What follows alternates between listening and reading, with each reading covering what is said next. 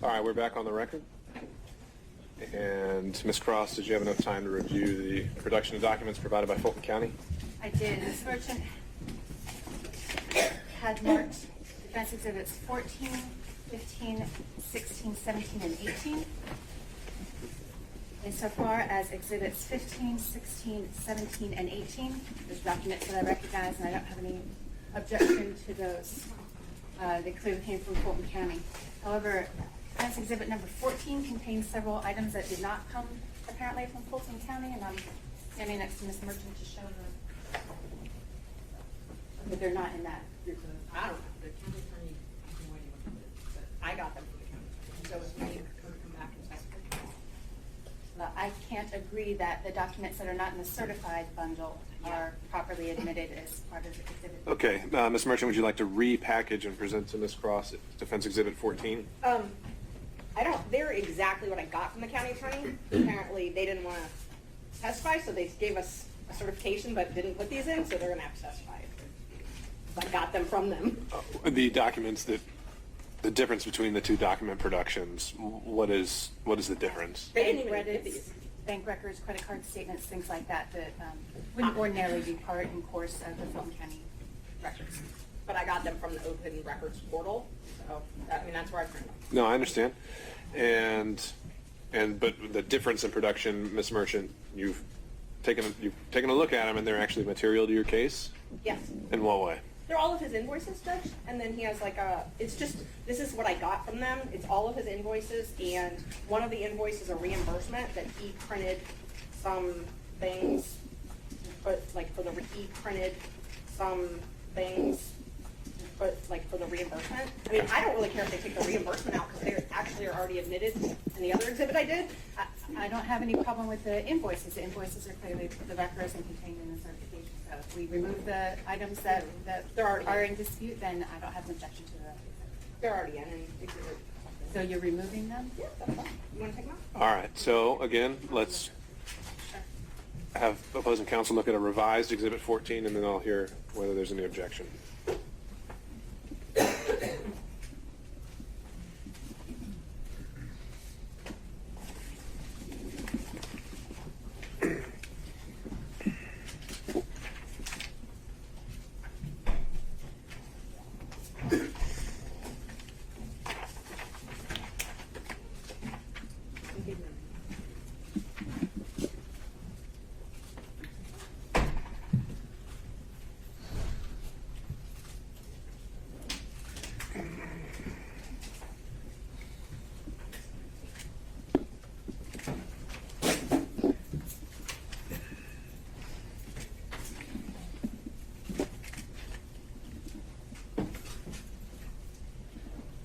The revised exhibit number 14 contains only the invoices that were submitted, and the state has no objection.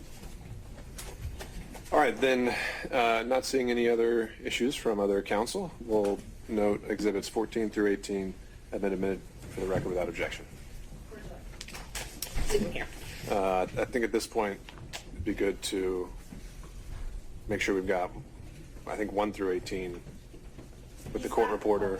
Others, but do you want me to give them to the witness? Let's, if he's done looking at them, let's just get them all compiled and organized and with the court reporter in case other defense counsel are going to reference them. No, it wasn't for him to have them all. We just need to have 1 through 18 organized with the court reporter. Yeah. So you want me to take all the exhibits back from him? I think we ought to do that. I will do that. Thank you. Yeah. That's not. This is Okay. I'll organize it. all right. As Ms. Merchant is doing that, let me go down the list. Mr. Sadow. Your Honor, if the court will permit, Mr. Gillen is going to ask some questions that I was going to ask. I'd like to be able to just follow up if there's anything that he doesn't touch on. That'll work. Let me just to keep it consistent, I'll go in order. So if Mr. Sadow is deferring, then I'll go to Mr. Stocks, I'll defer to them. Mr. Durham on Zoom. No, Your Honor. All right, Mr. McDougald. I will defer to Mr. Gillen. All right, Mr. Rice. Defer to Mr. Gillen. All right, thank you, Mr. Gillen. Thank you, Your Honor. Good afternoon, Mr. Wade. Good afternoon, sir. A few follow-up questions. I'd like to start off with the exhibit number 4 that you should have up there. Those are the interrogatories. No, sir. They're not up there? Remember, I asked her to compile them all, so I'm now you sorry. can grab Right them. here, I'm gonna give it to you if you wanted me to come over.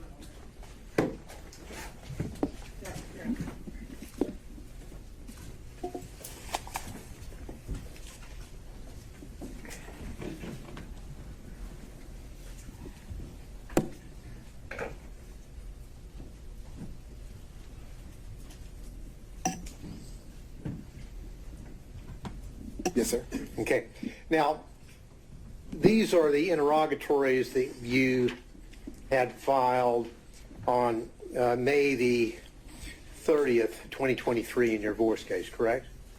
Yes, sir. Now, you went over in part some of those interrogatories, but what I want you to do, because I want to get down to the specific language to clear up exactly what the interrogatories asked for and exactly what you answered, okay? Yes, sir. Now, if we look on the interrogatory that I believe, as we indicated, they're really, I think, on page 2, the one that starts off, describe each instance in which you've had sexual relations. You see that one? Yes, sir. Right. Now, that interrogatory begins, describe each instance in which you have had sexual relations with a person other than your spouse during the course of the marriage, including the period of separation. You see that? Yes, sir. Now, these were filed on May the 30th, 2023, correct? Yes, sir.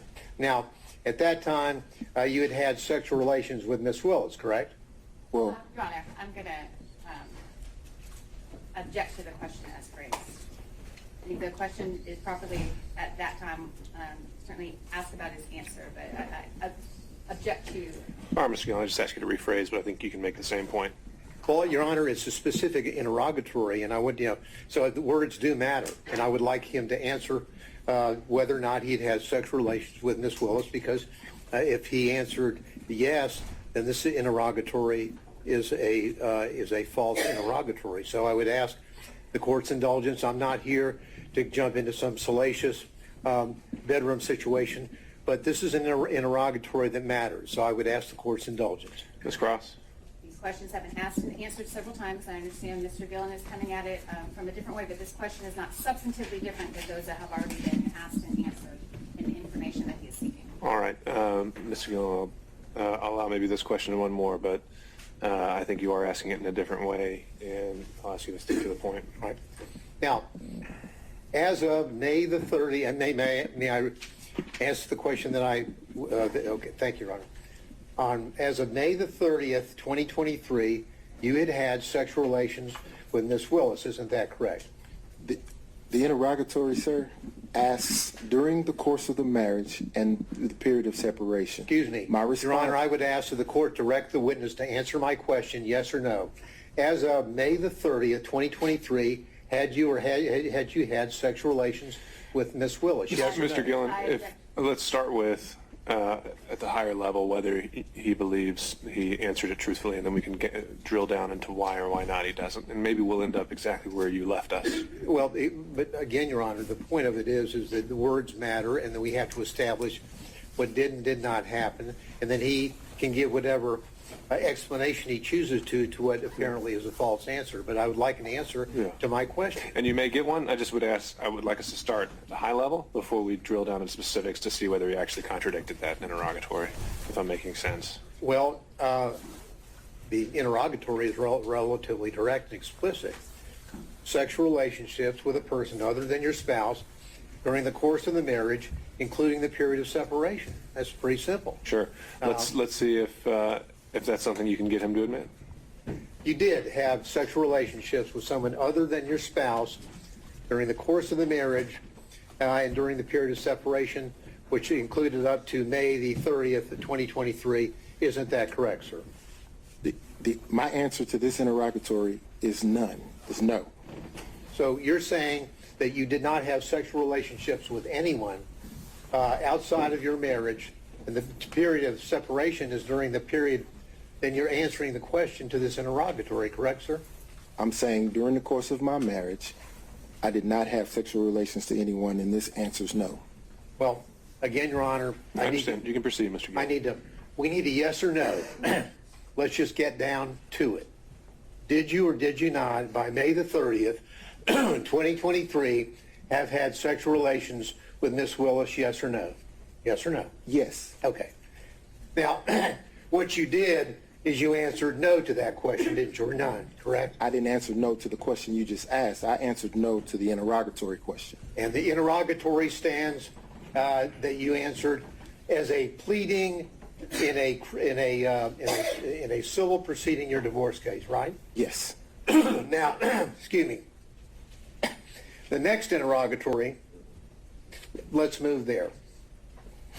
That interrogatory states as follows: identify any and all occasions in which you entertain a member of the opposite sex other than your spouse who is not related to you by blood or marriage. You see that? I do.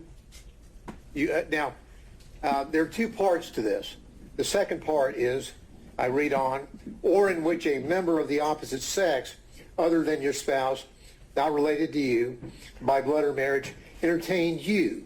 And then it goes on to say, including but not limited to dining, drinking, in restaurants, bars, pubs, hotels.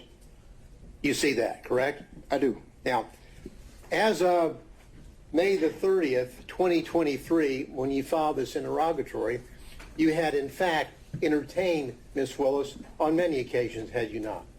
Again, during the course of the marriage was irretrievably broken in 2015. Well, the then answer's still no.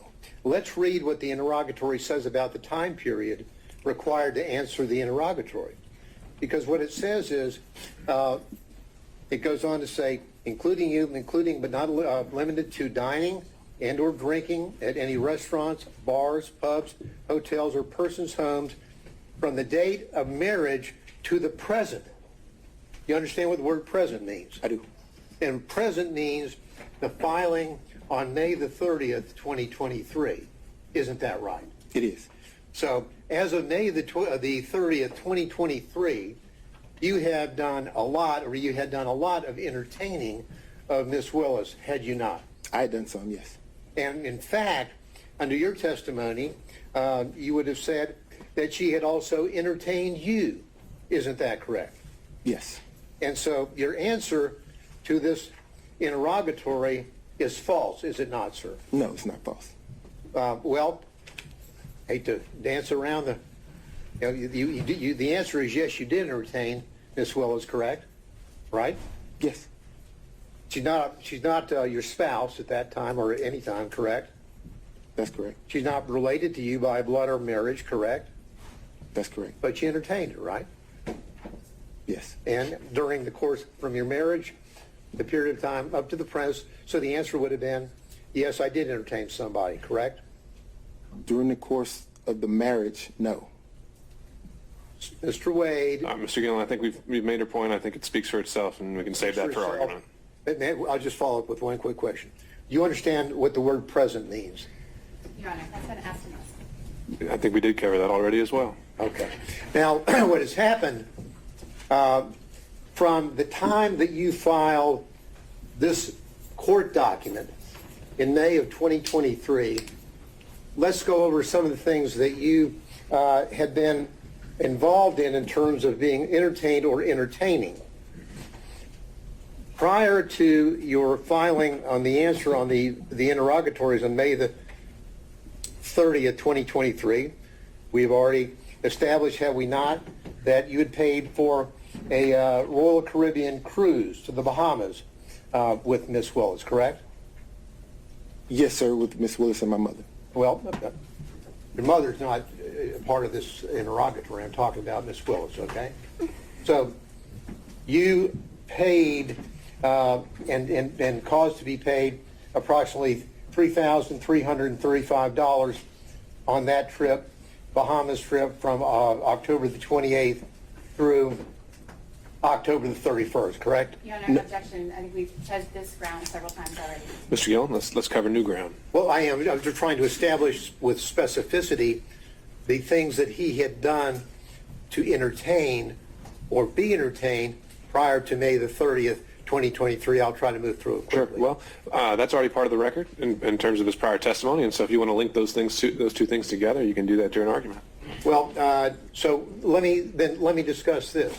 You indicated that during the course of your explanation concerning the Belize trip, that Ms. Willis paid you all that money back in cash. Remember? Yes, sir. Now, the Belize trip had just happened, hadn't it? That occurred in March 18th, 2023, right? Yes, sir. So you're filing this maybe 2 months after you have gone to Belize with Ms. Willis, correct? Your Honor, again, I believe all of this is our... I think you might be getting somewhere new. We'll see. All right. Yes, sir. So we've got the trip in to Belize on March the 18th, 2023. You and Ms. Willis, correct? Yes, sir. Now, 2 months later, you file the interrogatories that speak for themselves that we've gone over a few minutes ago, correct? Yes, sir. Now, the March the 18th, 2023, to state the obvious, is before May the 30th, 2023. Will you agree with me on that? I do. Okay. So then you tell us that Miss Willis paid you in cash all the money for the entire trip. It was a gift for you for your birthday, correct? Yes, sir. And I'm sure you probably have the deposit slips where you took the cash and deposited the cash into your account, don't you? I did not deposit the cash in my account. You don't have a single solitary deposit slip to corroborate or support any of your allegations that you were paid by Mrs. Willis in cash, do you? No, sir. Not a single solitary one. Not a one. Now, when Miss Willis would pay you in cash, would you scamper down to the ATM with her and as she drew money out of her account Your to Honor. pay you these thousands of dollars? Mr. Gillen might scamper, but there's been no evidence that Mr. Wade does. I object to the phrasing, the argumentative nature of the question. All right. On that issue, overruled.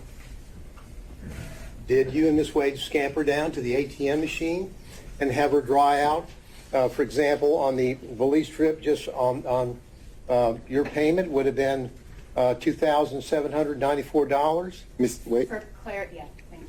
Pardon me? Miss Wade and I didn't go to Belize. No, excuse me, Miss Willis, I'm sorry. Did you go down to the ATM with Miss Willis while she drew out $2,794 to pay you in cash that you did you go to the ATM with her? No, sir. She didn't go to the ATM. She carried the cash. Oh, and so she would give you the cash. Did you have a little place in your house where you just stack up all this cash that you apparently got to repay you for these benefits that you bestowed on her? And Mr. Gillen, if I answered that, I'm putting myself in jeopardy. If I tell the world that I have cash someplace in my home, don't you think that could be problematic? No, I don't. I want an answer as to whether or not you have a little cash hoard in your house where you have allegedly taken the money that you got from Mrs. Willis and went and put it somewhere. Where'd you put it? No, sir. Now, just put it on the hip and kind of walk around money? Did I put it on my hip? Yeah, just walking around money where you would spend cash yourself? Let me finish. Did I put it on my hip in Belize and walk around with No, it? when you got paid back, would you take the money, the cash that she gave you, and would you just carry it around with you for spending money around town? So we have to break down each trip because, for example, for the cruise, she paid me the money before we took the cruise. So I was here and I could put the money in my pocket or put it away wherever I wanted to do with it. Other trips, she would give me the money there. So at that point, I could either spend it or put it in my pocket or put it in the hotel safe. There's no special place that you would have all this cash that you would be getting from her that you've told us about to pay back for the benefits that you have bestowed on her? The only special place that cash would have gone would have been to one of my children. Okay. Now, are you aware, have you discussed these pleadings with Ms. Willis? So the time, I don't believe that's an accurate reflection of the testimony, and I don't think that's an appropriate I question. think overruled. You can answer the question. Okay. When you said proceedings, are you talking about the divorce proceedings? Because we were talking about the interrogatories. To that Well- question, the answer is no. If you're at, go ahead. I'm sorry. Go ahead with your answer. I'll hear the complete answer, then I'll follow up. Okay. If you're asking me about this hearing, the proceedings of this hearing, have we discussed the financial piece based upon Mr. Roman's motion? Yes. So you have discussed the financial piece. Where did that discussion take place? Conference room. Were you other people there, or were you and Ms. Willis discussing this about what your position was going to be? The relevance of this. Well, Mr. Gillen? and the relevance has to do with suddenly we have a declaration from Mr. Wade in this case, where he says roughly equal, and then shows one alleged payment by Ms. Willis. No mention of cash, none. So I need to find out a little bit more about how suddenly we have this revelation about cash from the witness stand today. All right. Overruled. So we part company there when you say no mention of cash. If I provided one receipt that didn't amount to what you would think was roughly equal, the rest of it is cash. Well, did you in your declaration, sir, that was filed in this case, did you tell the court in that declaration that the expenditure that you had provided on behalf of Ms. Willis was paid for back by her in cash, yes or no? I believe that I did when I said that the expenses were split roughly evenly. If you could point to me any place in your affidavit where you used the word cash, I would appreciate it. Take your time. I didn't use the word cash, no sir. No, you didn't use the word cash, did you? But I didn't say that she didn't give it to me in cash. No, you just didn't tell anybody that you allegedly got paid back in cash, right? No, I told everyone who asked. Today. Yes, sir. Now, who else was with you, if anyone else, when you and Ms. Willis were discussing how you would be handling the financial component of the motion here today, that is the personal benefits? I'm going to object to the relevance of that, Your Honor. Mr. Gillen? Well, the relevance is if they know that they're going to be called as witnesses, they've been subpoenaed, and they are discussing what they're going to say, we need to know that. The court needs to know that. It goes to the veracity of Mr. Willis and, Ms. Willis and Mr. Wade. Overruled. We didn't discuss how we were going to handle testimony. My question was, when you were discussing with Ms. Willis in the conference room, when you were discussing what you perceived to be the situation concerning the benefits for the payments, Yes, sir. was there anyone else present? No, sir. How long did the meeting take? Probably 5 or 10 minutes. Did Ms. Willis tell you what she was going to say? No, sir.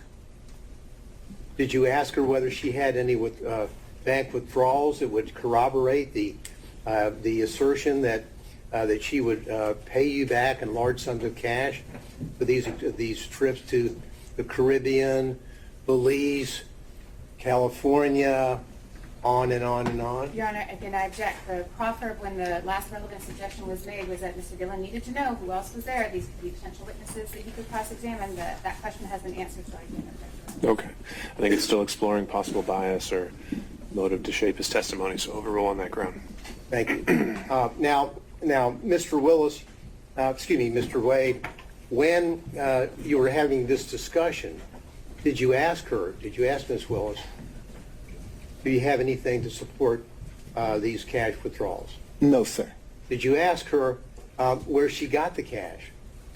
Here, this is the conversation. I produced my credit card statement that showed what Ms. Merchant in her filing was representing. That was the conversation. Okay. So when she would pay you back in cash, were you aware of what her financial situation was? Do you know what? No, sir. Your Honor, I object to the relevance. Well, Your Honor, it's relevant because we've been bombarded with a book, Find Me the Votes, in which...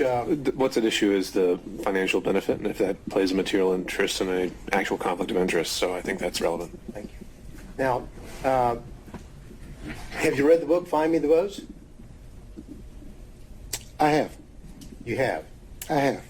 Okay. Now, in that book, Ms. Willis is telling the authors about how financially destitute she was, or kind of hitting down on the bottom as she was running for DA. Do you remember that part of the book? So let me qualify the response. I've read the book in parts. I hadn't had the time to sit and read the book in its entirety. Did you read that part about how she's telling the authors about how little money she had and how financially she was in bad shape prior to when she was running? Did you read that part? No, sir. Did you ever have discussions with Ms. Willis about her financial situation, which was in apparently in rough shape prior to her being elected DA? No, sir. Ms. Willis made it clear that her financial business was just that. It was her business. I know nothing about her financial status. I know nothing about how she was faring before or after the election, or even now. I know nothing about her finances. You're telling us that she didn't share that with you, but chose to share it with the authors of a book that's been published and printed and sold nationally. I think that's a fair question for Cross. I don't know that she shared it with the author. I don't know that the author is telling the truth. I don't know the author, so I don't know, sir. Okay. Now, did you give an interview to the authors of that book? I've given no interviews, sir. So you haven't talked to them at all, correct? I haven't talked to any media. All right. None. Now, as it relates to the... I'd like to, though. As it relates to, again, from your bank records that you're aware of, there'll be no cash deposits, right? I didn't say that. Are there cash deposits which line up with the money that you have allegedly received from Ms. Willis to, quote, pay you back for her part of the trips? So here's the thing. In my bank records, you will see cash deposits. You will see check deposits. I can't say that you look through the bank records and you won't see cash deposits, because I have two sources of income, sir. Income comes from my private practice, my firm, and income comes from the contract here with Fulton County. During the course of private practice, occasionally I will have occasion to deposit cash into my account.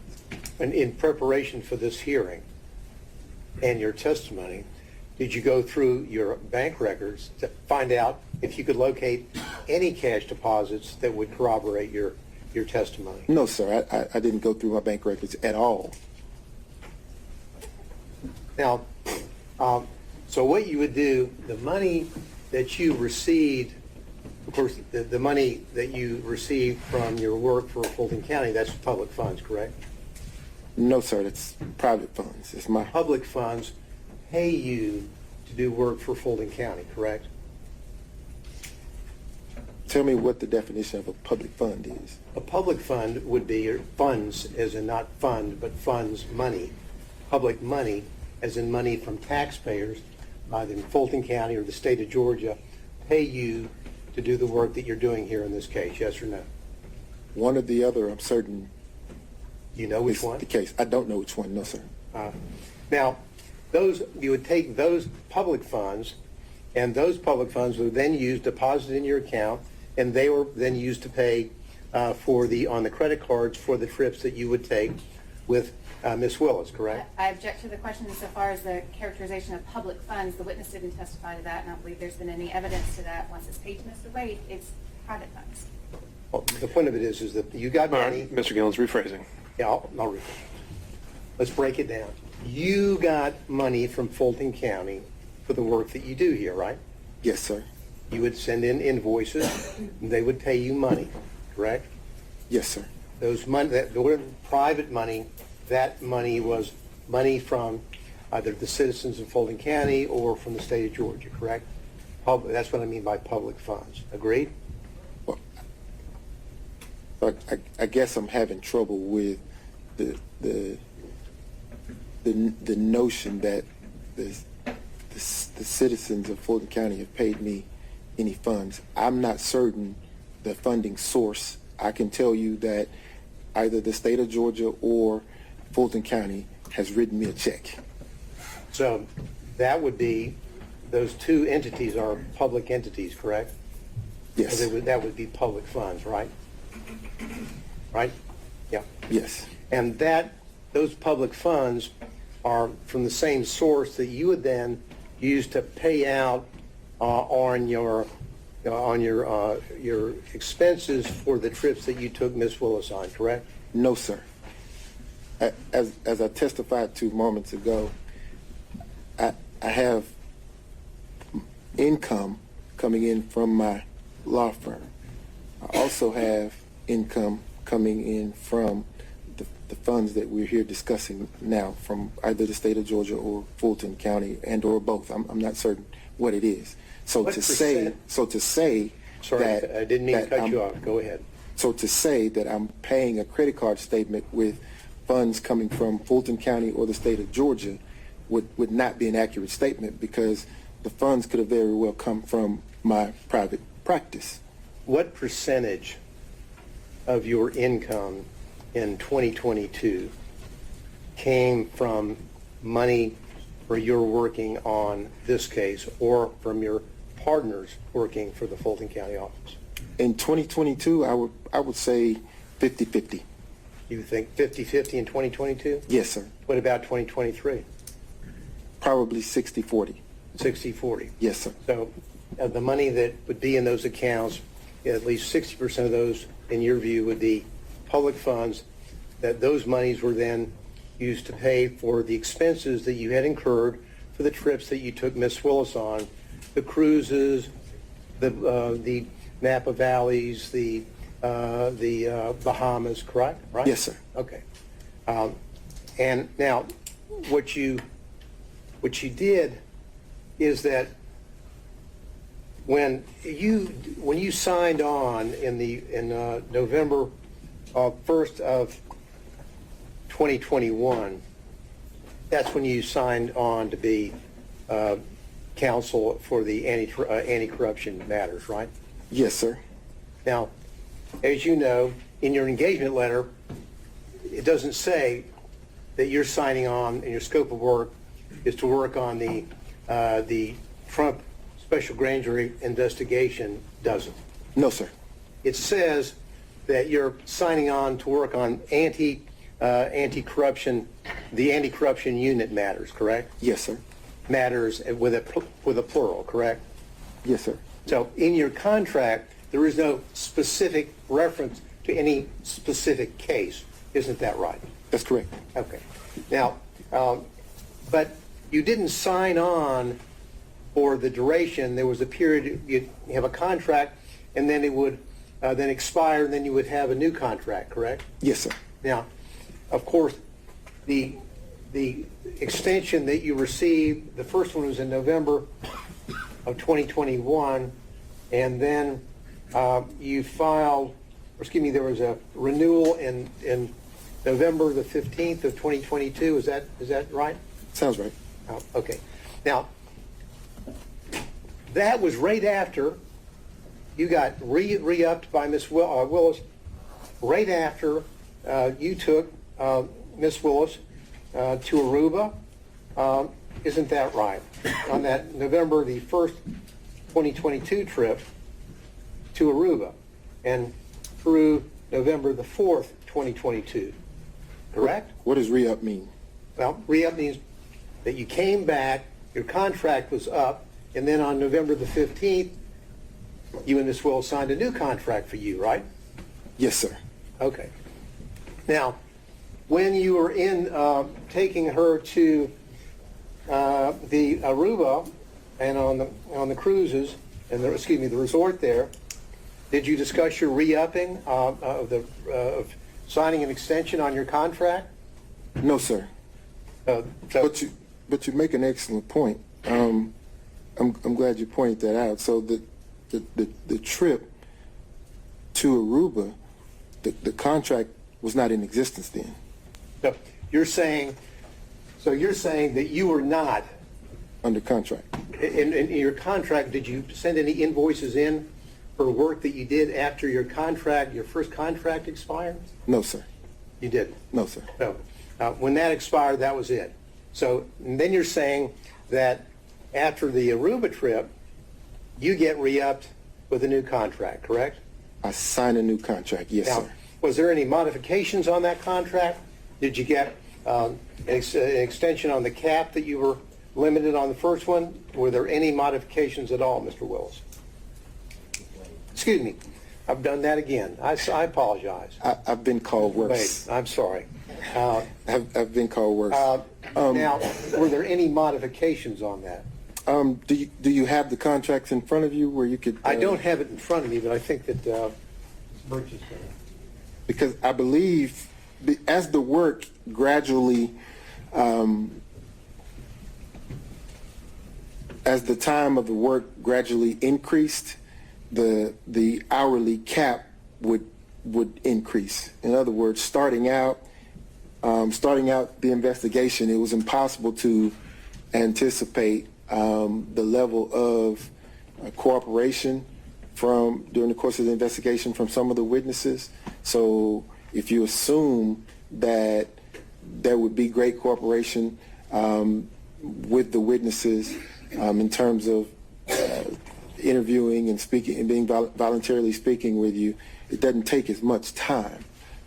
So after getting into it, realizing that most of the witnesses were not willing to speak or willing to turn over evidence or information, quickly you figure out that this is going to take a little more time than originally anticipated. And because of that, you have to compensate for those hours. That's why there was a compensation on your extension?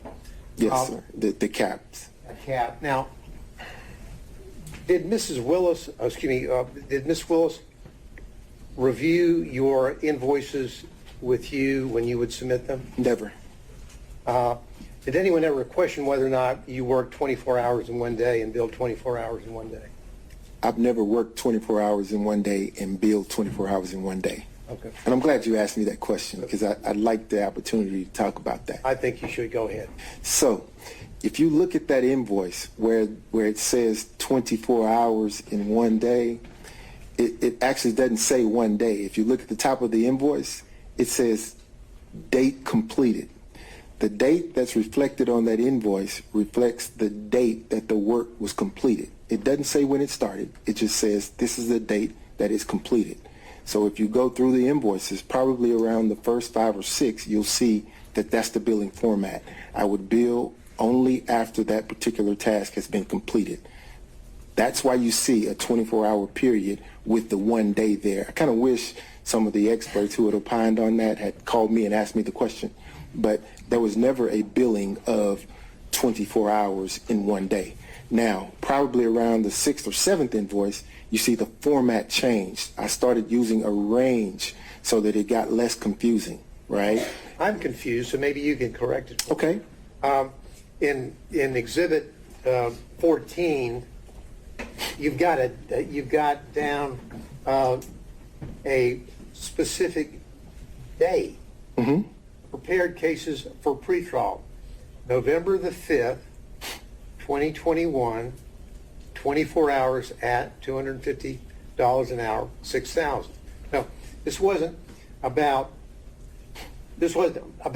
a range. It was about the work that you did on November the 5th, 2021. No, Mr. Gillen, look at the top of the invoice where it says date completed.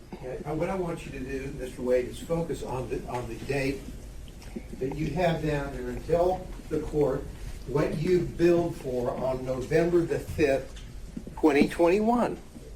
Mi- I thought it was already in. I thought 14 is in. Again, Mr. Gillen, it says completed date completed. The dates that you see here are the dates that work was completed. So on November the 5th, I completed the task of preparing the cases for pretrial. That's the date I completed it. Just Then read, it took me. Just read if you would. Then my question was, read out loud the entry for November the 5th, 2021, and how many hours you billed that day. Just do that for me if you would. Your Honor, I can't do that. Excuse me, I believe the witness is entitled to answer his question. That certainly wasn't the question that Mr. Willis asked. All right, well, the question now is to read a certain entry, so. Just read into the record, Mr. Wade, on November the 5th, 2021, how many hours did you bill the citizens of Fulton County for on that day? Just read it out, please. I completed the task on November 5th, 2021. 24 hours was billed at $250.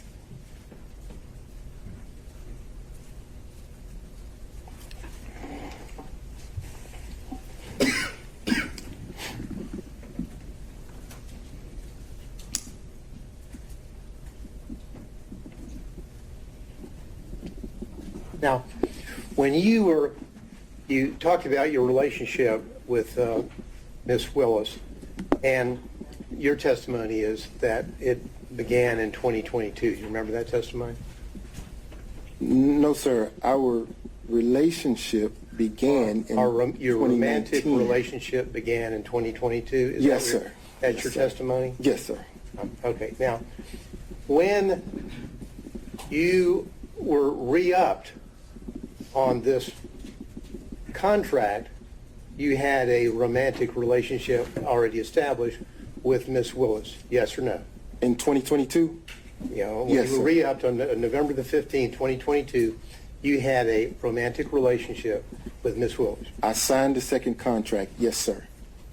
Answer my question, please. I'm not going to use the words re-up. Signed up on the, we re-up or whatever you want to call it, your contract on November the 15th, 2022, you had a romantic relationship already existing with Miss Willis, yes or no? I signed the contract, the second contract, yes, sir, during the course of a romantic relationship. Yes or no, you had a romantic relationship with her at the time that you signed up the extension on November the 15th, 2022, yes or no? The answer to that question is yes. Thank you. Now, this was before the special purpose grand jury released a report. Isn't that correct? Correct? Are you asking me if it's before the work was completed or before the special purpose grand jury actually publicly released the report? When they Those are released two the different- report. Your relationship with Miss Willis already existed when the special purpose grand jury released its report, correct? At the time the report was released, yes, sir. But And- you understand that the report, the work had been completed prior to the release of the report. You understand that? And your relationship with Miss Willis, of course, was prior to the indictment in this case, correct? Yes, sir.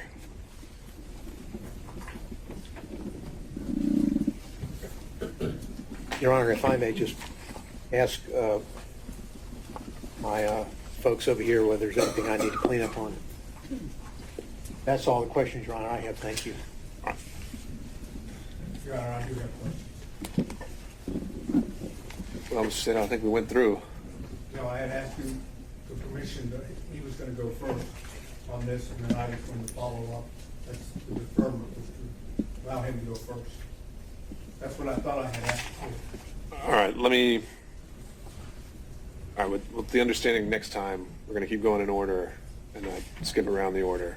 All right, But that's why I brought it up, because I thought that's what. Okay.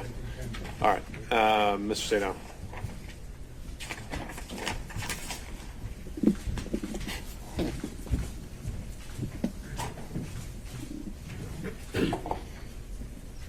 to try to keep my questions very specific. Yes, sir. Okay? Yes, sir. And I'm going to also, of course, try not to go back into specific questions that have already been asked. Okay? Yes, sir. When did your relationship with Miss Willis end? 2023. Can you give us an approximation of, not by date, but by month? Summer 2023.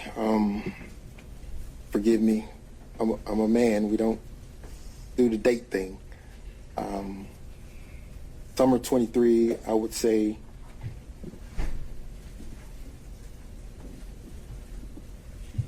June, maybe. Okay. Using the euphemism personal relationship, did you have any personal relationship at all with Miss Willis after the summer of 2023? I want to make sure that I'm answering your question. Are you, because Let me rephrase, if I might. The way it has been characterized in, for example, the response of the state, and I believe in your affidavit, is there's a difference between a personal relationship and a professional relationship. Correct? yes, sir. Okay. I'm not talking about a professional relationship. I'm talking about a personal relationship. Have you had a personal relationship at all, and you know what I mean by that, after the summer of 2023? Are you asking me if I had intercourse with the district attorney? I was trying not to, but I guess if you're going to characterize it as that, the answer would be, The answer would be no. so it's been purely professional since the summer of 2023. So that's where we're having issues. Okay, you'll have to explain, because I don't know what the issue would be. No, I will explain to you. Thank you. You say personal. We're very good friends, probably closer than ever because of these attacks.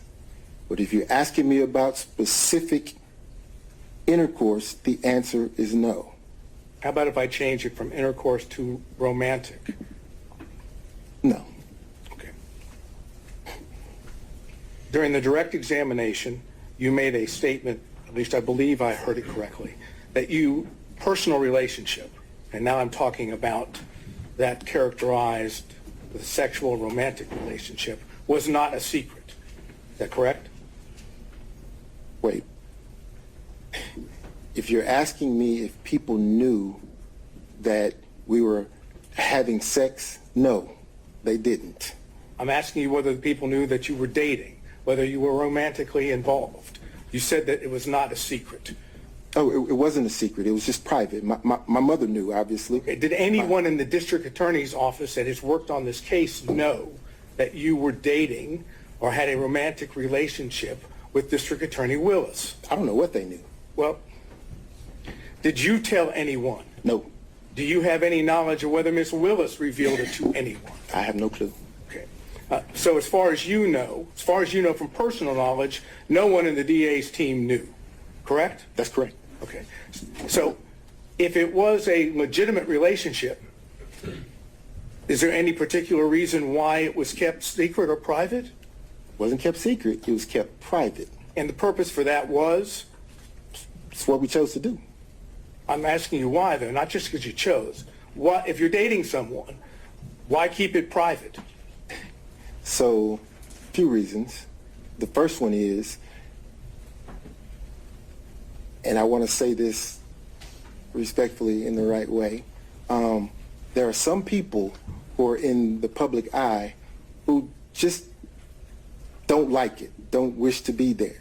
I have tried to have lunch or dinner with her publicly, and I can't count the number of people that would approach the table or would accost us as we're trying to walk into a restaurant and just have lunch or have a meal.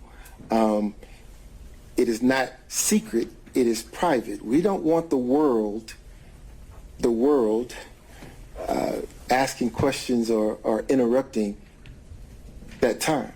So we weren't trying to keep anything a secret, Mr. Sadai.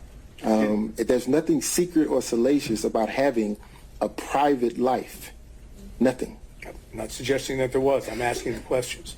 When you went on the various trips that have been outlined, by both Mr. Gillen and by Ms. Merchant. Did anyone in the district attorney's office know that the two of you were traveling on personal trips together? To my knowledge, Mr. Sadal, no. Okay. And again, that was for privacy, according to your testimony. Privacy, yes, sir. Okay. Did you and Ms. Willis go to the Hapeville condo prior to your relationship starting the beginning of 2022?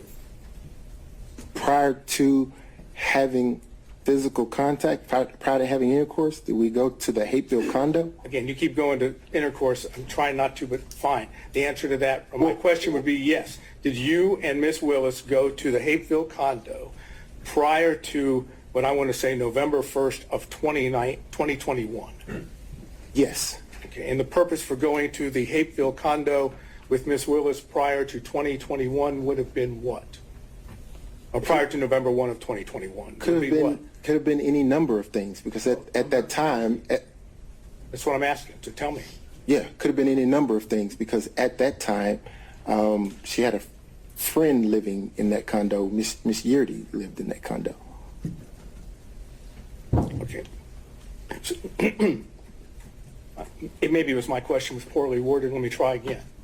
Your answer is yes, prior to November 1st of 2021, you would have gone to the Hapeville condo and been there with Miss Willis, correct? Yes. And you would have been there, as you indicated, for many reasons, right? Yes. Can you give me, just list a few of the reasons? Miss Yurdy resided there, went to visit her, maybe went to talk about a document that I received. You would go to the condo I to needed talk to about a see. document that you received? Absolutely. Okay, go ahead. Absolutely. Any other reasons? None come to mind. None come to mind. No, sir.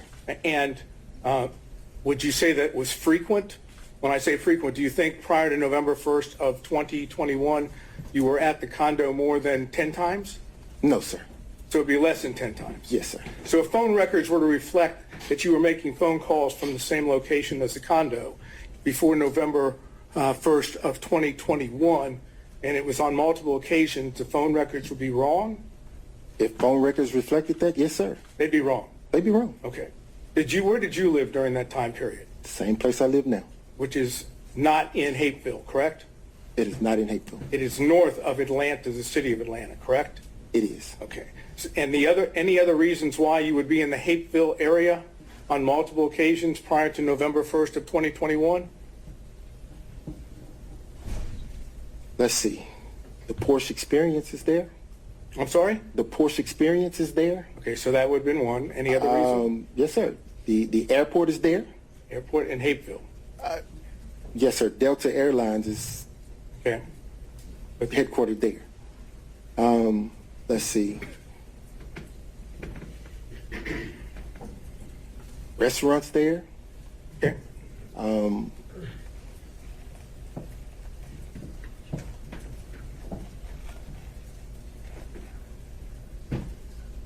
If that's your recollection, that's fine. I'm not asking you to try to remember everything, but if that's okay. Okay. Did you discuss your affidavit filed in connection with the response with Ms. Willis? No, sir. Did you know, of personal knowledge, whether Ms. Willis reviewed your affidavit before it was included with the response? I have no clue. So as far as you know, personal knowledge, Ms. Willis did not know what you said in the affidavit. I didn't give it to her. That's what I said. You have no personal knowledge. No personal knowledge. And as far as you know, no one else has told you that she did or didn't. I hadn't asked anyone. We've kind of worked this up a little bit, and the numbers could be off. But according to our numbers, $10,000, give or take, would have been reflected on your credit card statements in connection with things of potential benefit to Ms. Willis, okay? I want you just to assume that. Assuming that there was $10,000 that you had on your credit cards, is it your testimony that Ms. Willis paid you back $10,000 in cash? Now, I'm not asking about, Can I object? The characterization of $10,000 for Ms. Willis's travel, I don't believe is an accurate reflection of what the numbers, at least the summary that I've been provided by the defense would reflect. I think that's joint travel. Is that right, Mr. Sato? I'm sorry. no, Clarify the question. it's not joint travel. But all I'm trying to understand, I'll rephrase because I don't want to get bogged down on specific numbers. You would have received thousands of dollars in cash from Ms. Willis, correct? Yes, sir. Okay. And the thousands of dollars in cash from Ms. Willis, do you know, I'm not asking you whether she took it out of her pocketbook or she took it out of a suitcase. I'm saying, do you know the source of the cash? Just that, out of her pocketbook. Yes, sir. You don't know where she obtained the cash. I didn't ask her. And the whole time that she was paying you in cash, you never said, hey, why do you have this amount of cash? Why would, Mr. Sadow, in my practice, people come into my law firm all the time with cash. I never question where they got it. Yeah, but we're talking not about people that come into your law firm. We're talking about the district attorney of Fulton County who, I'm assuming, receives a paycheck. She doesn't get paid in cash. So just like you assumed, I assumed she got it from her paycheck. I don't know. Okay. But of course, it's already been, and I'm not going to go back into it. You've not seen any records indicating withdrawals of cash from Ms. Willis at all. Why would I ask her? I didn't No, ask. sir. All I said is you haven't, right? No, sir. Okay. Now, can you explain why you filed for divorce one day after you were hired by Ms. Willis? You filed on November 2nd of 2021. You're hired on November 1st of 2021. Why the day after? You mean one day before? So You filed for divorce one day after you were hired, right? okay, I'll answer your question. Okay, please. So in 2015, when my wife had the affair, we had a conversation that we would divorce right then. Again, the better practice, at least for my children at the time, was to stay in place until the youngest could graduate and matriculate into college. We did that.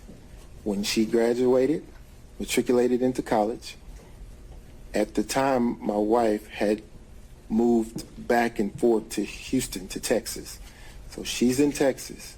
We take our child off to college. We come back to Georgia for a brief period of time. Divorce gets filed. She gets served.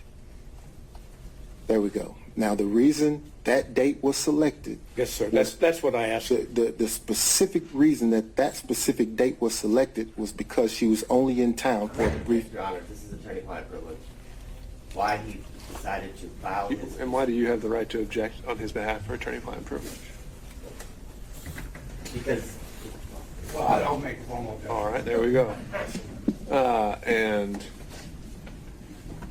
I believe that he's already attempted to answer this question and there was no privilege raised. So he's given a partial answer and now he's about to finish that. So first of all, I don't think it's covered by attorney-client privilege and I'll deal with that if you want me to. But otherwise, he's already answered part of it. So he doesn't get to say, now I'm going to stop.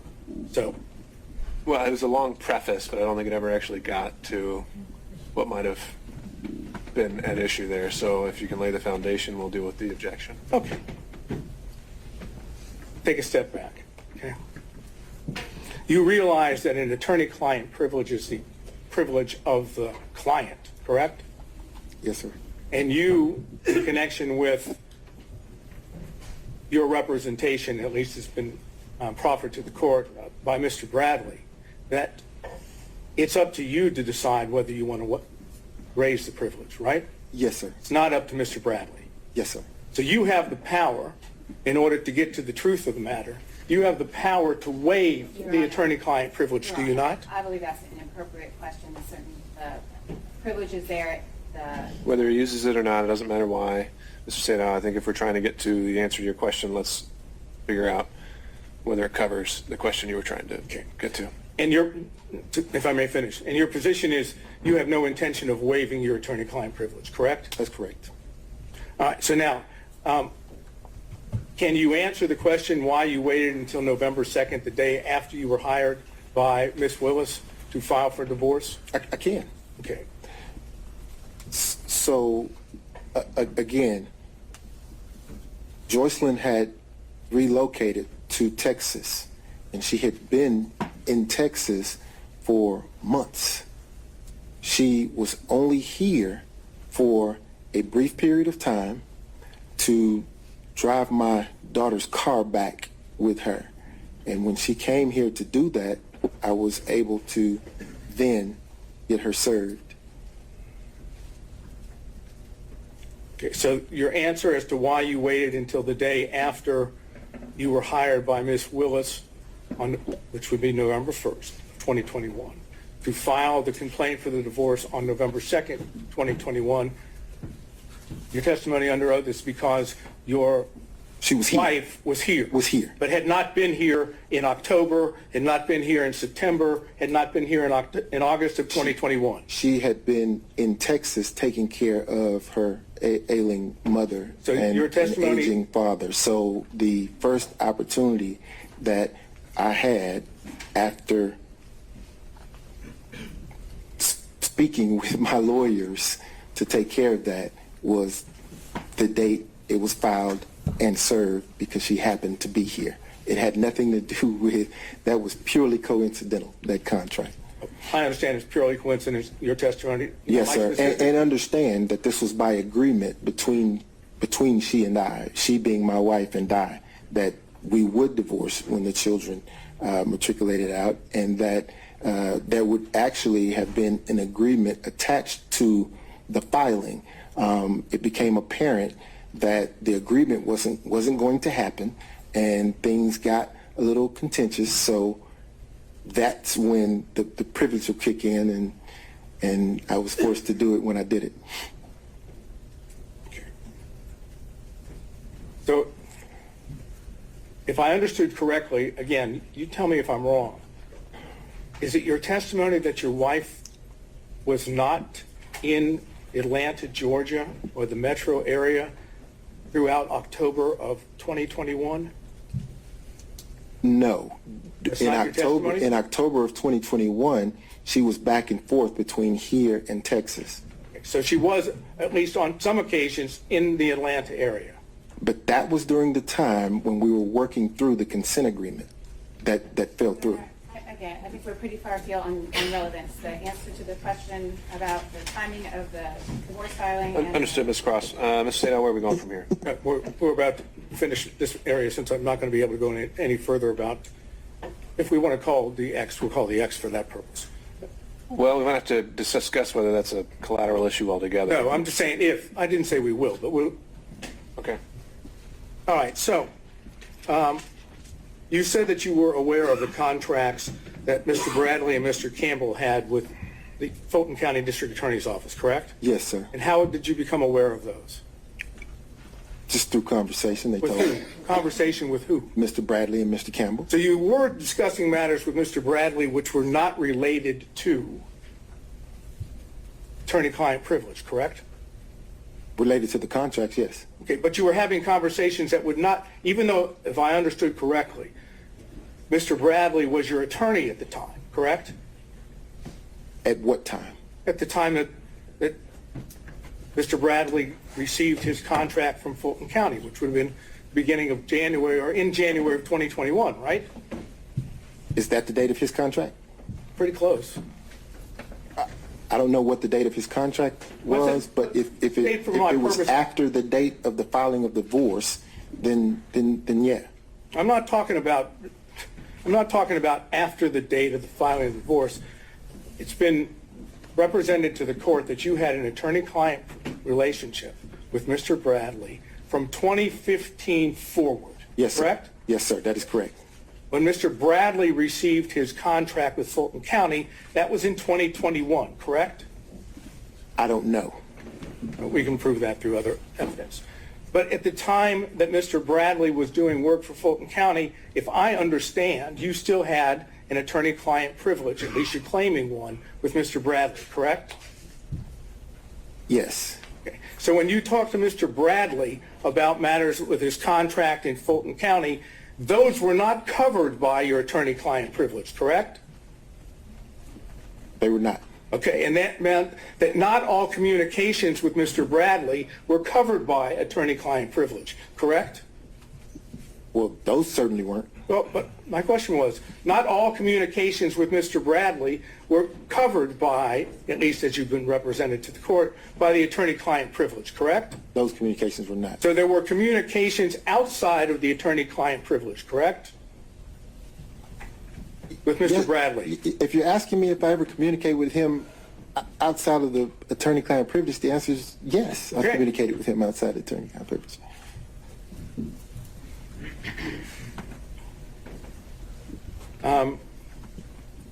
Let's finish this up. Did you call it Roman number 4? Or just defense? Okay. In defense exhibit number 4, and Mr. Gillen went over with you your responses to certain interrogatories on May the 30th, 2023. Remember that? Yes, sir. Not going back into those, the words in the interrogatories are already in evidence, so we're not going to do that. But the ones that we've gone into, there were 2 of them. And your answer to both of those was none, correct? Yes, sir. Okay. Now, on January 25th of 2024, Yes, sir. you again were in a position that you answered those same interrogatories, the 2 that we're talking about. I can get specific if we need to, but as long as we understand we're talking about the same 2, Yes, right? Sir. Yes, sir. Okay. And they are in defense exhibit number 6, and they are interrogatories number 4 and number 5. Okay. Go ahead. No, I want you to be able to see it. So it's a defense exhibit number 6. I don't. I see you have 6 up there. I'm told that you have 6. Okay.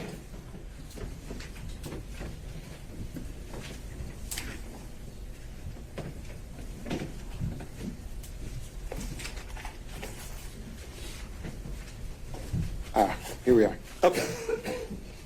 You would agree with me that in defense exhibit number 6, and we're talking about interrogatories of January 25, 2024, Yes, sir. that as to interrogatory number 4, that's the same interrogatory, same words that were in the interrogatory that Mr. Gillen went over, which was dated May 30th of 2023, correct? Yes, sir. And your original response in defense exhibit number 6 was none, correct? Yes, sir. Your updated response was the plaintiff declines to respond to this interrogatory and asserts his privilege pursuant to OCGA section 24-5-505, correct? Yes, sir. You know that 24-5-505 breaks down into two privileges, right? Which is why I was specific. I said I asserted the privacy privilege. Well, that's what I'm asking you. But in your updated response, there's no reference to privacy, correct? Yes, there is in the code section 24-5-505. Okay, but it also- reference to privacy. Just go with me, okay? That code section says, does it not, no party or witness shall be required to testify as to any matter which may incriminate or tend to incriminate such party or witness, or which shall tend to bring infamy, disgrace, or public contempt upon such party or witness. You'd agree with that, right? I'm not reading it. I'm sorry? I'm not reading it. I don't have it in front of me. If I may. We can, I can take judicial notice that is what the rule says if you want to ask him any follow-up questions. Okay, thank you. You are not claiming that your answer to number 4, interrogatory number 4, on January 25th, 2024, incriminates you, that is, as in Fifth Amendment privilege, right? That's correct. You're claiming the second part, that it would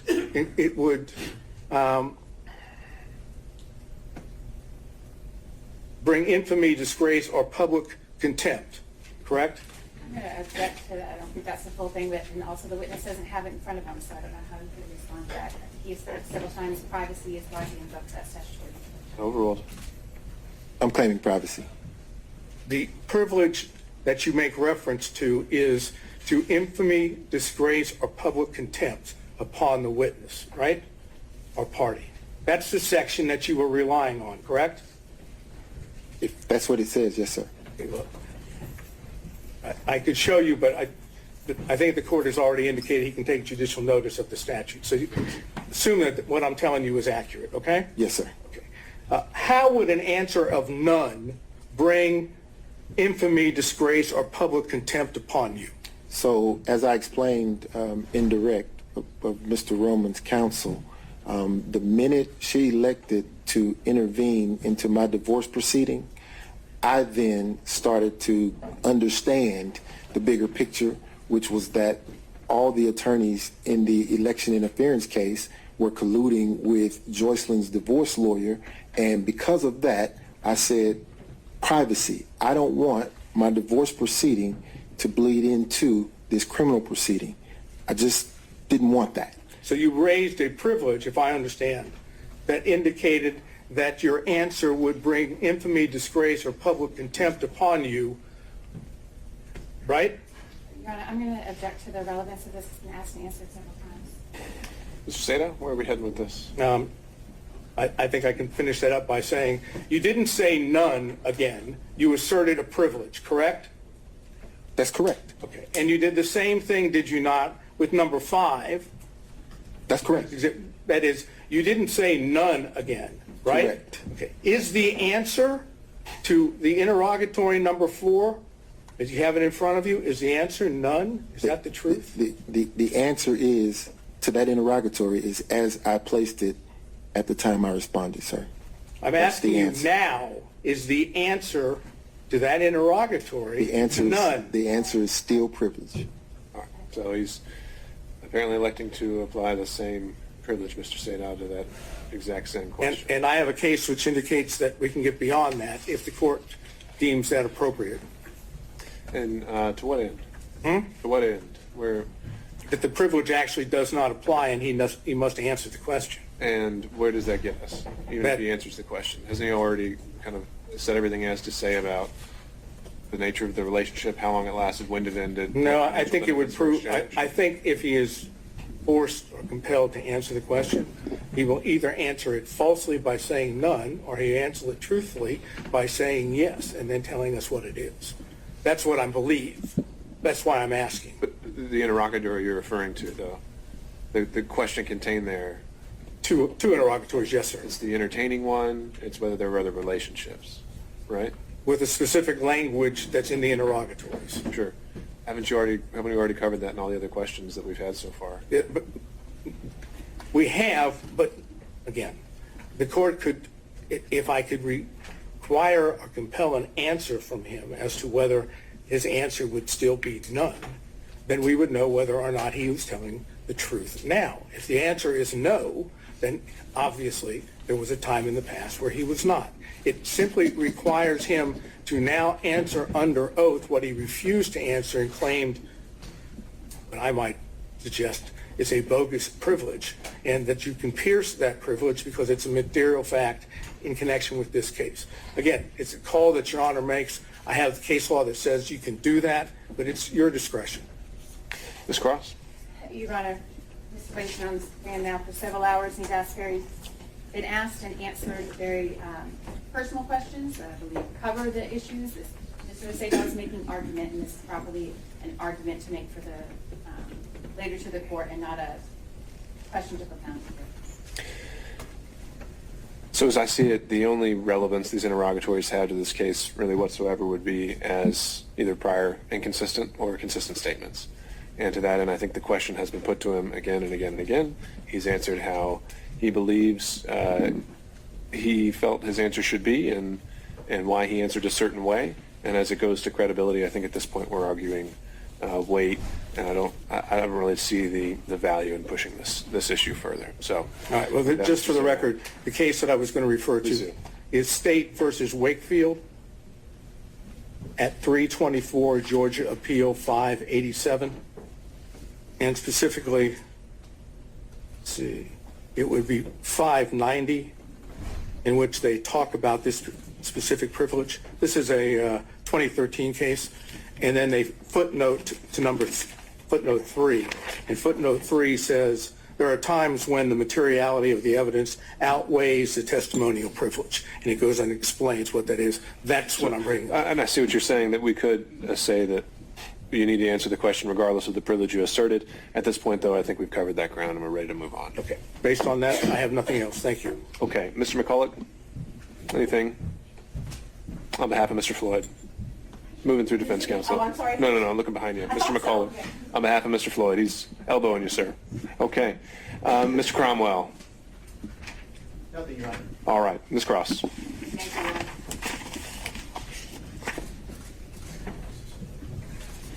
Mr. Wade, have you still got exhibit number 14 in front of you? That's the one with all of the invoices, I believe. I believe I have them all. All right. So you were asked, Mr. Wade, about a couple of the invoice items. And your testimony, I think, was that the percentage of income post special counsel appointment in November 2021, the percentage of your income roughly after that time was about 50-50 Fulton versus other income from your law practice, correct? Roughly, yes, ma'am. Okay. Sometimes more, sometimes less? Yes, ma'am. All right. How about your time? I'm interested in the percentage of your time from November 2021 to, let's say, the close of the special purpose grand jury when it was dissolved in January 2023. Can you estimate for us the percentage of your time that was spent on Fulton County work versus other work? Oh, gosh. 99% of the time here in this building working on this case. All right. It was, as I understood your testimony, it was an intense period in terms of hours while that special purpose grand jury was meeting, correct? Yes, ma'am. And who was head or manager of the election integrity case during that time for the district attorney's office? I was. You were coordinating the efforts? Yes, ma'am. And those efforts included not just the proceedings that were happening in this building, correct? That's correct. We don't need to go all through it, but is your representation that 99.9% of the time, let's restrict it to 2022, 99% of your professional working time was devoted to this case? Yes, ma'am. And the remainder, whatever it was to some of your other cases that were ongoing? Yes, ma'am. All right. 2022, I want to focus on that a little bit because if we are looking at, I believe, the financial affidavits, do you have those in front of you as well? I do. The financial affidavit that was filed in your divorce case in January 2022, you estimated your monthly income at that time was $14,000 a month, right? In 22? January 22. Yes, ma'am. January 23, what'd that number come to? 9,000. What about 2024? I don't know. Is that there in front of you? Is that one, that's not one of the ones that's there in front of you? No, ma'am. All right. So as reflected in those financial affidavits, your income decreased as a result of your work in this case, correct? Significantly. The structure of your firm, we talked a lot about that, and I don't want to go through it anymore, but than we need to. But 2022, the structure of your firm changed. Is that correct? That's correct. All right. In the early part of 2022, there were three of you. You and Mr. Campbell and Mr. Bradley, you split expenses. Is that right? That's correct. And you profit shared among yourselves, correct? Correct. Right. After Mr. Bradley left the firm, then there were just two of you, correct? That is the cause of the significant change. Yes, ma'am. So now you have two people bringing in income, correct? Correct. And one of those people, you, is spending almost all of your time devoted to this election integrity case, correct? Yes, ma'am. Right. And your income from this election integrity case is less than what it was the year before. Yes, ma'am. We talked about the monthly caps. We didn't talk about it. There was talk about the monthly cap that was included in your contracts, indicating there was a certain threshold that you could reach, number of hours a month, and over that amount you were not going to be compensated, correct? That's correct. All right. And you kind of smiled when you said that. That's a little bittersweet there, isn't it? That's bitter. All right. Exhibit 14, is that still there in front of you? It is. I want you to take a look, please. That's a collection of exhibits that includes all of your invoices, as was represented.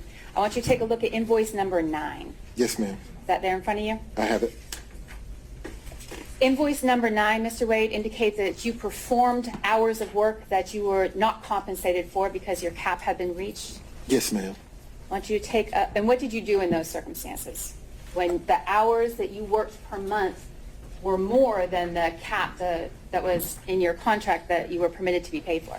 I was forced to lose that time. I didn't get paid for it. Okay. And that's what exhibit number 9 shows? Yes, ma'am. All right. And in exhibit number 9, you've got a task, hours that were completed, and you just didn't bill for it. You noted the time and then a 0 beside it because you didn't bill the county for that time. Yes, ma'am. All right. What about invoice number 13? Can you flip to that for me? I have it. Is that a similar situation? Yes, ma'am, it is. And what is it on invoice number 13?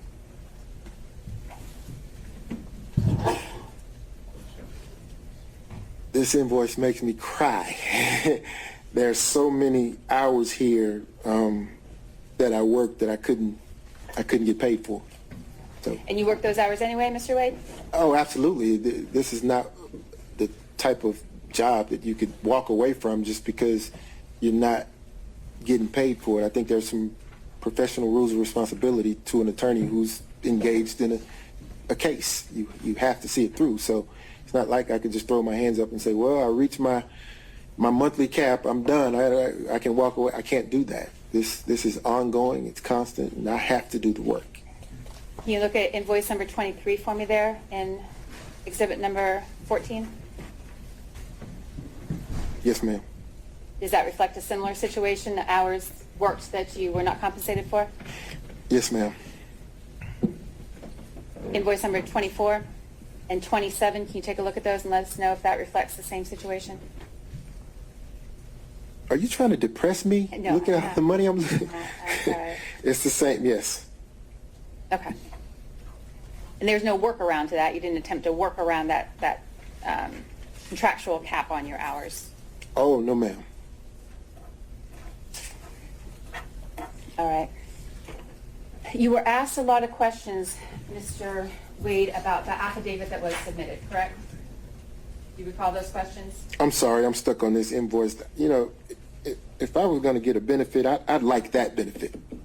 That's the one I want. That didn't happen. That didn't happen? Okay. All right.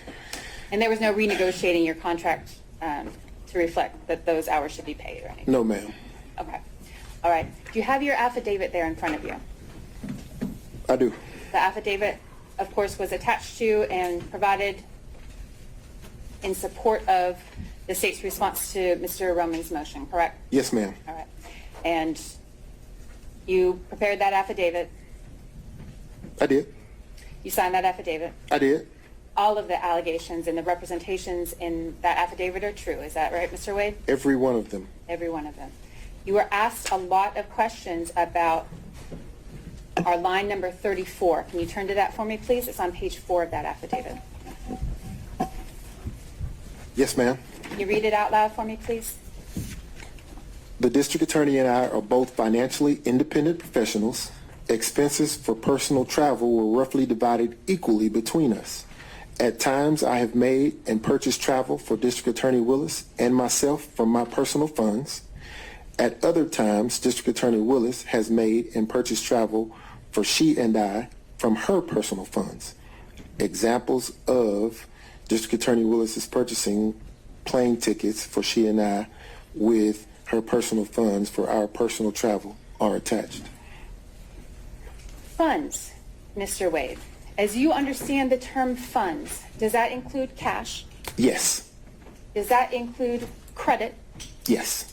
Does that include reimbursements? Yes. You didn't represent in your affidavit, Mr. Wade, that you were including all of the receipts from funds or travel expenses that were paid on your behalf by District Attorney Willis, correct? That's correct. You had, I think your conversation with Ms. Merchant was you produced the receipt that you had. Yes, ma'am. Are you aware of any other receipts? Well, let me ask it this way. May I put you on it for just a sticker? That's all right. I'm going to write it on there. I'm going to mark this as State Exhibit number 1. You testified, Mr. Wade, that District Attorney Willis purchased and funded the entire trip to Belize. That was her treat to you for her birthday? Yes, ma'am. And you testified that she purchased the plane tickets for you, correct? Yes, ma'am. And while you may not have had the receipts on hand when you filled out the affidavit because they weren't in your possession, are you aware now that there are receipts and that it reflects that the district attorney... If this is going to go into evidence, you'd like to look at it first. I've got a copy. Do you remember, Mr. Wade, approximately how much, and that's again State's Exhibit number 1, may I approach the stand? Do you remember how much the flight was for you, your flight to Belize?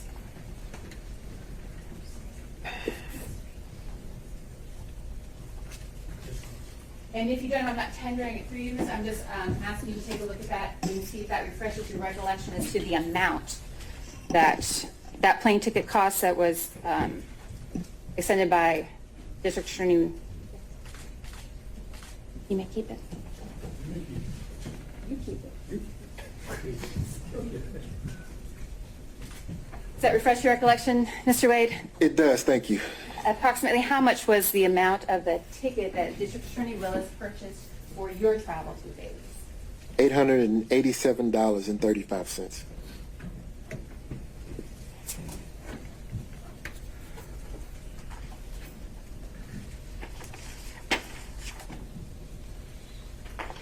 And I'm not tendering it, Your Honor, but I will leave it with the court reporter for reference.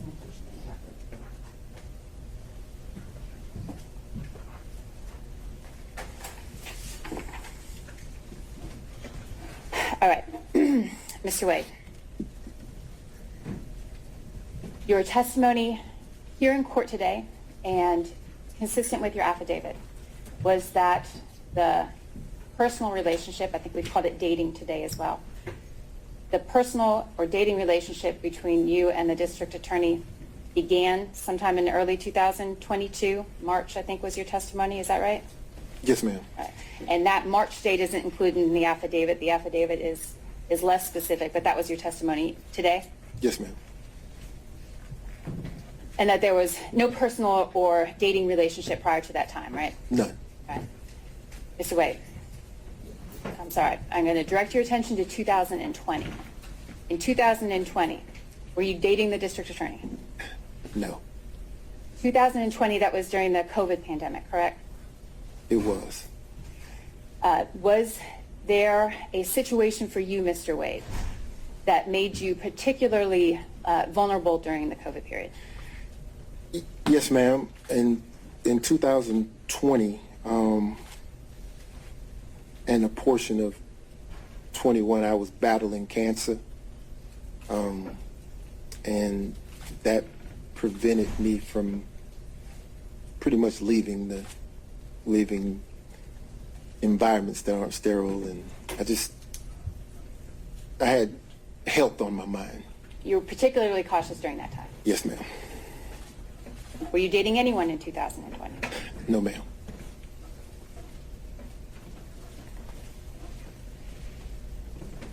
All right. Thank you, Mr. Wade. That's all I have. Ms. Merchant, recross on those points only. Yes, thank you. All right, Mr. Wade. The state asked you about how much money you're making now versus before, and you said you're making significantly less since you've started working for Fulton County, correct? Well, I did say that, but what we're talking about is because now at this point the splitting of the financial obligations in the firm are now there are 2 people carrying the weight of 3, so that would scale back on the amount of income, right? Amount of profit. Well, you're splitting the profits 50-50 though, instead of 1/3, correct? The profits, yes. Okay. So, but you did testify that you're making significantly less now. We heard about it for a few minutes. Significantly less now that you work for Fulton County, right? Yes. Okay. Would you agree with me that $236,000 is more than $184,000? Absolutely. Would you agree with me that $262,000 is more than $236,000? Absolutely. All of these years, despite you saying that you were a three-way partner with Wade and Campbell and Bradley and now a two-way partner with Campbell, all of your corporate tax returns are filed in the law firm of Nathan Wade, though, correct? My returns, yes, ma'am. Yes, for your law firm. Well, for my law firm, because I also have personal returns. Right, and I'm not talking about your personal returns. I'm talking about your business returns. Yeah, but the question contemplates that my bring home money is more or less, so I want to be clear that is reflected in my personal returns. I didn't ask you anything about bring home money, though. I'm not sure what you're talking about. What I'm talking about is your question was the portion of my testimony dealing with earning significantly less money. No, my question is I'll just break it down. During 2019, you filed your business returns. I'm not talking about your personal. Your business returns for the law firm of Nathan Wade only, correct? I filed personal and business. Yes, ma'am. And even though you said you were partners with Bradley and Campbell later on, you filed your business returns not with them, but as a solo practitioner, correct? I see where you're going. There's a different return for that Wade, Bradley, Campbell entity. And I'm not asking about that. What I'm asking about is during the years 2019, 2020, 2021, and 2022, you filed a business return for the law firm of Nathan Wade. Yes, ma'am. And in 2019, you said that the law firm of Nathan Wade made $184,000, correct? No, I don't know. Does that sound familiar? Does that sound about like what you made in 2019 and reported on your taxes as a business law firm? If that's what's on the return, yes, ma'am, you're right. Okay, and I'm happy. I can bring those up. I've got one copy. I'm not planning on admitting them because they're tax returns, but okay. All right, may I approach, Judge? Yeah. Thank you. So in 2019, gross profit for the law firm of Nathan Wade is $184,000, correct? Let's see. The second line, number 2, gross profit. Yes, ma'am. 184,824. Yes, ma'am. Okay. And then in 2020, you also filed Nathan Wade, attorney at law, and your gross profit was $230,000, correct?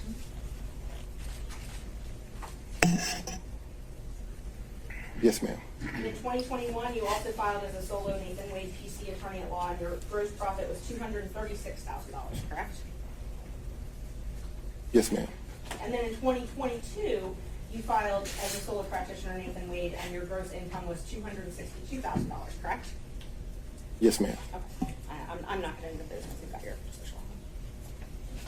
But nowhere in these documents do you document that you received cash payments from Ms. Willis, correct? I don't. I hadn't looked through them. I would be surprised if there were something in there that said that. Do you want to look through them? Listen to the answer. I'd be shocked if there was something in there that said that I received some cash from Ms. Willis. Okay.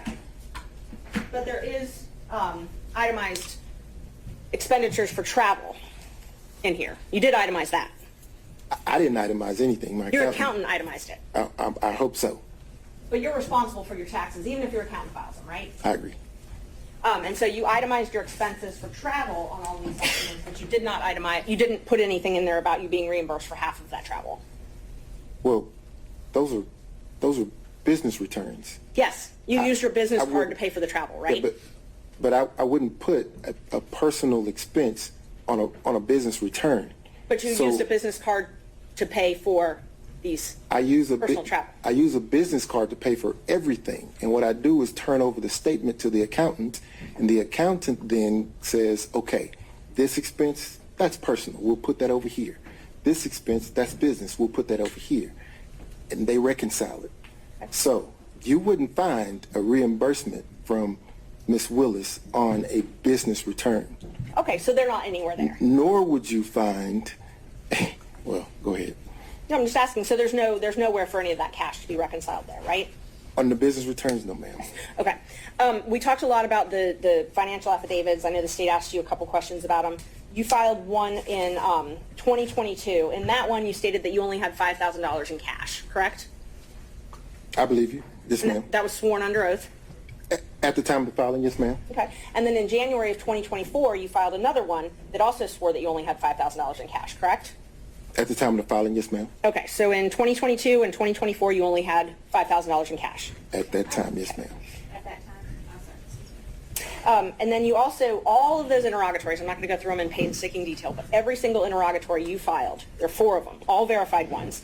Every single one, you said you didn't have any cash stored in a safe, a safety deposit box, or any other location. Plaintiff rarely carries cash. If plaintiff does carry cash, it's a nominal amount, correct? That's correct. Okay. So we've got what? 2021, you said you don't have cash. 2023, you said you don't have cash. Again in 2023, you said you don't have cash. And then in 2024, you don't have cash, right? So you're assuming that I received the cash and I stored it. I received the cash and I saved it. Well, you didn't put it in the bank, right? What's wrong with receiving the cash, Ms. Merchant, and spending it?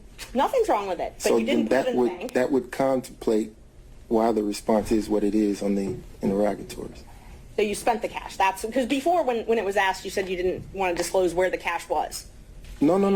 For privacy reasons. No, well, I said that if I were to store cash in my home, then why would I share that with the world, is what I said. I didn't say that I had some cash stored up in some place, because that's not the truth. And you've talked a lot about this, I split with a third, I split with half, from the check you received from Fulton County, July 15th, 2022. So all the way back for July 2022, not a single check that you've received from Fulton County has gone into a joint banking account. Every single check has gone into your own personal banking account, correct? All of them, with the exception of the checks that were going into the WBC firm, went into my business bank account, which is solely in my name. Your WBC account that you're talking about, that account was closed, though, in June of 2022. Correct. So everything after June of 2022 was put in a Nathan Wade bank account, not a corporate bank account with partners. I think the question right before that only needed a yes or no. So no, ma'am. The checks were deposited into firm accounts, law firm accounts. Law firm of Nathan Wade PC. Yes, ma'am. As a solo practitioner. Yes, ma'am. Okay, so they were not deposited into accounts with Campbell or Bradley. No, ma'am, they were not. Thank you. However, there were checks written to Campbell and Bradley that will reflect the third. And we've tried to get those bank records, but you've objected to those, correct? You've tried to get what bank records? We subpoenaed bank records, and you've objected to all of those, right? Your Honor, I'm going to object to their relevance. It's relevant if he's saying he has all these records, but yet we've tried to get them, and he's trying to keep them from us, but he doesn't bring all of the records. And you can make an inference if there's law that says you can make an inference if some documents are within the party's control and they won't provide them, that there's an inference that they're not positive. Ms. Cross. Your Honor, there was no obligation for Mr. Wade to produce evidence that Ms. Merchant couldn't find an admissible way to produce. I believe it's irrelevant. We've covered the ground, and I object to any further questioning. All right, I'll sustain that. Ms. Merchant, let's find some new ground here. Okay, thank you. Are you willing to waive your privilege with Mr. Bradley so that he can testify? I am not willing to waive attorney-client privilege. Okay, thank you. Only on the questions, the health questions that were asked on campus. And I can ask it from here because of reversion. I don't want to get into the type of cancer. I don't want to get into the medical condition itself. Did I understand you to say that you had cancer in the year of 2020? Yes, sir. And you explained that because of that, in 2020, you kept yourself in a sterile environment? I tried, yes, sir. Now, what about 2021? 2021, just focusing on my health, trying to get back to myself. You remember I asked you some questions about Hateville Yes, sir. and the condo? Yes, sir. And you indicated that prior to November 1st of 2021, you had spent time at the condo? the Hapeville condo Yes, sir. with Miss Willis, right? Yes, sir. And with someone else? You said Miss Yurty? Ms. Shirty, yes, sir. Okay, so you were not concerned, that was not a sterile environment, was it? Are you inferring that Ms. Yurty and D.A. Willis is not sterile? Of course it's a sterile environment. It's a condo. But don't you remember then I followed up and said, where else might you have been to show your cell phone records from Hapeville? And you said, the airport, right? Not a sterile environment though, the airport, you agree? It is not. Okay, what about restaurants? Not a sterile environment, right? They are not. And the Porsche, you said something about a Porsche what? Porsche experience. That doesn't sound very sterile to me. Is that a sterile environment? Well, you're inside your vehicle. Yeah, but don't you mingle with others? You can. Yeah, and you were doing all that in 2021 before November 1st. That's what you testified to, correct? Yes, sir. So there's no reason why you couldn't be dating in 2021, is there? You mean 2020, Mr. Sadow? No, I said 2021. All right. Correct? Dating? No. No reason. No reason. Got it, thanks. All right, Mr. Gillen? Okay. Mr. Stocks? Stockton, excuse me. Just real briefly, you said you started dating in early 2022, and you also used the term personal relationship. And there was no dating, no personal relationship prior to early 22. Is that correct? Help me understand. I want to make sure I answer you. So let's be clear. 2022 was the start of any intimate sexual relationship with the district attorney. Okay, and that's what I was wanting to Okay. make clear. In your affidavit, you used the term personal relationship. Got it. Today, you've used the term dating. And your testimony today is that that includes the term basically physical or sexual or intimate relationship. Is that correct? Yes, sir. And there was nothing, according to your testimony, there was none of that prior to early 20. That is correct. That's all I've got, Judge. All right, not seeing anyone else. Ms. Cross, any redirect? All right, Ms. Merchant, can this witness be excused?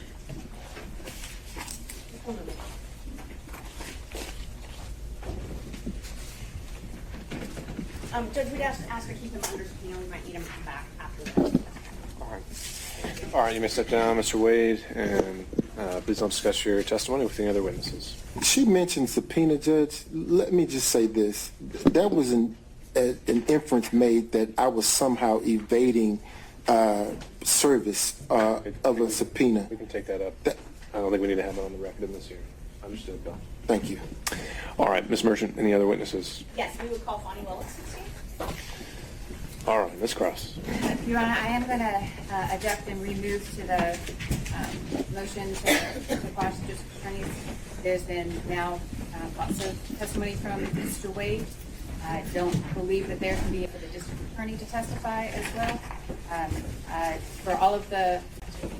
All right, Ms. Merchant, what do you think you can establish and have through the testimony of Ms. Willis? And let me stop there. Conflict in the evidence, Judge. Now that how Mr. Wade has testified, there's a conflict in multiple different issues. I'll just go through all the different issues. The first one is the reimbursement issue. The cash, that opened the door in and of itself, Ms. Willis testifying. Well, what's the conflict there? That he testified that he didn't have receipts, but we don't know if Ms. Willis has receipts. So that's one issue. So we don't know. So there's no conflict. We just don't know. We don't right? know, right? Okay, We don't so it's a know. question, not a conflict. But what else do That we is a have? question. So, and there's a lot of different issues with different reasons. The first one would be the receipts. Whether or not these cash payments, if there's any cash payment receipts. The Belize trip, whether or not she paid for the entire thing in cash. Mr. Wade doesn't have knowledge of that. Couldn't remember a lot of things he couldn't remember. So now it goes to Ms. Willis, unfortunately. That he testified that she insists on paying her own way, gave him some cash, that's the quote, some cash, Miami trip, booked it, but thought it would balance out. A couple other trips that we didn't get any information about, Tennessee, Alabama, Georgia, all of those could be financial benefits. We don't know. He didn't know. He was very vague about that. Yuri, her best friend, testified that it happened in 2019, and now Mr. Wade has testified that the relationship began to become romantic in 2022, I think is what his testimony was. So that is a conflict in and of itself. Right there, that's a big conflict. We've also got more receipts, but the biggest thing about the conflict is when the relationship started. He said he talked with Willis in the conference room after we filed our motion. He specifically didn't use cash, the term cash in the affidavit, but he told anybody who would ask about the cash. And he specifically discussed this with and the responses. So I think we have a right to go over this. All right, so you've highlighted the areas you'd like to go into. I think the central question may be, what is it, other than, I'm just really curious what she has to say, you have to put on the record? And so that's what I'd like to go through. Ms. Cross? I think you've identified, Ms. Merchant hasn't itemized inconsistencies for you. She's identified areas of inquiry. The testimony in the record from Mr. Wade is it's not inconsistent, it's unrebutted. Excuse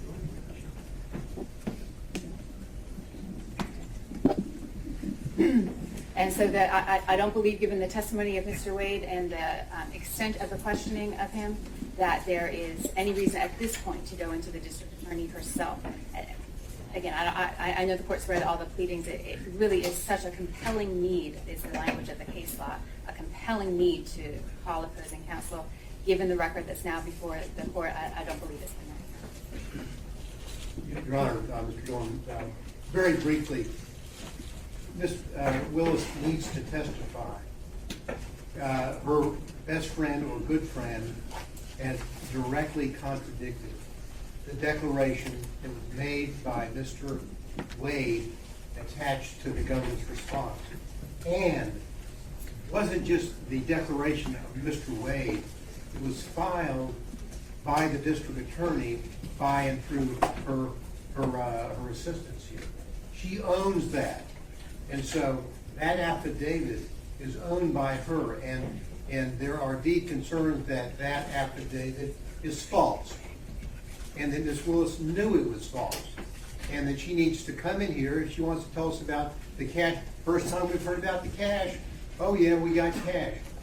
Don't have any deposit slips, don't have any record of it. Maybe Ms. Willis can say, here, all my records where I paid $10,000 in cash back to Mr. Wade. We need to know that. Also, Ms. Willis's financial disclosure. Let's not forget that. We're talking about two people who went to extraordinary lengths to hide their relationship, to hide the nature of their relationship. Extraordinary. The district attorney needs to take the stand, and she needs to tell this court and this courtroom why she filed financial disclosures in 2022 identifying prohibited sources, which Mr. Wade clearly is a prohibited source. Did you get gifts and benefits? Now, we've seen all this. We've seen the trips. We've seen all of the things that total up to around $10,000 in cash.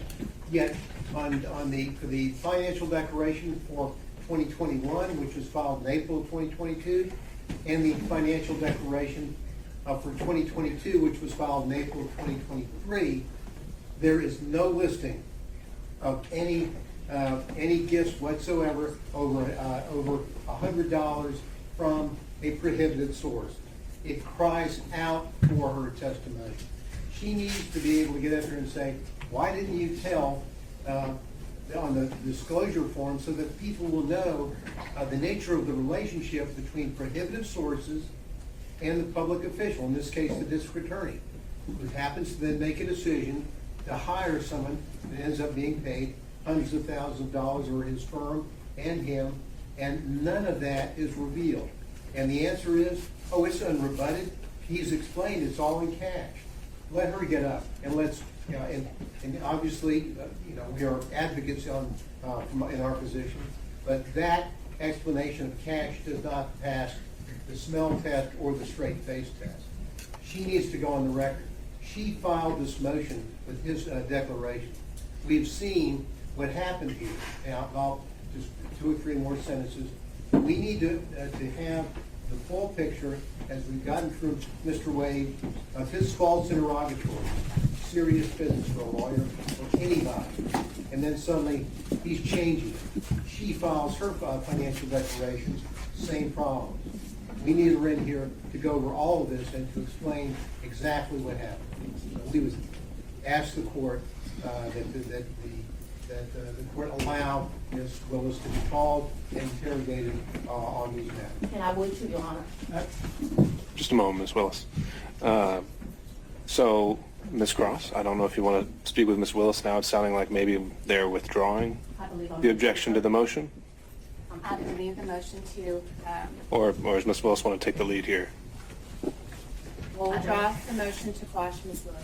Based on the, I'm ready to go.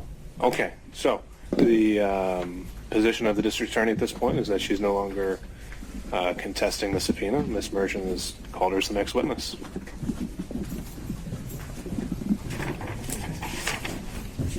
I would ask, I need 3 documents in front of me, and they're the 3 filings of Ms. Merchant. 3 filings.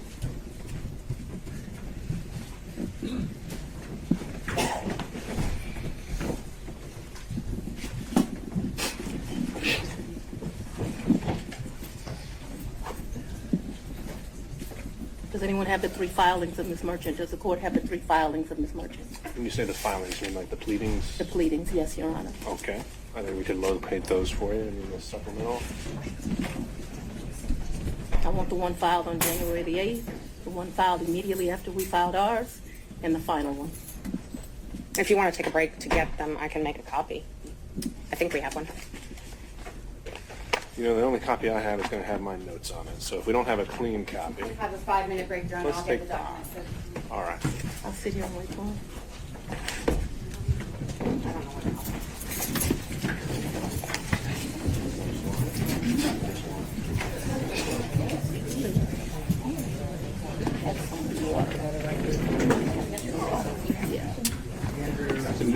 Did we elect someone who's actually making the copy? You got it? Okay. Ms. Cross is doing it. There. I can.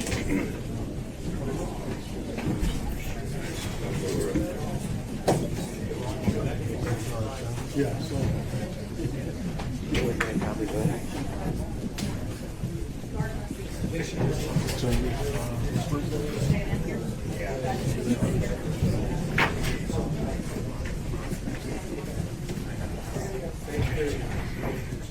Give a tissue.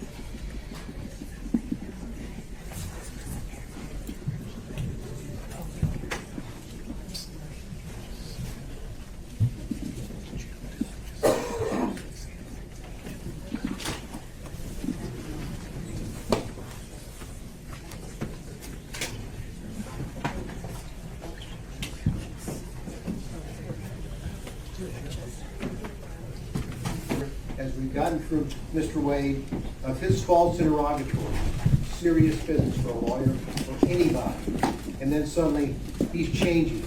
She files her financial declarations, same problems. We need her in here to go over all of this and to explain exactly what happened. So we would ask the court that the court allow Ms. Willis to be called and interrogated on these matters. And I would too, Your Honor.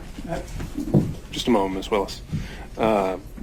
So Ms. Cross, I don't know if you want to speak with Ms. Willis now. It's sounding like maybe they're withdrawing I believe I'm- the objection to the motion, I believe the motion to, or does Ms. Willis want to take the lead here? we'll withdraw the motion to quash Ms. Willis. Based on the, I'm ready to go.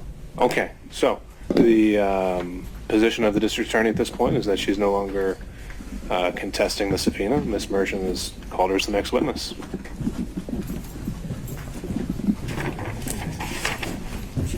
I would ask, I need 3 documents in front of me, and they're the 3 filings of Ms. Merchant. Refile.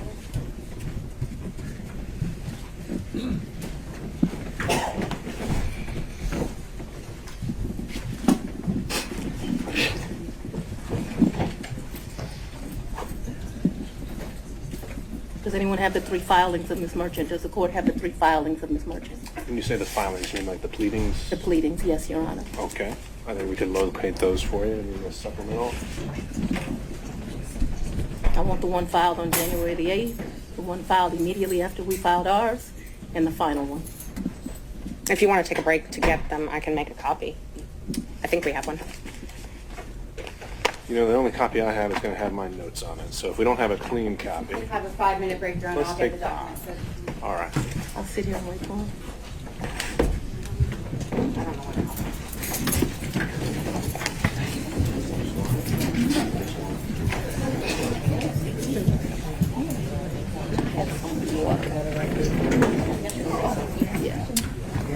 And did we elect someone who's actually making the copy? You got it? Okay. Ms. Cross is doing it. There. I can.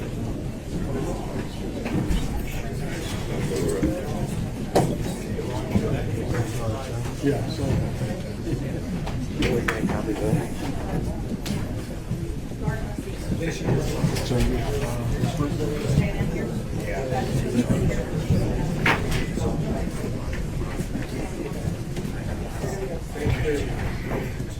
Give a tissue.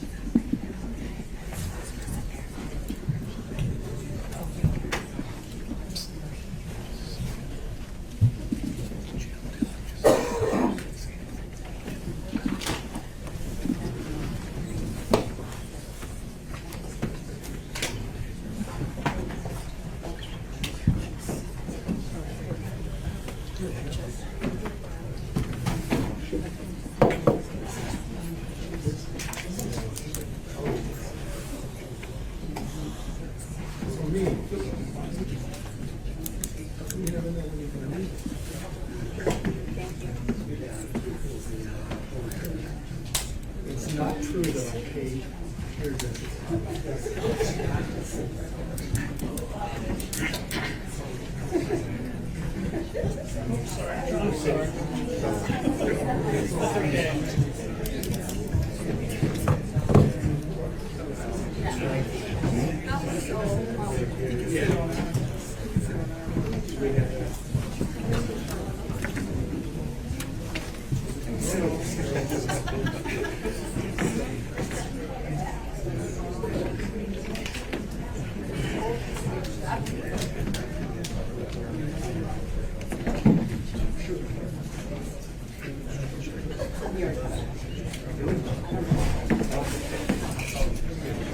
I wouldn't know.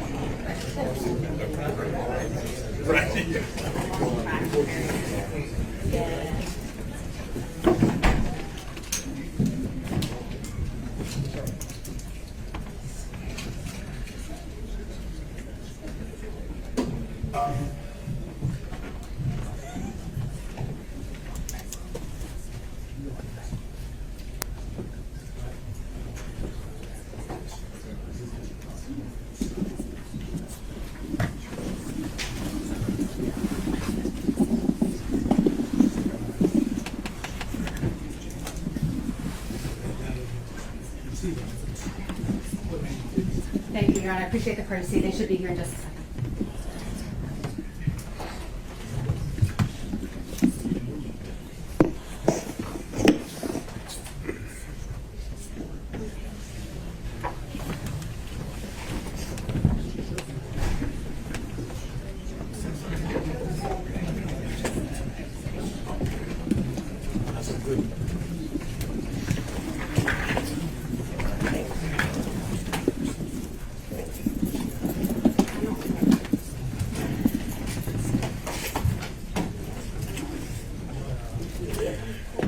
All right, Ms. Cross, you can bring everyone in. Thank you.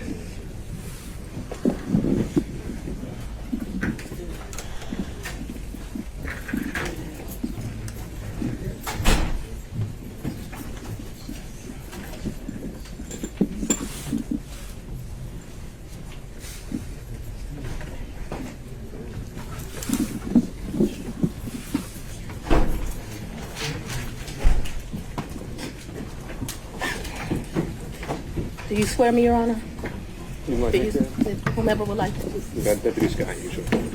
But let's go, wait a minute, let everyone get situated and then we'll go back on the record.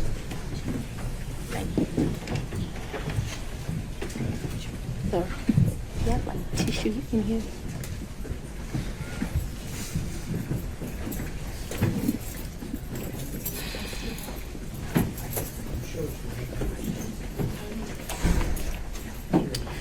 All right, we are back on the record. Deputy Scott, if you could swear in our next witness. I would, and I do apologize. Anna, do me a favor. Put them on my next home meeting glasses. After you swear me, don't put them on my next. You can swear, you can go ahead and swear me, so I don't hold it before.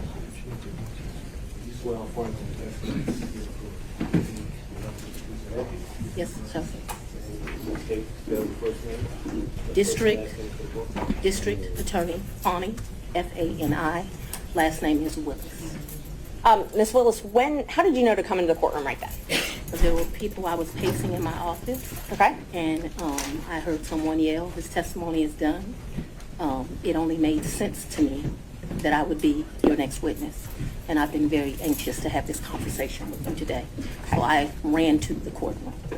So as soon as you heard that Mr. Wade was done testifying, that's when you just assumed you would be the next witness? It only makes sense. Did you listen to any of the testimony? I've been in my office pacing, ma'am. Did you listen to any of the arguments? I did hear the arguments this morning. It's ridiculous to me that you lied on Monday, and yet here we still are. And I did listen to that argument. All right, so that was it, just the argument, no testimony. Right, I listened to the argument this morning where Adam Abadi, I thought, did an excellent job pointing out how dishonest you were with the court on Monday. And I'm actually surprised that the hearing continued, but since it did, here I am. Great. So let's just talk about what you did in preparation for today. Did you meet with Mr. Wade at all? Once the motion was filed, did you meet with Mr. Wade and talk to him about the motion that I filed to disqualify you? On this first January motion? Yes. I don't know if you could say talked about. I probably had some choice words about some of the things that you said that were dishonest within this motion. So I don't know that it was a conversation. As you know, Mr. Wade is a Southern gentleman. Me, not so much. Okay, but my question was, did you have a conversation with I him? didn't have a substantive conversation. You did not? I read this motion, skimmed it more so, and I've probably said some choice things to him about some of the lies they were told. Okay. And then printed in the media because, we used to be in a day and time where you had 60 Minutes and people did stories and they verified information, and you had this great reporting. But it seems today that a lawyer writes a lie and then it's printed for all of the world to see. Well, I just want to make sure that you answer the question I asked, though. So my question was, I'm going to object, been asked and answered. Overruled, Mr. Abadi. I told you what happened. I read the motion. I am sure I told him what my opinion of it is. Okay. And past that, we had no substantive conversation. You did not. Okay. Is there something you didn't understand? No, I just wanted to make sure that Okay. you did not have a meeting with him in the conference room to discuss the motion. Next question, No. Ms. Merchant. So in the conference room of my office, within this week, you produced some financial document. That financial document was given to me, something, and I'm not even sure who was giving it to him by me or Mr. Abadi gave it to me. And I think he showed me a document in our conference room. But as far as a substantive conversation, I don't believe I've had any conversation with him that is substantive related to this. Okay. I have had conversations with him since you filed the motion, but they wouldn't be substantive to this. He sent me very nice sermons that have been done. And so we've had conversations about, did you listen to that sermon? Things of that nature. And I would say they were in relationship to this because I think he did it to be kind. Okay. Let's start back in 2019. Yep. So you and Mr. Wade met in October 2019 at a conference? That is correct. Okay. And I think in one of your motions you tried to implicate I slept with him at that conference, which I find to be extremely offensive. I stayed at that conference. Mr. Wade was my teacher. I did not meet him when he taught the class. I was standing outside talking to Lisa Reeves, who is a judge. Me and her were just having a conversation. Mr. Wade walks up. I think they hug each other. They have some brief conversation. She introduces us. Your Honor, I'm going to object. We kind of thought that when you asked the question, you didn't answer the question, not a speech, so I object to the speech. I I agree, believe I'm Judge. able to explain my answers.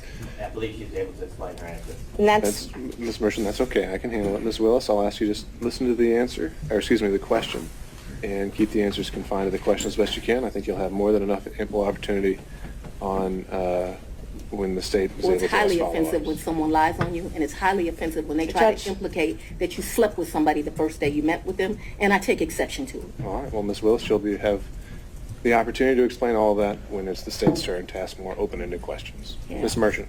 thank you, Judge. So again, my question was, you all met at that conference, though, right? We did the meeting. Okay. As I stated, he taught the class. I did not actually meet him when he taught the class. I walked out of the class, and I'm not sure if it was that exact class or we had went to lunch, but we were standing in the vestibule, like outside of the class. Me and Judge Reeves were having a conversation. She had worked at a law firm I worked at back in 1996. We're getting way afar. I mean, I don't mind her explaining her answers, but I literally just asked if they met at that She's conference. explaining how she met Mr. Wade, which was exactly the question asked by Ms. Merchant. It was- These answers are more than appropriate.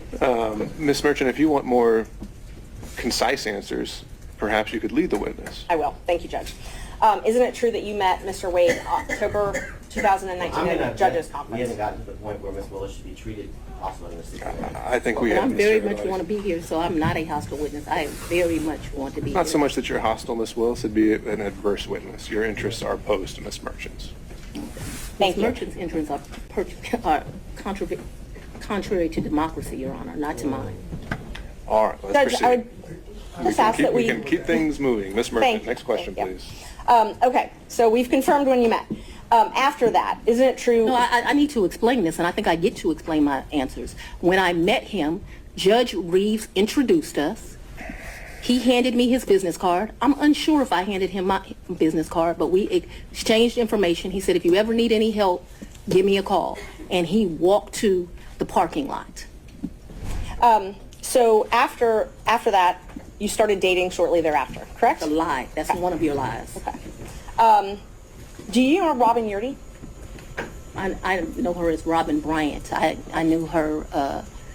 So Robin did not go to my college. She went to the college of, I went to Howard University. She went to Morgan State. I met her through some people I knew. In college, we hung out a bit, not much because she was in Baltimore and I was in Washington, D.C., but we hung out a bit. After college, I lost contact with her. I probably didn't see Robin again until maybe 7 or 8 years ago, a chance meeting here in Atlanta, but we did not have a consistent relationship from when I left college and came to Emory Law School here in Atlanta. But 8 to 10 years ago, just by happenstance, I ran into her. So she was in Atlanta. You have been friends with Robin for 30-something years. Did you hear my answer, madam? Yes, and I'm asking if you've been friends with her for 30-something years. I've known her for 30-something years. We certainly hung out and partied together in college. She was from the D.C. area. She would come home, we'd party together. Wasn't close, but she was certainly in the girlfriends that partied together. And then, like I said, I ran into her about 10 years ago in Atlanta, Georgia. But we didn't talk throughout that time period. I didn't see her. I didn't even know where she was. When I ran into her, I was surprised she was in Atlanta. And so, yes, I have known her probably since 1990, 1991, but we have not maintained a consistent relationship that whole time. For the last 10 years or 5, whatever you'd like to classify it as, have you been friends with her? I have not spoken to Robin in over a year. I certainly do not consider her a friend now. I think that she, there's a saying, no good deed goes unpunished, and I think that she betrayed our friendship. So let's narrow it down, the timeline though. So my questions are going to be from the time period of 2019 until she no longer was employed for you, the last time you all talked. So all of my next questions are just focused on that time frame, okay? Yes, ma'am. Up until she left your office. Yes, ma'am. During 2019, you all were friends, correct? Yes, we knew each other in 2019. During 2020, you all were friends, correct? We were friends during that time period. During 2021, you all were friends, correct? Yes. Okay. And such good friends that when you needed a place to stay, you asked her if you could take over her lease. That's a lie. You did not move into her apartment? I or her did, but condo? that's not the way you characterize it is wrong. I asked if you could take over her lease. I did not ask if I could take over her lease. Did you move into her apartment? I moved into her condo in April of 21. The circumstances around that were that Robin met her husband. They wanted to move into another and separate place. She wanted to get rid of her condo. My father was living with me at the house. Because of this case and because of my stance on gangs, my life was being threatened regularly. My father urged me to leave our home. At the same time, as luck would have it, Robin wanted to give up her lease because she wanted to move in with this new man she met, who eventually became her husband. And so, as life circumstances worked, my dad was begging me to leave the house. He was afraid for me, afraid for his grandchildren. She wanted someone to take over her lease so that she didn't, have to pay a fee or get abandoned. And so, I don't remember when, but probably March or April of 21, I moved in and take over her lease. And did you pay her or did you pay the leasing agent? No, I don't even know who the leasing agent was. I paid her. You paid her. Did you pay her cash or did you use a card? There were some times that I would give her cash, but mostly I paid her via Cash App. That would be the most convenient thing. So I would not only give her rent, but then like when the utilities would come in, whatever the utility was, she might be like, I need $70, I need $100, whatever it was. And we never had a problem with money. Whatever she told me it was, I never asked to see a bill. I never questioned her. I just gave it to her. What percentage would you say you paid cash versus Cash App? Oh, the vast majority was Cash App. I don't know what percentage. I'm not going to guess that. But the vast majority was Cash App. But there would be times she would say, this bill came in at $70. Here goes $70. Did you have a monthly rent amount that you paid her? I can't remember. It was $1,400, $1,500. I can't remember what it was. And it would vary, which I don't understand to this day. But like I said, I never questioned her. When did you move out? She said it was, that's what I paid. When did you move out? I abruptly moved out in February, either late January or early February of 22. Of 22. Yes, February ma'am. 2022, is that what you said? February of 22. I believe it is January, but I paid her half the rent of February of 22 is what I remember. And because I was offering to pay the whole rent, even though I didn't live there, I didn't think it was right. And I ended up just paying her half the rent. So that's after you moved out? You said you ma'am. paid her half of that. Okay. And the time that you said you had to move out of your house because you were scared, did your dad stay there at your house? My father was concerned, yes, we were both concerned. Okay. But he remained there. My father's 80 years old. He would have been 79. He was scared to death of COVID. You have to go back to when this was. My father's an older man. I wanted him to move out. We had some discussions about him moving out, and what he decided was the risk of COVID was more dangerous than the risk of the people that were threatening. Typical man, more worried about his daughter and his grandchildren than his own safety. You'll get to meet him, and you'll understand he doesn't scare too easily. So his grandkids were living at the house as well at that time? Well, I don't know how old your children are, but when you have adult children, they leave and they come back. They leave and they come back. So there have been periods of time that they're there, they come, they do whatever they want to do. Children do what children do. As long as their mother has a house, they'll come to it. Unfortunately, now the threats because of this case have gotten so extreme. I just pay a mortgage and no one lives there. And that's what I was going to ask you. So when you moved out in, I think you said April 2021, you left your dad and your 2 kids at the house? My dad and my 2 kids were not at the house, ma'am. They were not? Okay, so they didn't still live at your house? My youngest daughter certainly did not live there. Okay. My oldest daughter would come back and forth. I can't say month for month when she was there or when she was not there. I know that she has been there post me moving out. At this time, no one is at my house. Okay. So at some point after you moved out for the safety reasons, at least one of your children did come Ms. back Merchant, to the can we house. get to either the Yeah. relationship or the Sure. financial benefit? Yes. So let's see, we were back at 2021. So you were still friends with Miss Yeardy then. Were you also friends with Mr. Bradley? I've never been friends with Mr. Bradley. You've never been friends with Mr. Bradley? No, I don't consider us to be friends. I don't dislike Mr. Bradley, but I don't consider us to be friends. Is he someone that you would have in your phone and you would message with? I might have text messaged him. Okay. Would you text message him and Mr. Wade on the same conversations? I don't recall doing that, but if it happened, it wouldn't surprise me. Okay, so that wouldn't surprise you, the 3 of you. Okay. How frequently would you think that the 3 of you would have texted Not in a group very. chat? I wouldn't think very often, but you're asking me to recall. I don't even know what time period you're asking me to recall, but I'm not going to speak to that because I just really don't know the answer to that, and so I don't want to speculate as to how often that would happen. But it's not out of my practice to text 2 people on one text message. So if you told me that happened and showed it to me, it wouldn't surprise me, although I have no recollection of it. But there would be some record of it in your phone, or the phone records would have some record of those texts. Perhaps. Talk about, you said that sometimes you paid Miss Yeardy cash. I don't When think you I- went, I'm sorry. when you went on vacation with Mr. Wade, let's just go one by one. Let's start with the first one. What's the first time you went on vacation with Mr. Wade? I think the first time we went on vacation was around April of 22, and it's a vacation is a stretch, but I'm trying to be comprehensive. I recall April of 22. His birthday is March the 18th, so that would have been his 49th birthday. I took him to like Tennessee for the day. I think we went to a museum. I think we might have stayed the night. I'm not sure, but I mean, Tennessee's kind of hard to call a vacation, but I just am trying to be inclusive. And it, like I said, I know it wasn't more than a day. You didn't spend the night. I think that we did. That's what I'm telling you. I think that there's a possibility that we stayed that night in April of 22. Who paid for the hotel? I think I did. It was his birthday. And would you have used a credit card? Probably maybe a debit.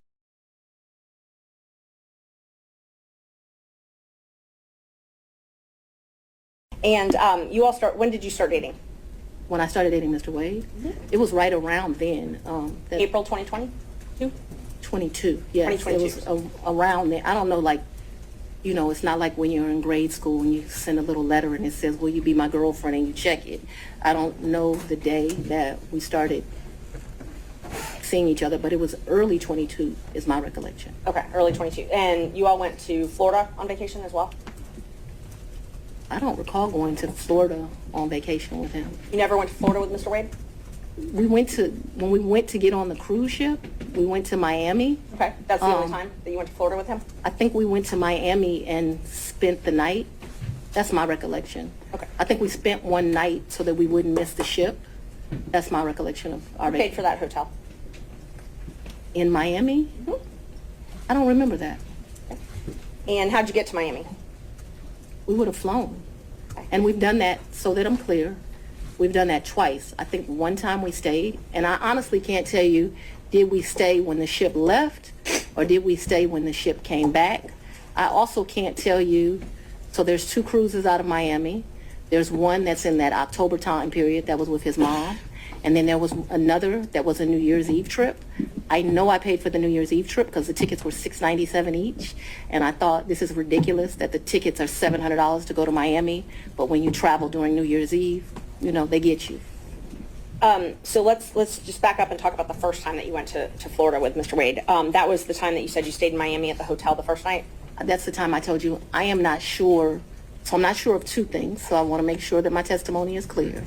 I'm not sure if we stayed in Miami on the October trip. I'm not sure if we stayed in Miami on the December trip. I just can't remember that. And I also don't remember, so that the record is clear, I don't remember if the necessity was as we got on the ship or we got off the ship.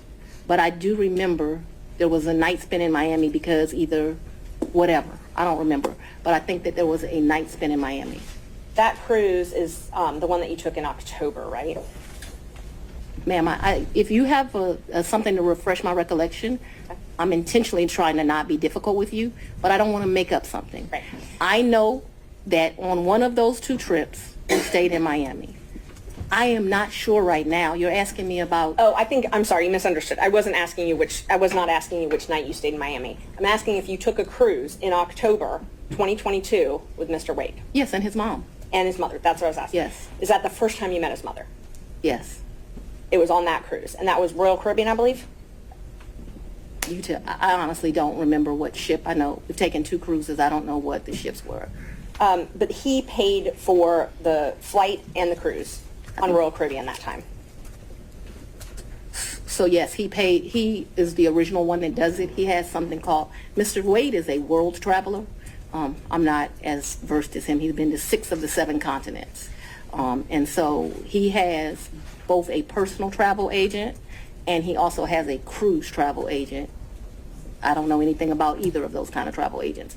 So he is the one that would book the travel, but we need to be clear when we're talking about just because he booked it doesn't mean, like, I don't consider him having taken me any place. Let me just be honest. The only point that's ever taken somebody someplace is for his 50th birthday. I consider that I took him to Belize. And I took him to Belize because, I don't want to discuss his personal business, but I'm happy Mr. Wade is still here with us. And I did 50 big, very big.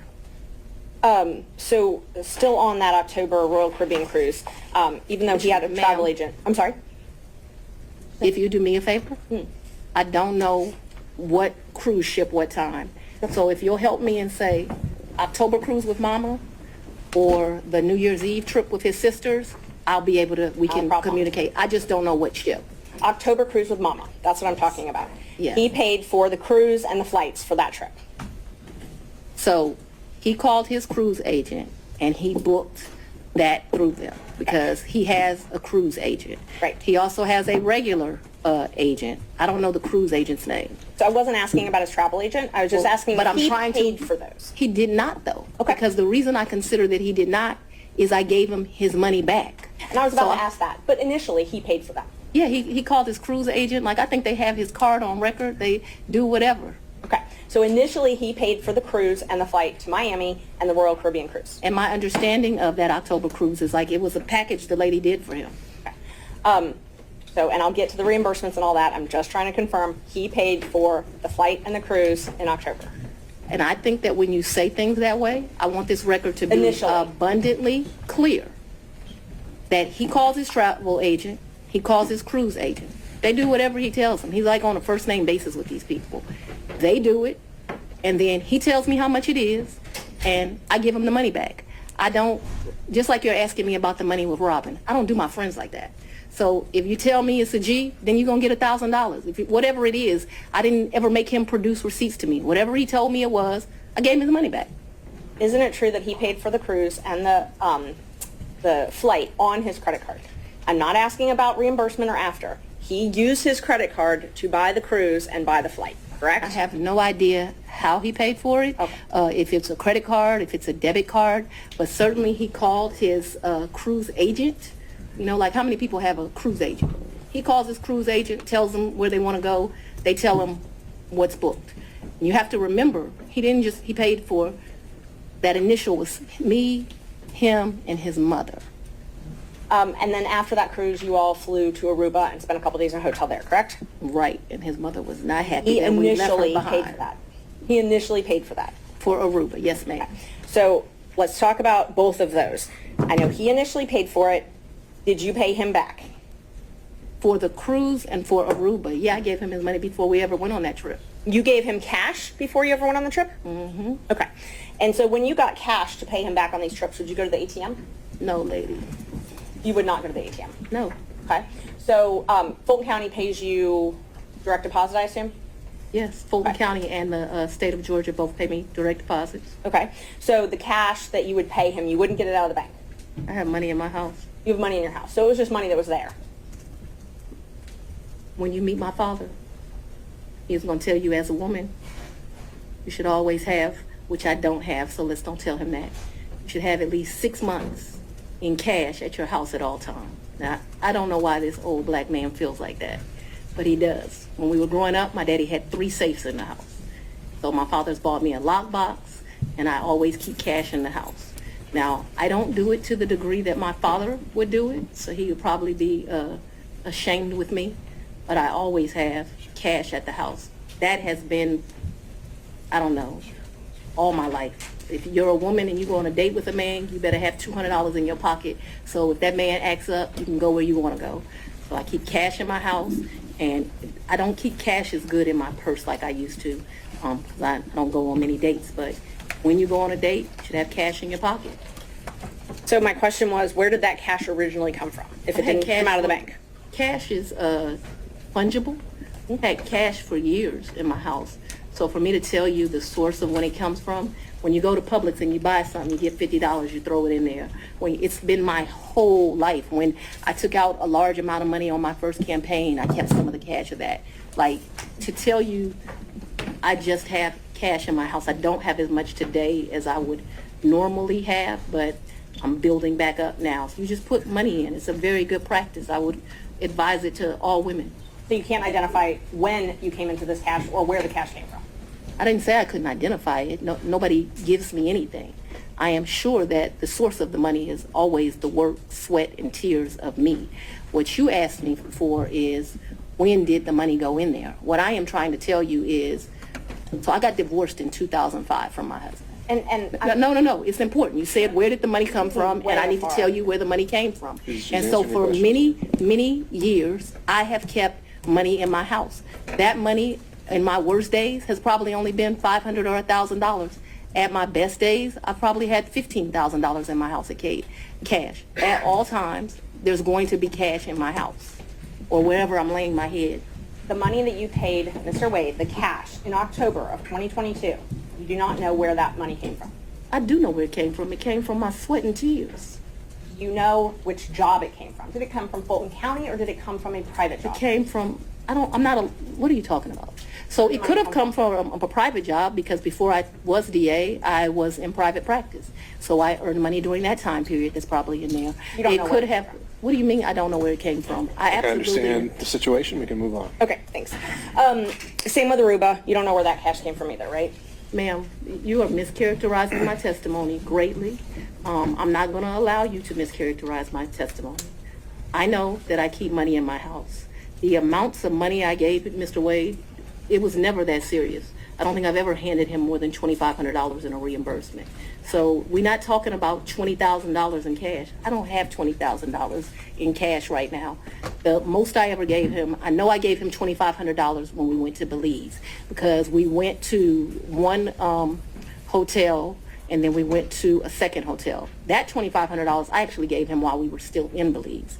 I know that the Aruba trip, the one that you described with his mom, I think I gave him about $2,000 for that trip, for like total. His mom went to Aruba with you? The Aruba trip, so I consider that to be one trip. So we got off of a cruise ship and then we went to Aruba, which is why I cannot remember is that the time that we had to stay in Miami to wait for the flight for Aruba. So I consider that one trip, but we didn't like come back to Atlanta and leave. We flew down to Miami. We got on a cruise ship. We spent a couple of days with his mama. We came back to Miami. When we came back to Miami, either that day or the next day, we flew to Aruba. We spent a few days in Aruba and we came back. That was really one trip. Even though we went two places, it was one trip. So let's talk about the California trip. Napa. Is that when you were moving your daughter out to California? When you all went, or did you have two trips to California? My daughter doesn't live in California. Did she ever live in California? I'm not discussing to you the location of my child. So how many times did you go with Mr. Wade to California? Once. And you all stayed in Napa Valley and he paid for the plane tickets and the hotel? He paid for the plane tickets and the hotel. And what did you pay for on that trip? I gave him much less cash that time, probably $400 or $500, and then I paid for a bunch of stuff. I think we did 2 different wine tours that you do, which are pretty expensive. I think I bought him, he likes wine. I don't really like wine, to be honest with you. I like Grey Goose. I bought him a bottle of wine while we were there, and the sippings that you do. I can't remember how many, like 4 or 5 different places you go. I remember we went to this place that they do pairings. That was the most expensive thing that I think that we did while we were there. So they would pair, champagne, chocolate, and caviar.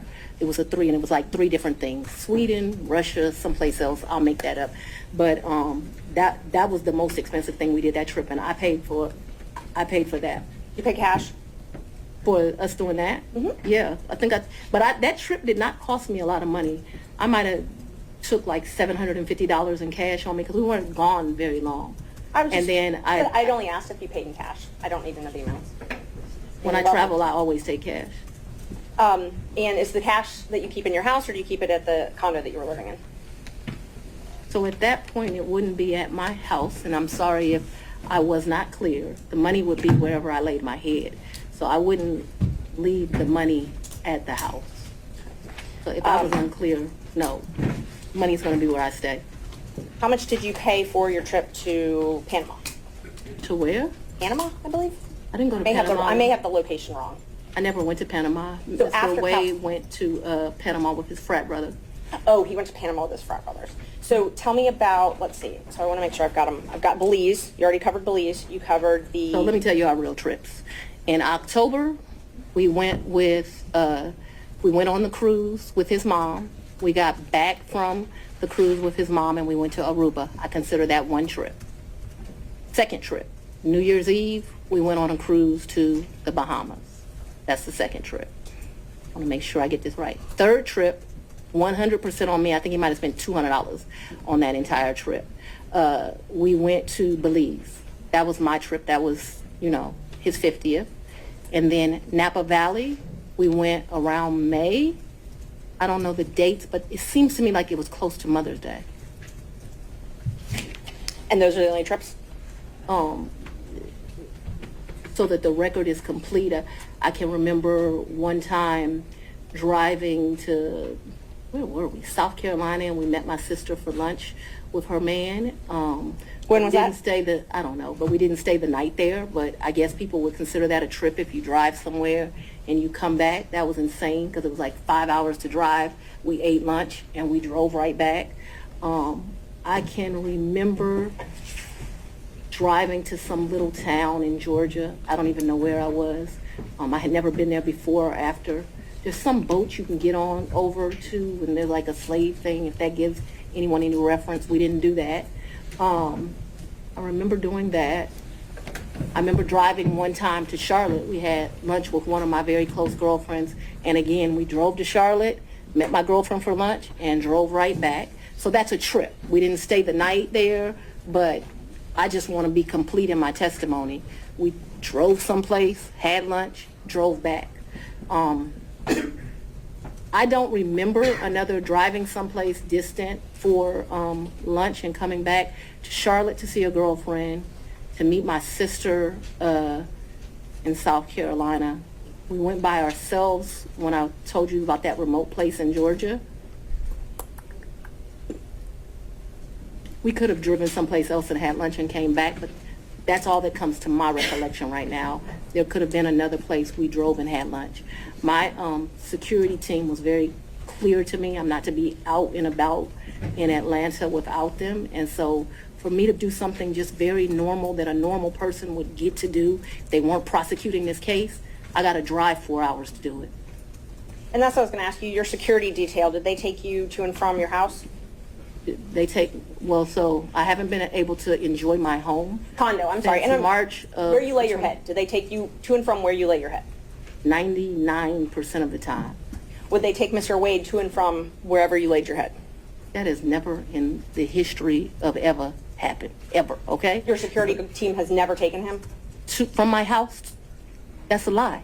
I'm That's asking another, if they've ever taken him anywhere. and I'm telling you that that's never happened. So your security team has never taken Mr. My Wade security team has never taken Mr. Wade from any place where I have lived and brought him here. Never, not once, not ever. anywhere? Have they ever taken the two of you together? To where? Anywhere. We've left this building and for gone to lunch, but I go to lunch so rarely that that is a very rare occasion, I am sure. And let me be clear, it wouldn't just be Mr. Wade. So I'm sure my security team has taken me to lunch. Probably been a time I've left here 7 o'clock, gone to get something to eat. And I don't even know that they would have taken him or if he would have driven himself, but they've taken me to do that. But we're talking very few, very far in between. Most days I don't even eat lunch. And when I do, it's because my assistant has heated up some bag, something, and I eat through meetings and eat in my office. It's not a practice of mine to go to lunch. During the time period that you were dating, would your security team ever take you two together anywhere? No. Never. If there was a lunch that occurred that I just described, if there was a meal that occurred that I just described, anything outside of that, and it needs to be very clear, not often, once, twice, because I want to be over-inclusive, I'm saying once or twice. I'm not certain that it happened, but I'd rather be over-inclusive with you. So your office objected to us getting Delta records for flights that you may have taken with Mr. Wade. And, well, no, look. I object to you getting records. You've been intrusive into people's personal lives. You're confused. You think I'm on trial. These people are on trial for trying to steal an election in 2020. I'm not on trial, no matter how hard you try to put me on trial. So my question was, do you have any I problem? object to getting any personal records of mine. We're not dealing with privilege through a witness. And I'm not, no, I'm not dealing with privilege. What we had offered to put them in camera for the court to review, and I just want to know if she has any That's not something problem. you deal with a witness.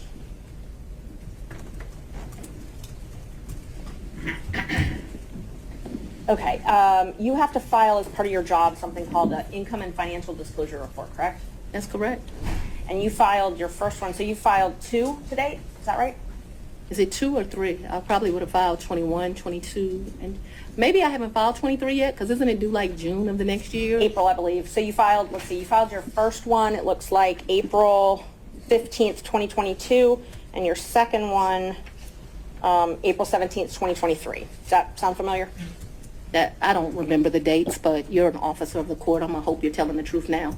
May I approach the witness? You may. Thank you. I already gave the state a copy, exhibits 20 and 21, if you take a look at those. They're part of the certified records. Can somebody bring me some? Yeah. From Fulton. Guys are getting a little old.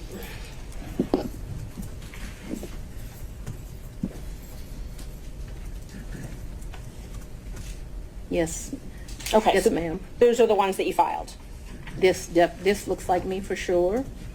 Yes, ma'am. Yes, ma'am. Judge, we'd move to admit 20 and 21. I think you need to delineate which one's which 20 one's which. is 2021, so it accounts for the time period, Your Honor, January the 1st, 21 through December the 31st, 2021. That is Defendant's Exhibit 20. Defendant's Exhibit 2021, it accounts for the time period January the 1st, 2022 through December the 1st of 2022. All right. Any objection to exhibits 20 and 21 Nope. No, Sorry. from other counsel? Admitted without objection. Yeah. When did your personal relationship with Mr. Wade end? Our personal relationship ended in this year. So let's be very clear so that we don't mix words. I don't want to mix words in here. Mr. Wade is my friend right now. Mr. Wade, I would say, has been my friend since 2020. I think he started out as like a mentor and a professional colleague. He became my friend and somebody that I really respected. I feel very indebted to Mr. Wade for taking on the task of this job. And he is certainly my friend and one of the people that I respect the most. So if you ask about a personal relationship, I consider myself to have a personal relationship right now, Mr. Wade.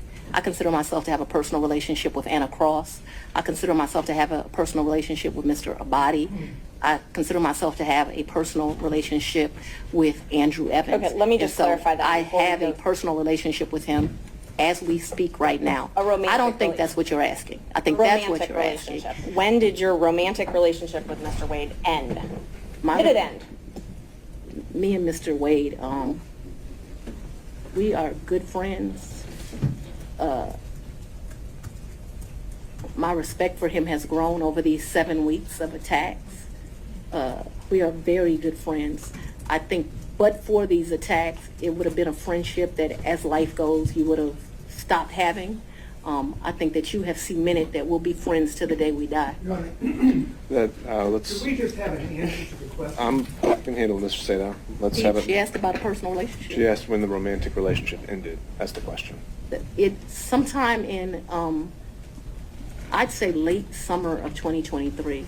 So I don't believe me in this is what you're really asking about. This is the salaciousness of all of this, right? No, I'm just When asking you're about your re- romantic relationship, when you stopped dating. asking. I think that me and Mr. Wade, so he's a man, he probably would say June or July. I would say we had a tough conversation in August. And so that men in relationships at the end of physical intimacy, women in relationships when that tough conversation takes place. And where, when did he come to, I guess the condo, I'm not sure what you called it, condo apartment, would he come and stay at that condo or visit you there? I'm sorry, visit you there. What condo, what apartment? I want to be clear. So not your house. I know you classified one as house and one as condo, so I'm trying to use those terms. So, but there's been more see, what you don't understand is because of this case, I got to move. And so I Ms. need Merchant, if you could ask a more precise Yes. question. please, give me the time period that we're Mr. talking Wade about. visits you at the place you laid your head. When? Has he ever visited you at the place you laid your head? So let's be clear, because you lied in this, let me tell you which one you lied in, right here. I think you lied right here. Your Honor, I'm gonna- No, this is the truth. Judge, And this it is- is a lie. It We're is gonna- a lie. All right, Ms. Willis. You see, Mr. Sena, thank you. We're going to take 5 minutes. Be back in 5.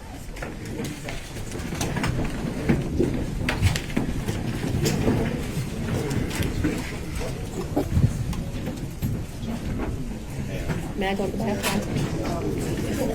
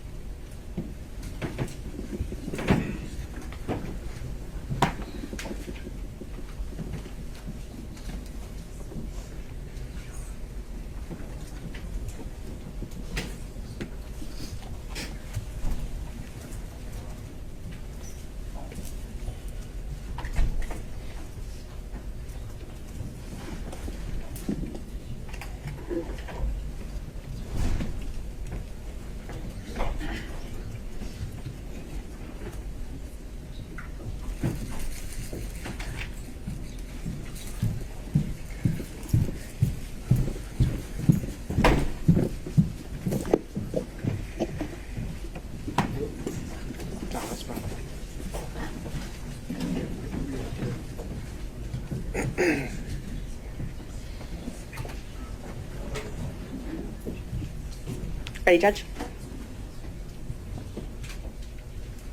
Yeah. Yeah, you go. Great. All right, Thank you. We're back on the record. Before we proceed, though, I'll advise everyone here, this being a room mostly full of lawyers who have spent their lives in out of a courtroom. We all know what professionalism looks like, what decorum looks like, and devoting ourselves to the rule of law and proper advocacy. I would urge everyone to keep those principles in mind, starting with the fact that we won't talk over each other. And from there, we'll get through this. Ms. Merchant. Thank you, Judge. How often did Mr. Wade visit you at a place where you were living between 2019 and 2021? So you want to start with the lie that he lived with me in South Fulton in 2019, a home he's never been to? That's one lie you told in your Judge, document. Judge, I didn't ask her about that. Ms. Merchant, I want you to ask a very precise question. I think she's saying and answering that he did not live with her. So why don't we break that up into smaller Ever. parts? And I didn't ask about living. But you put in your, while we're talking about professionalism, while we're talking about professionalism, she put in 3 different documents he You'll lived have with me. full opportunity to respond. In And 2000 filed that with the court. in professionally. 2019, He's never been to South Fulton. In 2019, I lived in South Fulton. He has never been to my residence in 2019, ever, not once.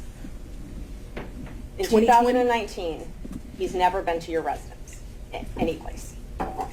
I lived in my home in South Fulton before I started getting the threats that were here, a house I paid for with my own sweat and tears. I'm no longer able to live there. But in 2019, I did.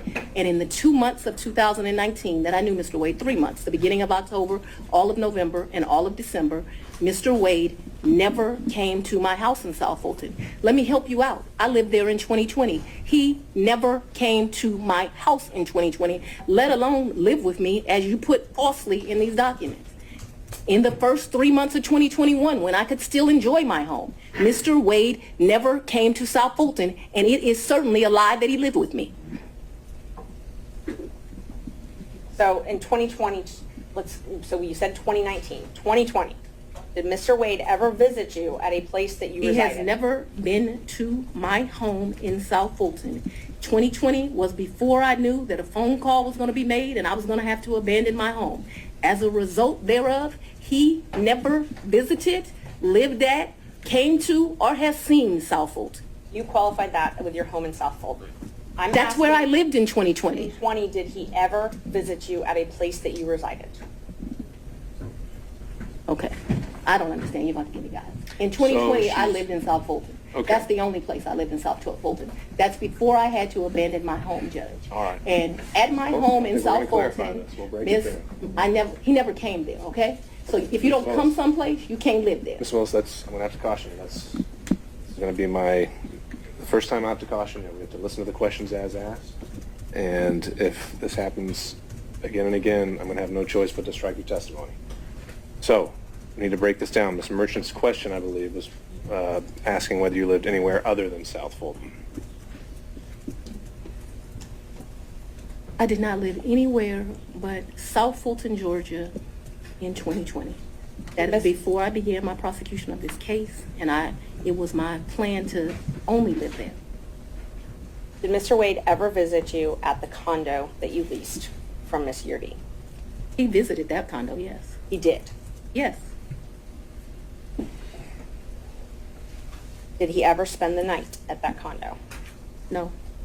Just visited. Yeah, but he did visit for sure.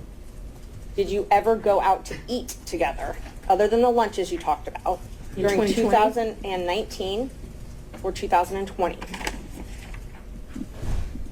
I would think that we probably went to lunch, but it wouldn't have been,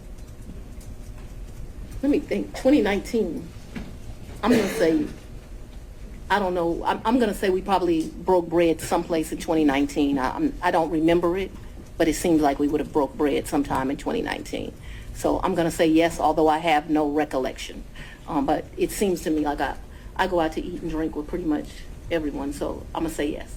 So outside of the vacations that we've already talked about, did you ever go out to dinner with Mr. Wade? I mentioned to you that I'm going to object as to what time period. Like, we're asking very vague questions. I thought we were treating the witness as hostile under 611. We're no longer doing that. So we're going to go back and forth. We need to be more specific with our questions if we're going to treat her as hostile. All right, Ms. Merchant, it's not so much, I think you can elect between leading and open-ended questions, but I think we are still wondering about, and I think we need to get back on track of focusing on the financial benefit or the relationship. And my next question about if you did go out to dinner, who paid when you went out to dinner? He paid, I paid. You both paid. Okay, so let me be real clear. We didn't say, oh, the bill is $102. You give $51, I'll give $51. I don't operate like that with my girlfriends. I don't operate like that with anyone. He caught the bill, I caught the bill. Whomever. Did you ever pay him through Cash App? No. You only ever paid him through cash? Well, yes. We're talking about, I'm very confused You've now. never like- given Mr. Wade money through Cash App? No. The only money you've ever given him outside of a contract is cash. I didn't give him money in a contract, so that was cute, but I didn't give him money outside in a contract. What happened, no, we're going to answer it since you said it. He worked more hours than he was paid, and the county paid him for the work that he did. So don't be cute with me and then think that you're not going to get an answer. And I will ask you about the contract in a minute. I asked you about cash. Did you ever pay him anything? And I'm trying to qualify my questions. I'm not talking about the contract with Fulton County that was paid. I'm not talking about that. I'm talking about outside of that. Did you ever pay him anything other than cash?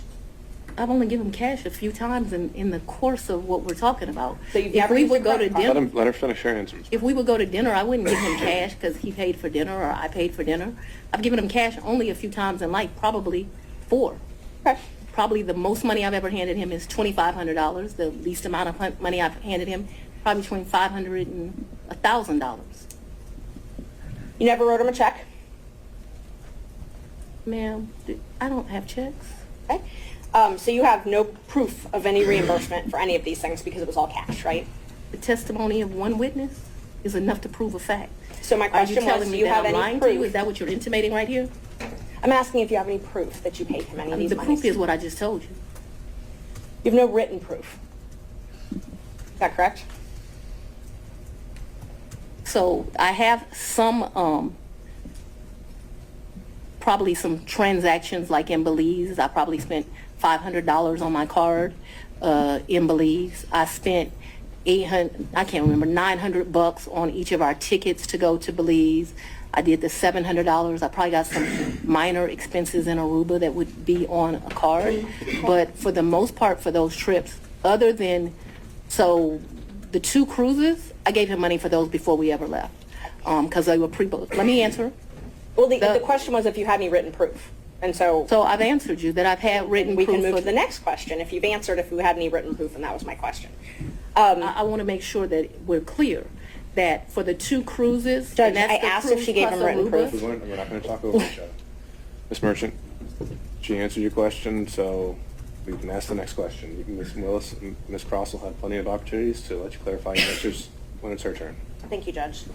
Knowing your role as district attorney, you know that public funds are scrutinized and money is scrutinized and things like that. You And I've understand. never, I'm sorry, go You ahead. understand you're under a microscope. You have reporting requirements, all of those types of things.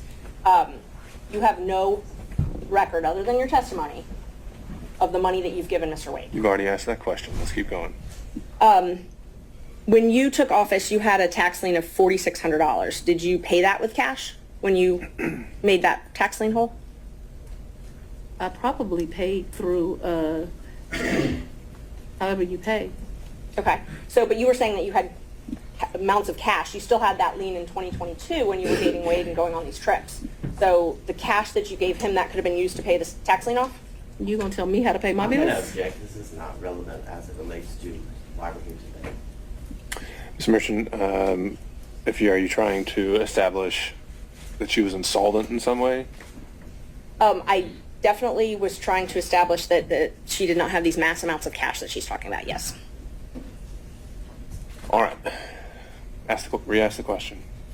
You You had a tax lien in 2022, $4,600. If you say I did, And you did not use this cash that you had to reimburse Mr. Wade to pay that off, correct? no. Okay. I went shopping too and I didn't pay it off. And you talked about, you gave a lot of interviews to some authors of a book called Fani Willis, right? I would not characterize it as a lot. I probably have spoken to them No, no, I'm 2 or gonna 3 take- no, times. My question is relevant as to, I think it's already come up. That's, finances are discussed in the book. I'll overrule that. Thank you. Ms. Wilson, you can continue your answer. what came up with Mr. Wade as it relates to hearsay statements that he was asked about in relation to what Ms. Willis may or may not have said in relation to an author. So it's not relevant to the testimony that's occurring at this time. I think Ms. Merchant has said that inside the book, she also makes a statement as to her own finances, and that's that issue. So you gave interviews to the authors of this book, correct? Once or twice. Okay. And 3 times, just to be comprehensive. I don't know if it was 3 times, 2 or 3 times, I think.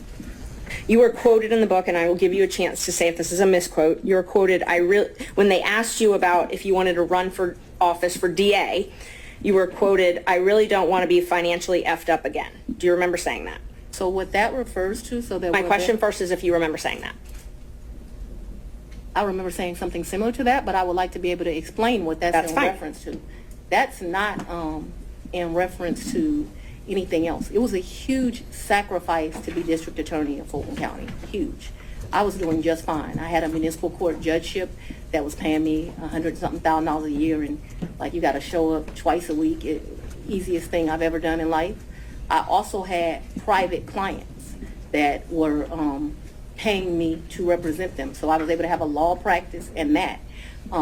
Raising 2 daughters by myself, there were times in life where things were hard, and so I was telling people, I don't really run for DA. I don't want to run for DA. I'm in a good position right now. I got this easy job that I enjoy, being the chief judge of the city of South Fulton. I'm making money at the law firm, and I'm not sure that I want to make this sacrifice. And why does it always have to be me? Eventually, I prayed. I think that I was the appropriate person. I think that I did that. So when you're referring to that, what I'm saying is, why should I make a sacrifice again? And what I was not talking about is being district attorney. Once you get elected district attorney, you're in a fine financial position. I make over $200,000 a year. What I was talking about is I ran for judge. When I ran for judge, I took $50,000 of my personal money out of my retirement, and that money ended up being lost. And I know when you bet on yourself, you're going to have to bet money on yourself. And so what I was talking about was not wanting to go through the personal financial expense of running for office. By no means did I think that I was going to be financially in a bad position once I won. Let's talk about what I was up against, because it's important to understand that comment. I had a district attorney who had been here for 24 years. And Judge, People, I don't no, wanna this interrupt is, her, but it's she's very answering relevant as to questions. what my mindset was about this. So I'm trying to answer your question. So what I was saying is Tailored solely to finance. right, but it is about my finances. If it's about If your I didn't, nobody put me in this seat. So I had already run for office once. I had spent $50,000 of my own money running, and it was vamoose, nothing. And so when I'm talking to those offers, I'm talking about the contemplation of the sacrifice of the run, not the sacrifice of once you become DA. The odds were against me. I was likely going to lose the election based on who I was running against. So that needs to be in the appropriate context. Isn't it true that the authors also wrote, and you can dispute this if you'd like, that you were broke after that race? The 2018 race. Yes. Yeah, that was a hard race. I wasn't broke like I didn't have any. So broke is relative to depending where you are, but that hurt to lose that $50,000. So I'm sure my mental mindset was like, I just gave $50,000 away. Right. So they characterized it from their conversations with you that you were broke, you had poured your own money into the campaign, and you weren't able to pay your own bills because of your clients couldn't pay their bills to you, and you had a paltry array of family and asset forfeiture cases. It says you were trying to make it month to month. Is that an accurate depiction of your financial situation at that point? I would want to read that, but I don't remember clients not being able to pay their bills. Or May I approach, Judge? you can't. You may. Page 13. I have not read this book.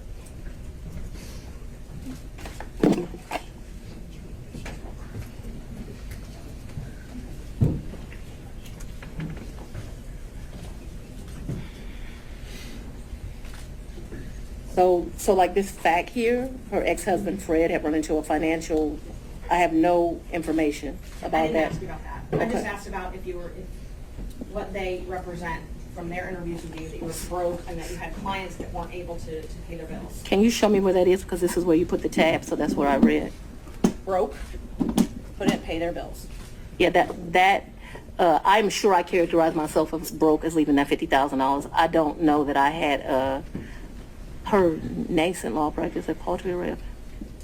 Well, you just I didn't testified have- that it was Ms. lucrative law Merchant. practice. I thought I had a law practice. So this is not correct. I'm sure it's just, I didn't have any asset forfeiture cases. So I had one case where they had took one of my clients' money at the airport. I don't know if that's what I don't know. Paltry rate, I did have family law cases. I guess that's what they're talking about. And clients who couldn't pay their bills ain't clients, so no. So my question was just if this was a fair and accurate representation where it says you were trying to make it month to month at that point in time. No, I don't think that is actually a fair and accurate representation, but I am certain that after the 2018 election, I'm still not really happy about having given up that $50,000. You know when you paid your tax lien? I don't. You don't? Do you know if you paid it? I know I've paid some taxes. I don't know. I don't want to speculate. Did you tell anyone at Fulton County Board of County Commissioners about your relationship with Mr. Wade? No. Did you disclose your relationship to anybody at Fulton County?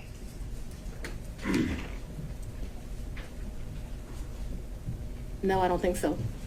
And as the Chief Law Enforcement Officer of Fulton County, I assume that you're familiar with the county code and ordinances? I've said we're not going to cover that in this hearing, Ms. Merchant.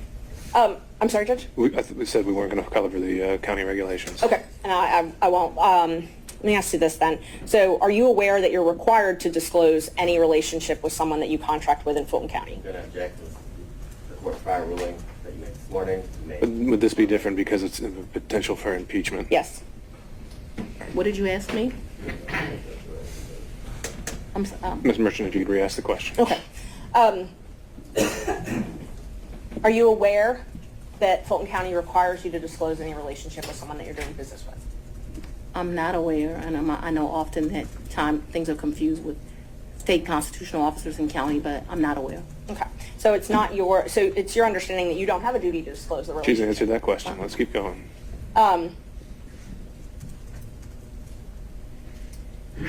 Did you keep track of this cash that you paid him at all? What are you talking? I don't understand. Did you keep track? Did you keep a ledger? Did you keep track of it? So I've only given him cash, as I mentioned, 3 or 4 times. There's no ledger. This is friends handing money off to each other. So the answer is no, you didn't keep And I think track. you've already asked whether there was any written proof whatsoever, and she's Yes. answered that. Okay. So we've covered this. Let's move on.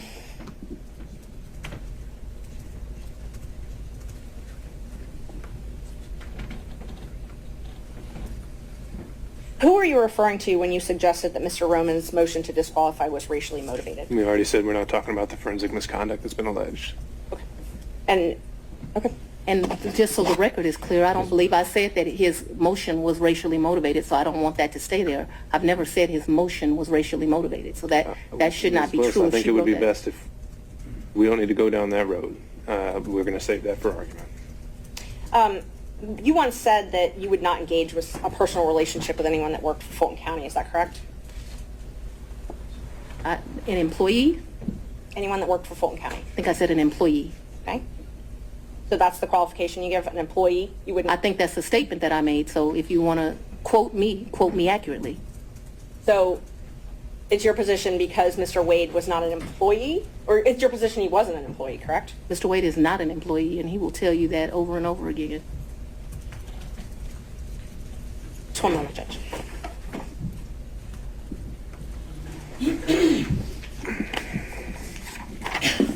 I'm sorry, the statement, just so I make sure I accurately quote you. What you said was you won't sleep with people who work under you. Do you not consider Mr. Wade working under you? I consider Mr. Wade to be an agent. An agent? Yeah, All right. an appointee is what I really think of him as. Your point, whatever merit it has, Ms. Merchant, is on the record. Next question. All right. Do we need any moments in a minute? Mr. Sadow. No, I'm ready to go, Your Honor. All right.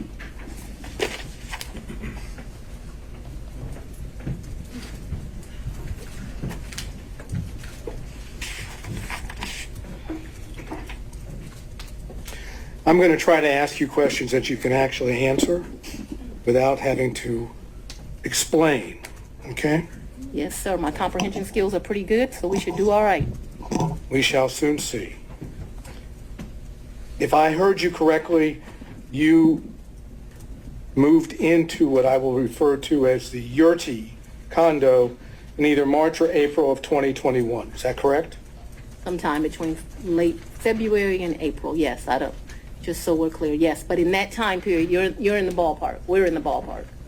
And is that Yurti condo, would you say that it is in Hapeville?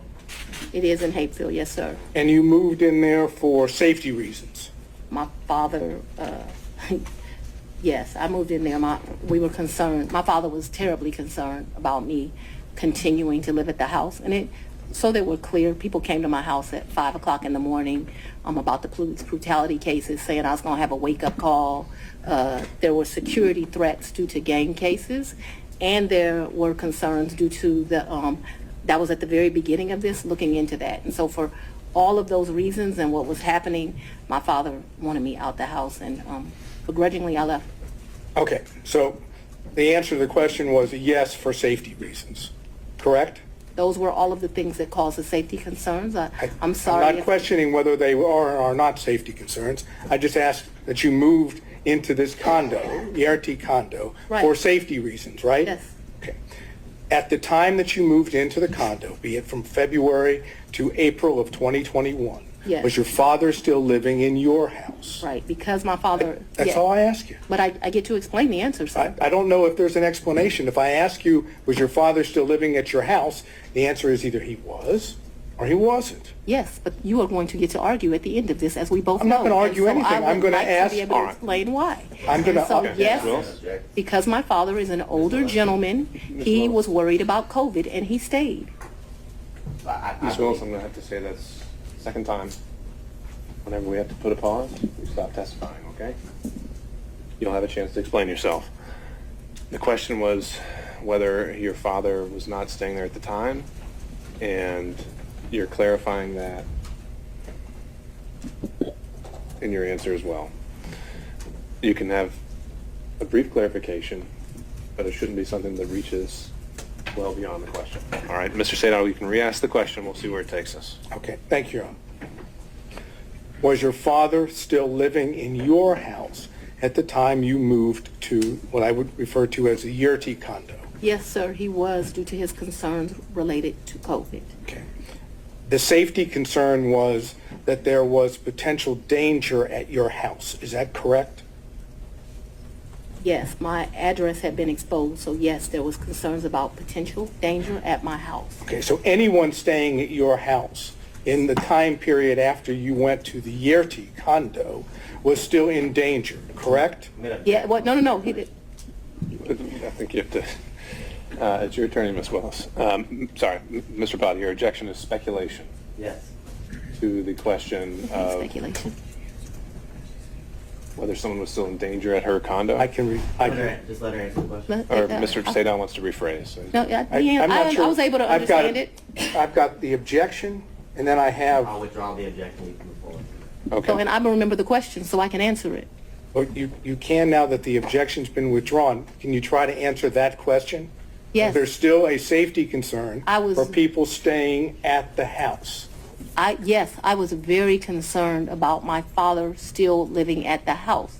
However, if you have dealt with an older gentleman, he was not leaving the house, despite my urging him that I thought he should leave as well. He did not want to leave the house because he was particularly worried at his age about COVID. But that became, I don't want to say, I was not happy with that decision of my father's, but I can't ultimately make him leave, and he stayed there too long, in my opinion.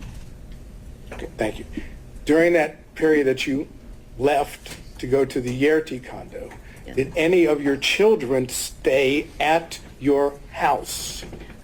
So I don't, I don't think that they were there at that point. Certainly my baby wasn't there. I'm talking about this entire period. We're talking about, if I remember correctly, and you'll correct me, I'm sure, you said that you stayed there at what I would call the Yerty condo until January of 2022, correct? Yes. Okay, so I'm asking you in that period, which would be February to April of 2021 until January of 22, did any of your children stay at your house? And you don't have to yell at me. I'm able to understand. So I would ask you to not yell at me.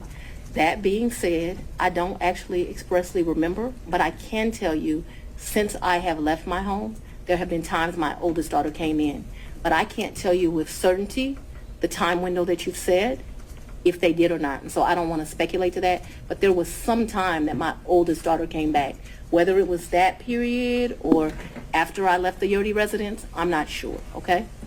Okay, so if I continue to go into more detail on this, you're not going to be able to give me an answer of whether or not, in fact, any of your children were still at the house or stayed at your house during that time period, correct? What I can give you clarity of, so that we are clear, is from the time I moved out in February-ish of 2021, after I left there, there was a time period that my oldest daughter came back.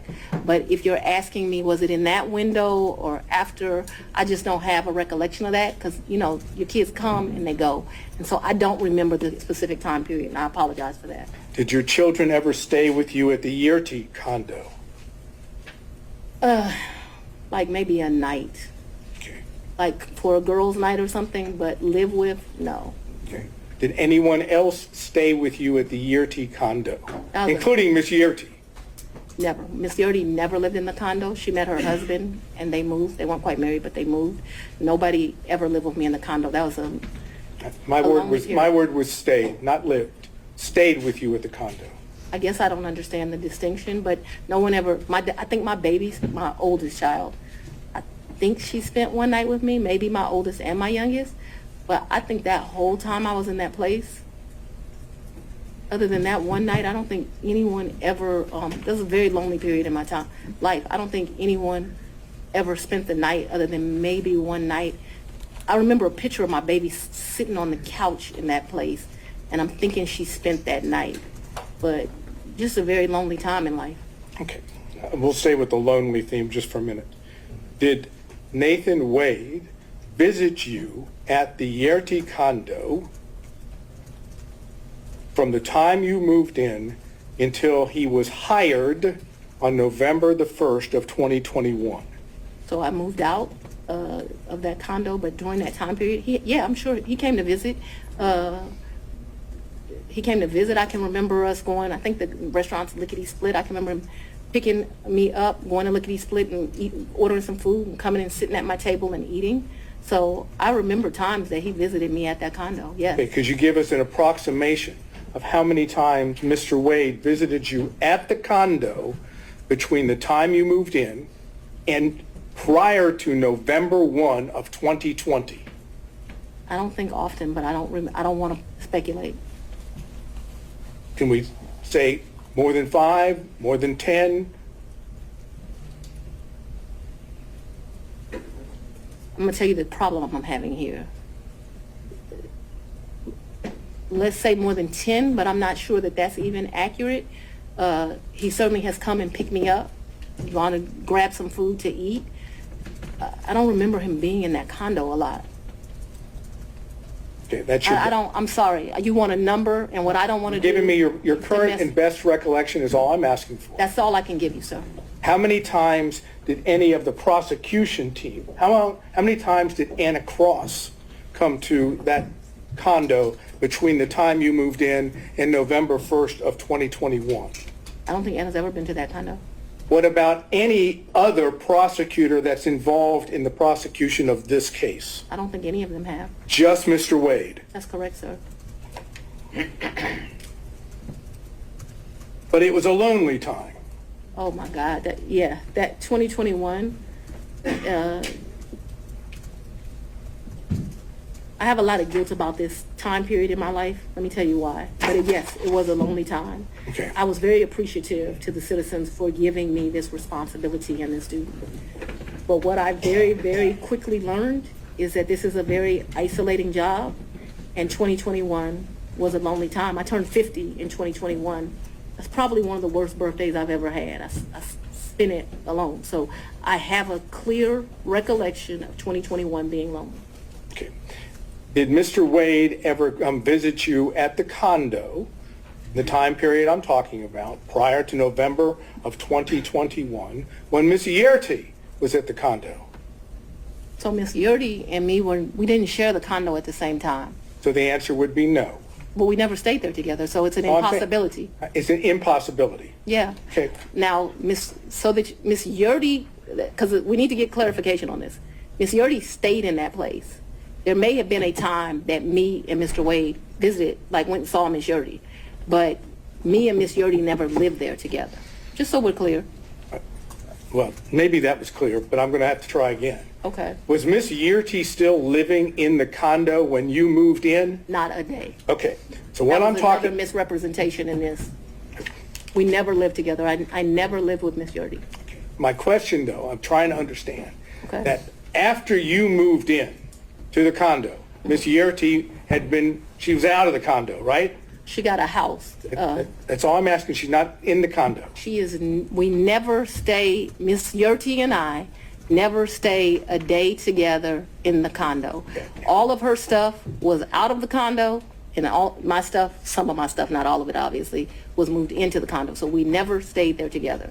No, sir. All right. So when I ask you about Mr. Wade visiting the condo, when Yes. you were staying there, Yes, Miss Yerty wasn't staying there, correct? that would be correct, yes. She wouldn't be at the condo, correct? No, she would not have been. It would be you and Mr. Wade alone at the condo, correct? Yes, That is, there weren't any other witnesses to Mr. Wade and you at the condo, correct? yes. No security, none of your security I detail. would object. She said it was just her and Mr. Wade. You made your point, Mr. Sadow. Let's move on to the next one. Yes, Your Honor.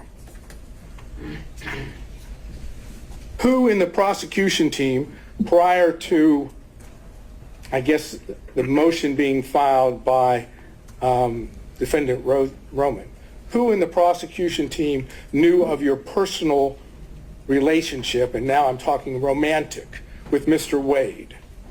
So, sir, I am extremely private. All I ask No, no, is no, who no. knew? It's not, the answer is no one knew, that's fine. No. I ask you who knew. You me just tell answer you it and this. then explain, Ms. Willis. I am very private. When I supervised Mr. Body and Mr. McAfee, they didn't know who I was dating, but I can assure you I was dating somebody. So that I kept something private, that's my private life, is not any mystery to anyone. It's like a woman doesn't have the right to keep her private life private.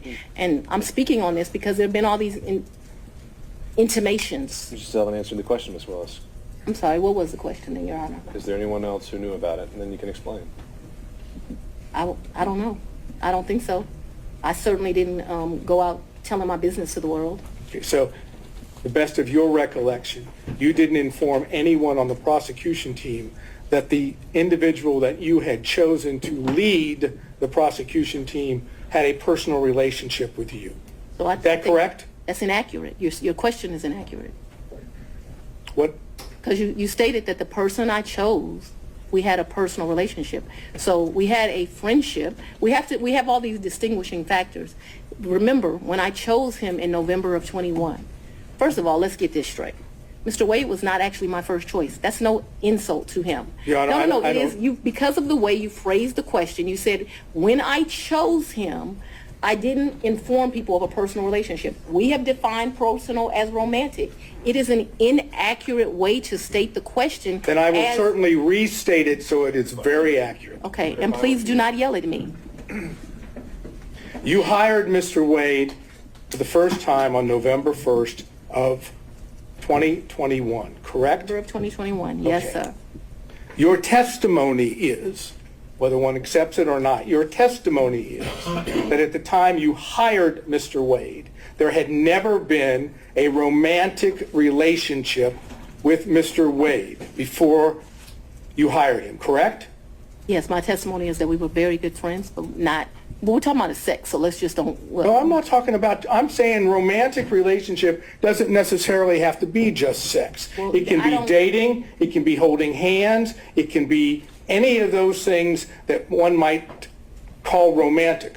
I'm asking you whether or not prior to November 1st of 2021, there was a romantic relationship with Mr. Wade. It's very simple. It's either a yes or a no. I don't consider my relationship with him to be romantic before that. I'm not a hand holder, so no. Okay, that's fine. Now, let's move beyond November 1st of 2020, Yes. 2021, excuse me. If I understand your testimony, there was no romantic relationship with Mr. Wade until early in 2022, whether it be January or February or March, early in 2022, correct? I would say sometime between February and April. Yes, sir. All right. Now I'm asking you about that time period when it became romantic. Yes. Okay? Thank you. Okay. You didn't see the need, if I understand, to tell any of the people on the prosecution team when you had established a romantic relationship with Mr. Wade that the lead prosecutor, that is the man that was basically giving orders to others, was dating or having a romantic relationship with you, correct? I'm going to object to relevance at this point, Your Honor. Just Not say no relevant. relevance. Just to prove or attempting to show that there is an issue on the credibility about the relationship. The failure to have informed anyone on her team that she was having a romantic relationship with the lead prosecutor, I suggest gives rise to that inference. That's the relevance. The inference that The inference that they were concealing this because it was not as it's been characterized to the court, and that in fact it started earlier than what they say. all right, overruled. Mr. Sadow. I just want to make sure that we're clear. From at least 2020, me and Mr. Wade were friends. At least that time period. Okay, I'm not talking Okay, about... so no, I want to be clear because my credibility is being evaluated here, right? We were friends. We hung out prior to November of 2021. In November of 2021, I hired him. I do not consider our relationship to have become romantic until early of 2022. Because I don't know a date and time, I'm saying sometime between February and April of 2022, and very early April of 2022, because I know that trip that I discussed with you was like the first week of 2022, that the relationship had become romantic. I hope that answered your question, but I can't have it where, we're saying something differently. All right, so you've established the timeline as you put it. The question originally was, at that time, did you tell any other prosecutors on the prosecution? I never tell people at work who I'm dating. All right, Mr. Sadow. Okay. Did you take any trips to D.C. with Mr. Wade? Never. Did you take, okay, so you have no, what I would call personal trips or business trips to D.C. with Mr. Wade? I never went to D.C. with Mr. Wade, personal, business, otherwise, never. Okay, so, I've never been in the District of Columbia with Mr. Wade, or Maryland, Virginia, the DMV as they call it. so as I understand it, just to be clear, any trips that you would have taken to see D.C. That was, would not, that was a pretty clear answer. huh? That was a pretty clear answer. Asked him to answer She just said no. twice. So do you have a variation or something new to bring up? I'll ask it and we'll see. Did you take trips to D.C. that were non-business during the time period that this case or this matter was under investigation? I'm going to object as to relevance as it relates to the matter that we're here before Your Honor. Well, again, the question already asked is, did you take personal or business trips? She said, But that was with Personal Mr. or Wade. business? That was with Mr. Wade. This I asked her alone whether she took. okay. What's the relevance? And what would be the relevance of that? I'm trying to understand whether or not we have an ability to show a personal trip in which Mr. Wade is there at the same time. I understand her answer, okay? I understand her answer, but we have documents, we have records that... Your Honor, I'm going to object to the documents, the things that Well, this could be something that's maybe not part of the record yet, but if he has I think there have been other things discussed in this case, and they have evidence that Mr. Wade may have been in D.C. at the same time. If you want to ask about that exact specific date, Mr. Sadon, you can do that. I would just reference to the court that that was not asked of Mr. Wade, anything about any trips to DC. Sure. And so that's going to limit its merit and impact on credibility. So, Mr. Sadon, ask the question. So, I understand your testimony is you never took a trip to D.C. with Mr. Wade. That's correct. Personal or business. that's correct. Were you ever in D.C. at the same time as Mr. Wade? I was not. On personal or business? No, me and Mr. Wade have not been to D.C. at the same time. However, since Mr. Wade has been on this case, he's been to D.C. Since Mr. Wade has been on to this case, I've been to D.C. What has not happened is we have not been in the District of Columbia at the same time. Now, the only thing I'm not sure about with what you asked me is if I've been to D.C. personally, because I got a lot of personal friends in that area. But I know that I have been to D.C. I did an interview at Howard University. I went to D.C. for that. Seems like I've been to D.C. one other time. Oh, I went to D.C. for the Global Summit. Actually, yeah, those were two separate trips. My next question is based on her opening the door, and therefore I'll just ask it, and Your Honor can decide whether or not it's appropriate. When you went to D.C., did you go to the White House? I did not go to the White House. No, well, Apparently, I'm going to get the answer anyhow. there you have it. Next question. Okay. You indicated your best recollection was that your relationship with Mr. Wade, the romantic relationship, ended, you left it in August of 2023. That sound right? That's the hard conversation. That's not the... We've covered this. Next question. And you characterized it as a tough conversation, correct? Yes. Okay. I'm not going to get into the conversation per You se. should. Well, if he doesn't want to, we won't go there. So, Mr. Sadon, next question. You know, it's kind of hard to say no when you've got that opportunity. But all I'm going to say is, was it pre-indictment in this case?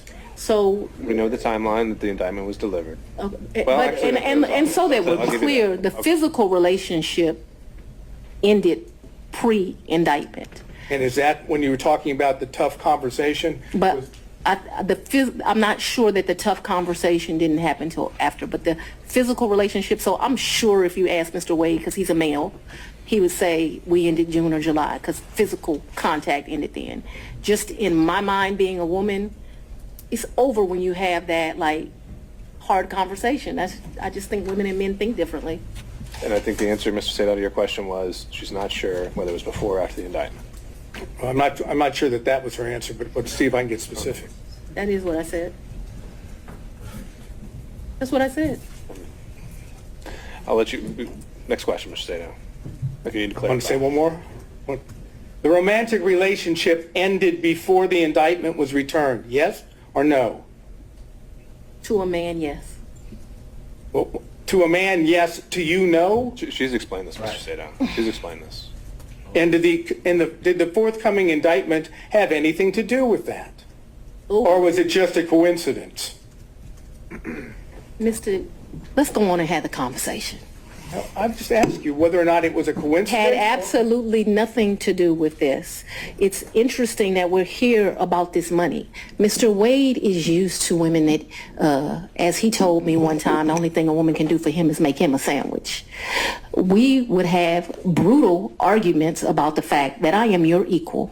I don't need anything from a man. A man is not a plan. A man is a companion.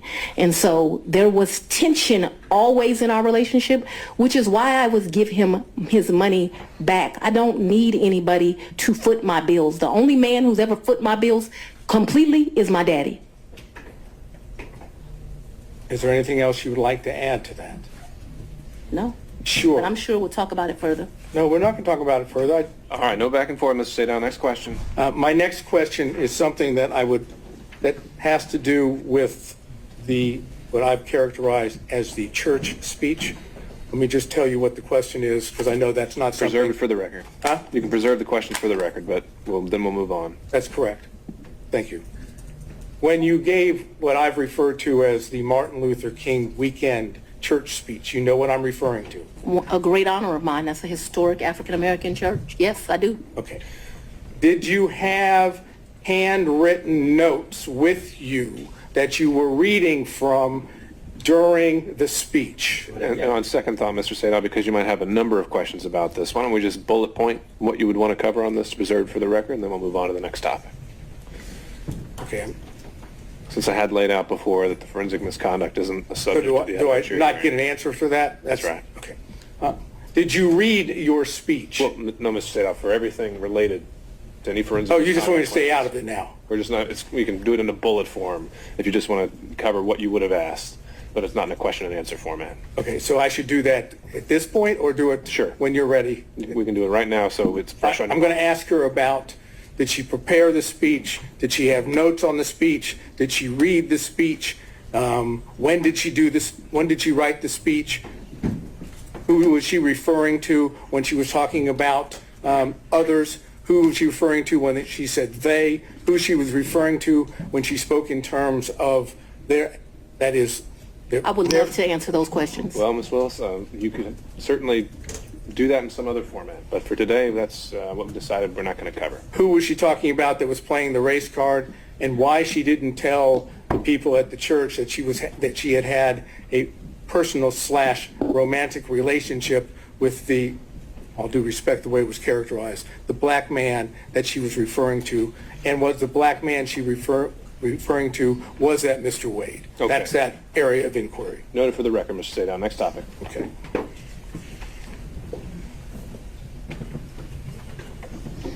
I realize that you've testified that you have no records that with regard to cash payments, Yes. correct?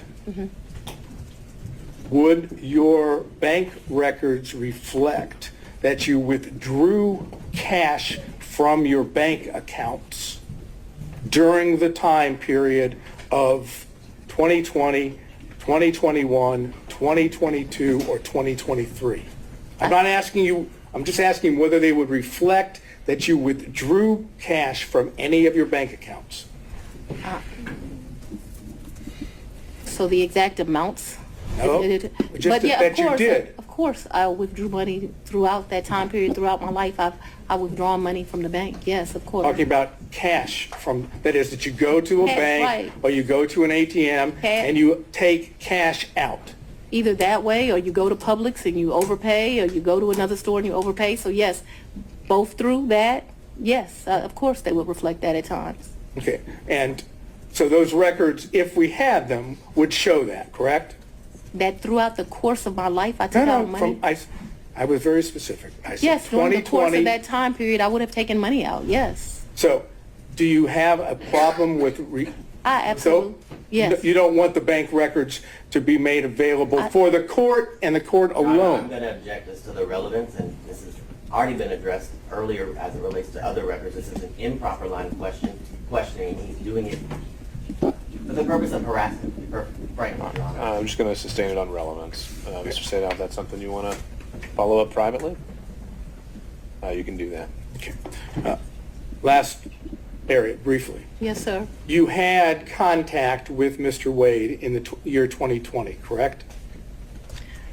Ooh, I had some contact with Mr. Wade. Would you explain when you say some contact? Please tell us, talking about 2020. I had some contact with Mr. Wade in 2020. One of the reasons your allegations are so preposterous, or Ms. Merchants that you have joined, is... Ma'am, No, no, I no, didn't no, ask you about the allegations. I asked you about your contact. That's all I ask you, okay? I appreciate that you want to say something, but I'm interested in, did you have contacts with Mr. Wade in 2020? And your answer so far has been yes, correct? very limited contact because Mr. Wade had a form of cancer that makes your allegations somewhat ridiculous. And I do appreciate the I'm not going to characterization. emasculate a black man, but I'm just telling you. I'm that sorry, what? I'm not going to emasculate a black man. Did you understand that? All right, Well, I don't let's think we get should back on discuss track. further. Mr. Sadow, next question. Trying to, Your Honor. Would you tell us on the occasions in 2020 that you had contact with Mr. Wade? I'm sorry, I thought I had answered that. Yes, sir, there were times in 2020 I had contact, but 2020 was a year I was running for office. It was a year that he was going through some serious medical issues, and I did not have much contact, but I certainly had contact with him in 2020. Did you It go wasn't- out to eat with him? Maybe, probably. Did you visit him in any location, his office, or did he visit you in your office in 2020? I am sure I'm sure, ooh, that's a very good question. I'm sure he came to 750 in 2020. 750 is, Was my office. okay. Not often, but maybe once or twice. Maybe I went to his office once or twice, but maybe once. And the purpose for going to his office would have been what? Maybe we would have went to Mellow Mushrooms for pizza, or maybe he would have come for lunch. I'm sure we went by each other's office though, but not often, not a lot. We both grinding, trying to make a But living. wait, I understand what you've said about the cancer, and I'm not going into that. But when you were going out with him to restaurants, or when he would come to your office, right? Those were not sterile environments, were they? Oh, very sterile, because it The was, restaurants were sterile environments? a lot of times we wouldn't eat there. We would pick up something and go in, but they were, you're I'm listening to you. You pick up and take it to where? maybe eat at our office, but it did not happen much. That's what I'm trying to explain to you. And my office in 2020, nobody was coming in. I was stir crazy, so I would still go into my office. If you remember, when I started this, I said, I am not even sure if we came to each other's offices, but I am trying to be over cautious. So I think I can recall him at 750 a couple of times. I just think I can recall him at 750 once, but let's say twice. I have seen his office. I remember all the awards in the lobby, but I'm not sure in 2020 I went. I'm not even sure I went in 2020 at all. I just want to tell you yes, because I'm not sure. But I have a distinct recollection of him at 750. I actually don't have a distinct recollection of me at his office in 2020. But maybe I went to his office in 2020. Maybe. Did you have ongoing phone conversations during 2020 with Mr. Wade? Oh, yeah, I talked to, yes, absolutely. Yes, Yes, no question about that. no question. I talked to him on the phone in 2020. I understood, and this is, maybe I was confused. The Belize trip was for His 50th birthday. his 50th birthday, and that was in March. He turned 50 March 18th of 2023. If you look at the dates of the trip, I think we were there about 6 days. We stayed at 2 different locations. and So- you paid for it. 100%. He said, not only, I paid for the hotel, I paid for the flights, I had a birthday luncheon for him, I paid for massages, I paid for everything. And would those payments be reflected on your I paid credit for card? the cash. You paid them in cash? Cabs. I was telling you all the different things. I paid. And I'm asking you whether or not those payments would be reflected on credit card bills of yours. So there was about $500 that I think is reflected on a debit card. What my recollection is, I took about $4 in cash with me to that. 400 or 4,000? 4,000. But I remember I handed him 2,500, and then the rest was just the money we spent. I probably gave $300 or $400 to this guy who was a taxi driver. He would drive us every day around the 2 or 3 days we went. Took him to eat like it was my trip money.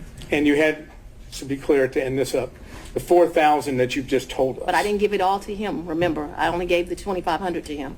I didn't ask you that. I was going to ask you that 4,000 is part of your, my words, cash hoard that you had collected over time. Cash what? Hoard, H-O-R-D-E. Oh, I thought you said something different, sir.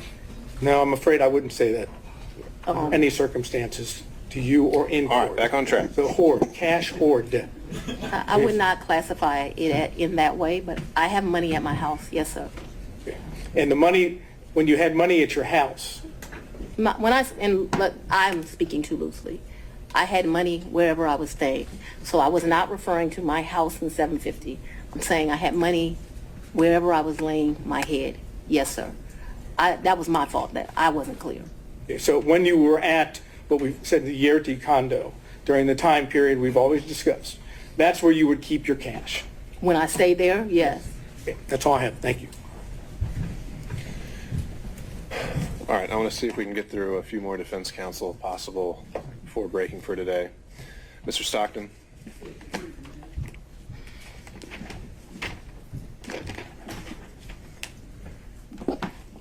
Madam District Attorney, I'm Alan Stocks, and I don't think we've had the pleasure of meeting. It's a pleasure to meet you, sir. Madam DA, you described these various trips, and Mr. Sadow asked you about going to Washington. Did you and Mr. Wade go to New York? I've gone to New York. I've gone to New York twice since I've been district attorney. I'm trying to think if it's 2 or 3 times. I went to do a domestic violence thing there for sure, and I was honored, and I went to the Apollo there. Those are the only 2 trips that come to mind. I went. He was not with me. You also said that he was a world traveler and had been on many of the continents. I've been to 6. Have you been on any of those continents with him? Besides this one?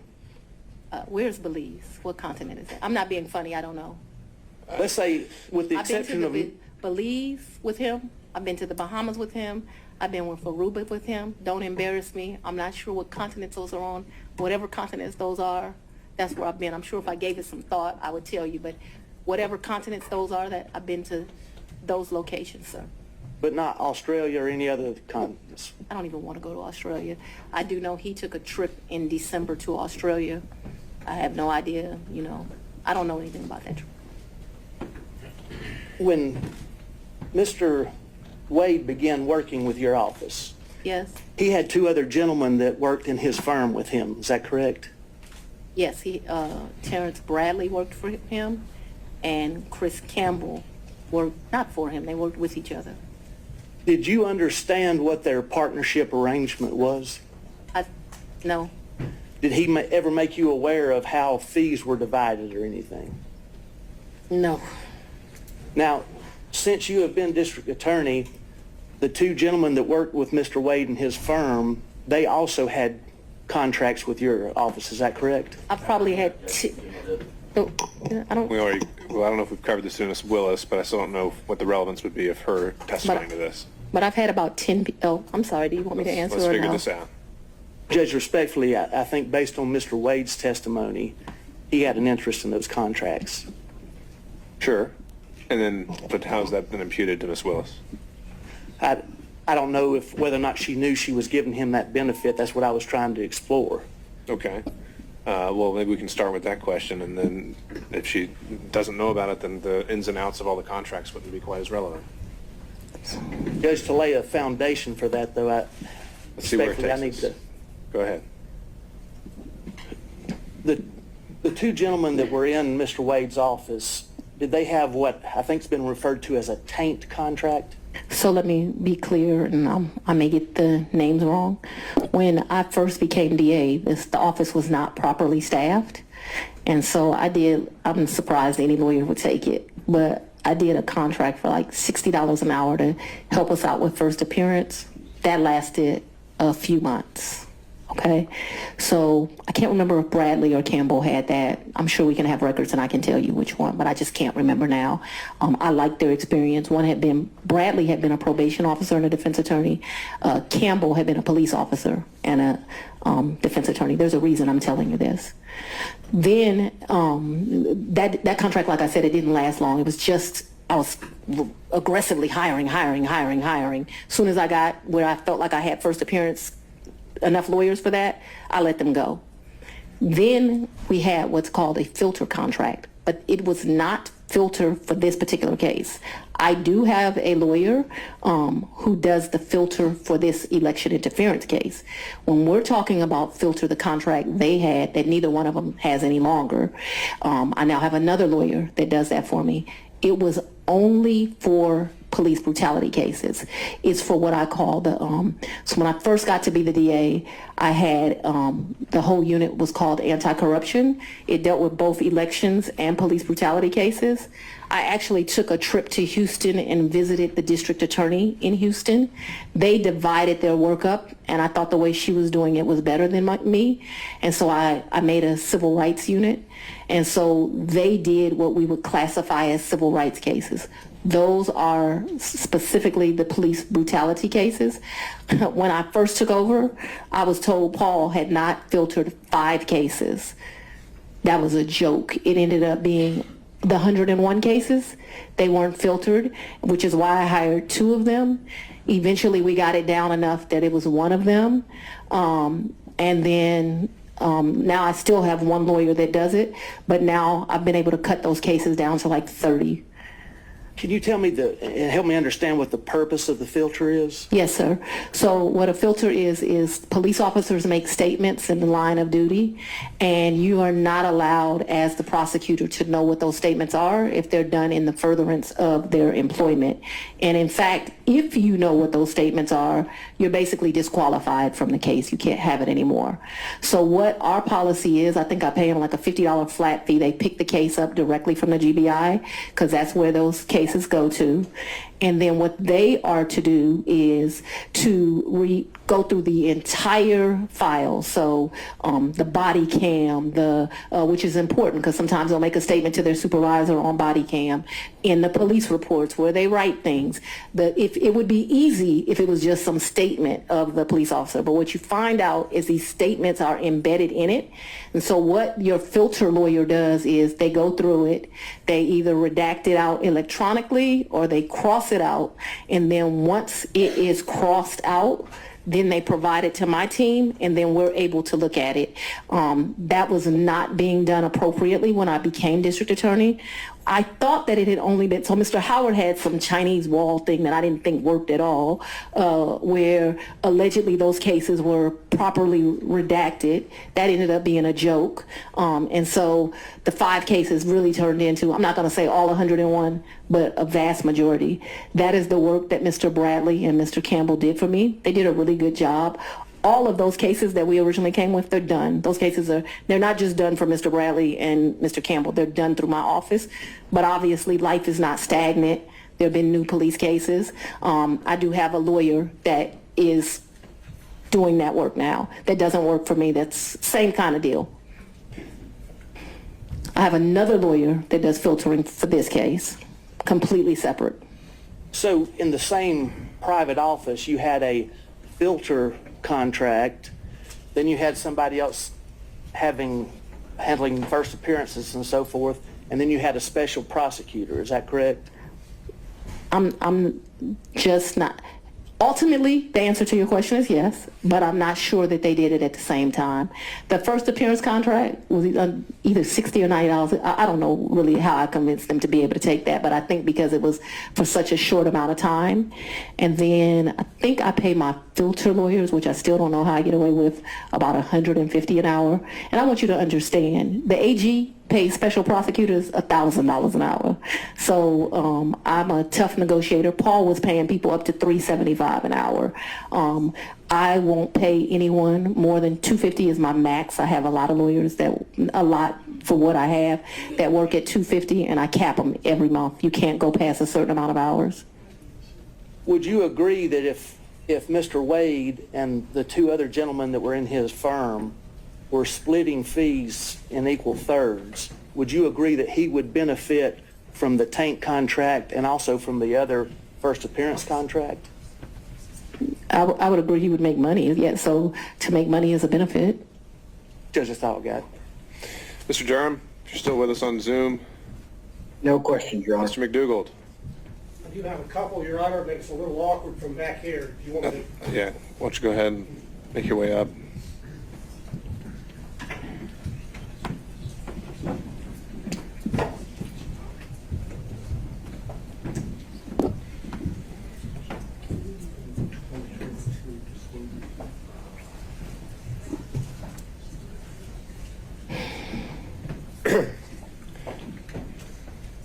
Good afternoon, Ms. Willis. How you doing? I'm very well. How are you, Mr. McDougall? I think this is our first in-person meeting, correct? Second. Second? Well, I apologize for not remembering you more clear. That's quite all right. I'm referring now to exhibit number 21, Yes, sir.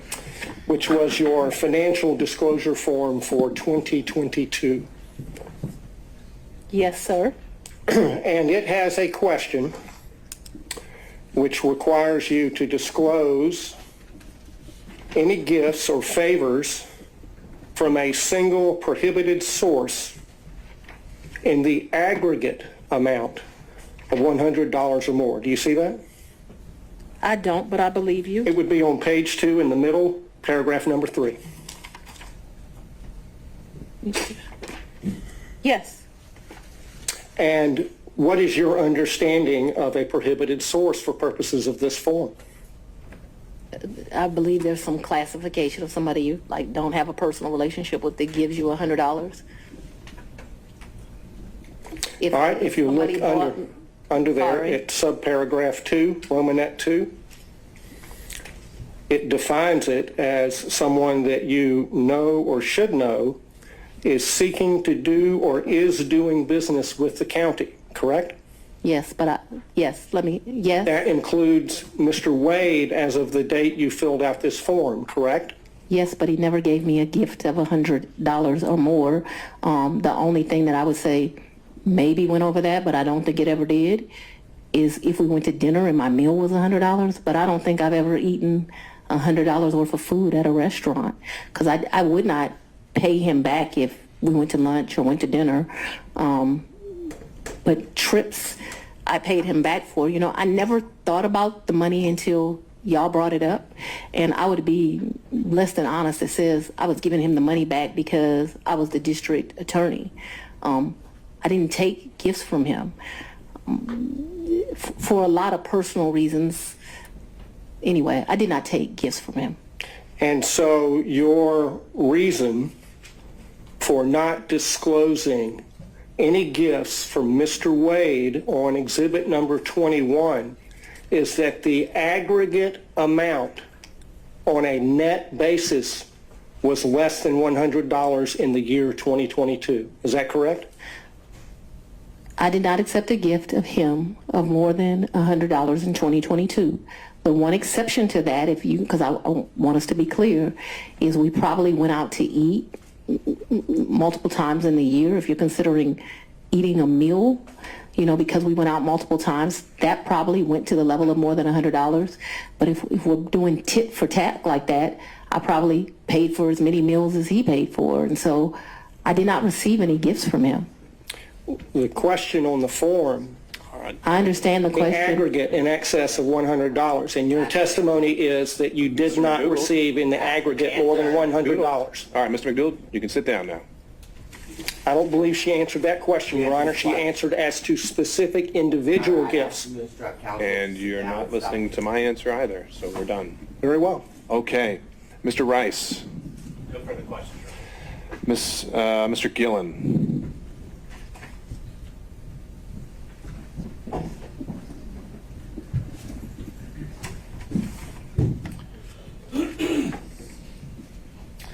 Good afternoon. Good afternoon, sir. A few questions here. I want to, you saw the book here, Find Me the Votes. That was shown to you, correct? Yes, sir. Your Honor, I would like to just tender this as an exhibit, number 22. Is that your copy? It is, All right. What exhibit is that going to be? 22. All right. I'm making the Is that evidentiary contribution here to this. Now, well? I guess Says the- you're tendering it. Is it with position of the state? I'm going to object just to the relevance at this point. There's no relevance at this point. Mr. Gillen, are you using this to confront her repeat? with prior statements? yes, Your Honor, and statements that she made concerning her financial situation and laying the foundation for that, and that she gave these interviews to the authors, and so this would document that, and we ask her, get this in the record, ask her questions about it. Well, we could mark it for impeachment purposes. I'm a little wary of entering an entire 300-page book because I don't know exactly what every single line, if it would pass hearsay or relevance or et cetera, et cetera. But I don't think it needs to be admitted as an actual evidence for the record for you to do what you need to do with it. So Well, Your Honor, I understand. I just would, it's marked as again, Exhibit 22, and we'll move from there. thank you, Your Honor. Now, you were asked a little bit about this book before, correct? I think Mrs. Merchant. Ms. Merchant did. Asked me some questions, yes. And you gave about 6 interviews to the authors of this book in the sit-down? No, sir. You didn't? And No. Was it, She answered how many interviews she gave, in her opinion. how many, in your opinion, do you believe you gave, and how long did they last? 2 to 3, maybe 20, 30 minutes. So your testimony is at most, you think that you gave maybe an hour to an hour and a half's interview to the authors of this book? Oh, you mean in total? In total, yeah. Maybe, yeah. Anywhere between, definitely not more than 2-ish hours. Okay. But you also were telling, when they were, the title of the book, of course, is A Hard-Charging Georgia Prosecutor, a Rogue President, and the Plot to Steal American Election. You've seen I had, that. Why is the title of the book relevant, sir? and I had no, And then I'm going to ask her whether or not that was the theme that they gave her when they talked with her. Objection. What the thing gave her, what do you mean by that? Well, because they were sat down and they told her why they were there to interview her. And why does that matter? Well, I think it matters because it shows, but they want her to give her version of what her life story is. This is almost a life story of her. So that's why it's relevant. But if the court thinks it's not, then No, it could be relevant to your issue of the forensic misconduct that has been alleged, and maybe some of the motives at play when it comes to forensic misconduct, but I'm not seeing, again, what we're here for today was the relationship and or any financial elements of it. correct. Well, I think it clearly relevant to the forensic misconduct, also relevant to the personal interest in terms of the finances. Let me. I didn't make 10 cents off that book.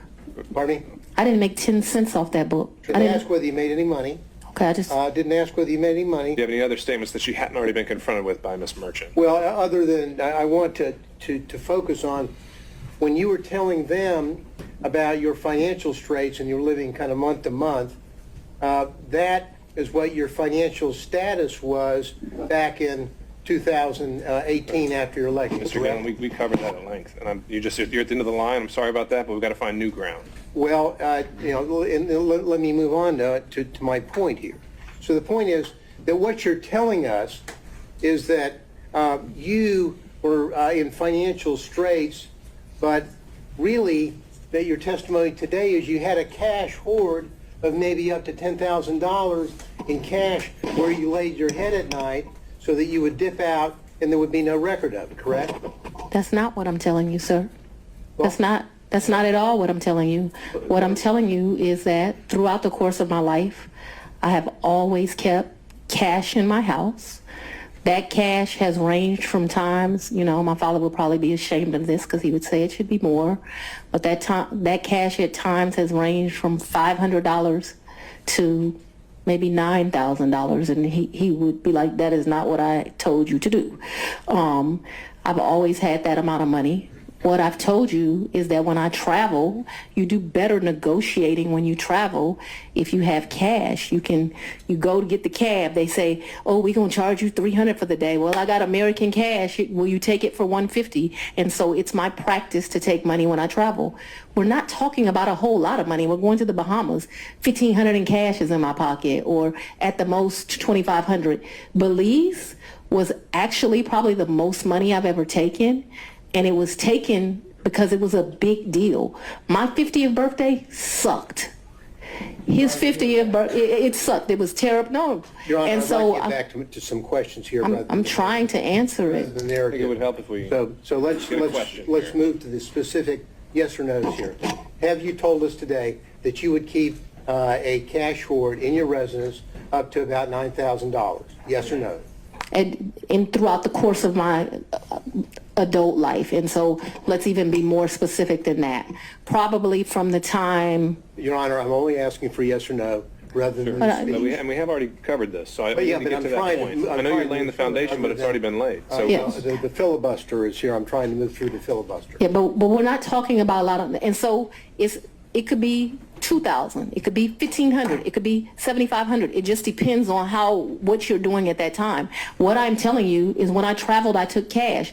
I find that when you travel, especially to foreign countries, the American dollar does well, and it's good to have cash. You can negotiate with the taxi driver, with the jet skis, and it's not a lot of money we're talking about. Your Honor, Okay, we understood, need Ms. to, Willis. we need Let's to get cut to it. off the Let's get to a narrative question, Mr. Gillen. And so you have cash in your house, but you had a lien, a tax lien on your property, is that right? I don't believe I had a tax lien on my property. You didn't have a tax lien on your property? You gotta talk up louder, Mr. Hunt. Cumulative, Your Honor. Okay, we already covered that, Mr. Gillen. I need new ground here. I'm asking the question of, I'm trying to figure out how someone can have a tax lien, Then ask that question.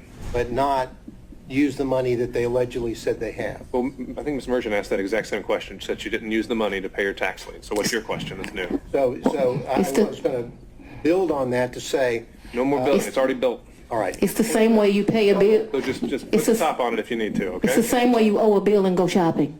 well, now, have you ever used, did you say earlier that you used Cash App? When I would pay Robin Bryant, I used Cash App. What is Cash App for the record? I don't need to know that for the record. Let's keep going. Well, so if you're paying Robin with Cash App, why aren't you paying, allegedly paying Mr.? There's no alleged here. Why aren't you paying allegedly Mr. Wade with Cash App? I don't think Mr. Wade does Cash App. Did you ask him? I think he's told me he doesn't do Cash App. Okay, so that's the reason why you didn't use Cash App, He's sitting next to me. I hand him the money. because there would be a record in Cash App of your making payments, correct? Yes, Correct. but I didn't think that I was making a record in a personal relationship. Because when you're filing your, and I know that I'm going to move into this financial statement here, you were asked just a second ago about your non-disclosure form, or your disclosure form of an Exhibit 21, where we agree that Mr. Wade is a prohibited source, correct? What I agree to is I don't believe he's giving me gifts. You would like to classify these trips as gifts, but I've always paid my fair share on these trips, so I did not look at them as gifts. I don't think that what this is disclosing, and they can tell me if they mean something different, I don't think it means that if you go to dinner with somebody over the course of a year and it gets to 100, you're supposed to report it. If my understanding of that is wrong, I've probably been to lunches with a couple of people that over the course of a year they paid, I paid. Let me, prohibited source means, We already went over this, Mr. Gillen. Mr. McDougall. well, Your Honor, I have to lay the foundation here before I can follow up with my next question. I don't know why you can't. You have to. Well, It's already, the okay, questions have been made. Then, your 2022 disclosure form did not list any of the thousands and thousands of dollars that Mr. Wade paid for on trips that you were on. Objection. Isn't that correct? That's because Mr. Wade was paid that money back, or he was paid due to the fact that I bought the plane ticket or I paid for the hotel. There were never money that he gave me. That wasn't the nature of our relationship. You know, there's so many men, and Mr. Wade is one of them, where the nature of the relationship is they're just paying a woman. The nature of our relationship is companionship and friendship. Despite the way people would like to paint certain women, it's just not true. Final question. And not a single solitary documentary piece of evidence showing that you have withdrawn the cash to pay him All back. right. Thank you, Isn't Mr. that- Gillen. That's not accurate. Thank you. Okay, Mr. McCullough, on behalf of Mr. Floyd. All right, and Mr. Cromwell on behalf of Ms. Latham. Great thing about coming last is most of your questions. I had one question, Ms. Willis. Can you hear me? Yes, sir. In the time period between February of 2021 and January of 2022, while you were staying at the Yurdi condo, did your father ever come and visit you during that time period at the Yurdi condo? He did not. That's all I have. Thank you, Your Honor. All right, Ms. Cross, I would imagine you have a number of topics to cover with Ms. Willis that'll take more than 10 to 15 minutes. I did. Okay. Then I think we've reached a stopping point for today. And so, Ms. Willis, I'd ask if you could step down now. And I'd also remind you that you're not to discuss your testimony or that of any other witness until tomorrow morning. Be back here, and we'll begin again at 9 a.m. 9 a.m.? We'll do 9 a.m. this time tomorrow. Before we recess for today, I want to check in on logistics, and I'll ask Ms. Merchant, once the testimony of Ms. Willis is concluded, how many other witnesses do you anticipate calling?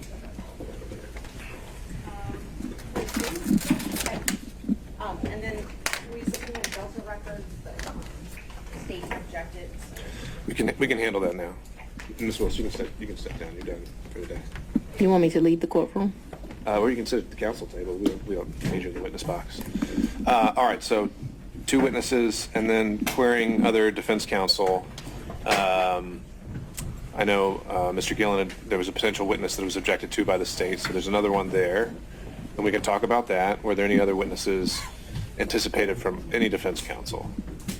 All right, seeing no show of hands, and then Ms. Cross, any witnesses on your behalf? I expect so, Your Honor, and I expect that to take 4 to 5 hours.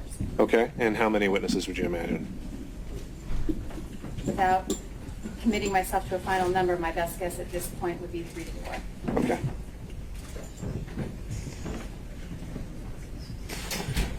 All right. We know who, I mean, I gave them our witnesses. I know we're supposed to give witnesses for an evidentiary hearing. I'm guessing that one is John Floyd, but I don't know anything else. All right. No, I understand, Ms. Merchant. However, I don't think at this point there's any statutory requirement. We have the standing order that, for expert witnesses, and if state doesn't want to extend that courtesy, then I think you're stuck with it. All right? I'm certainly happy to represent that Mr. Floyd will be a witness, that the other witnesses will be impeaching of Ms. Yearty. Okay.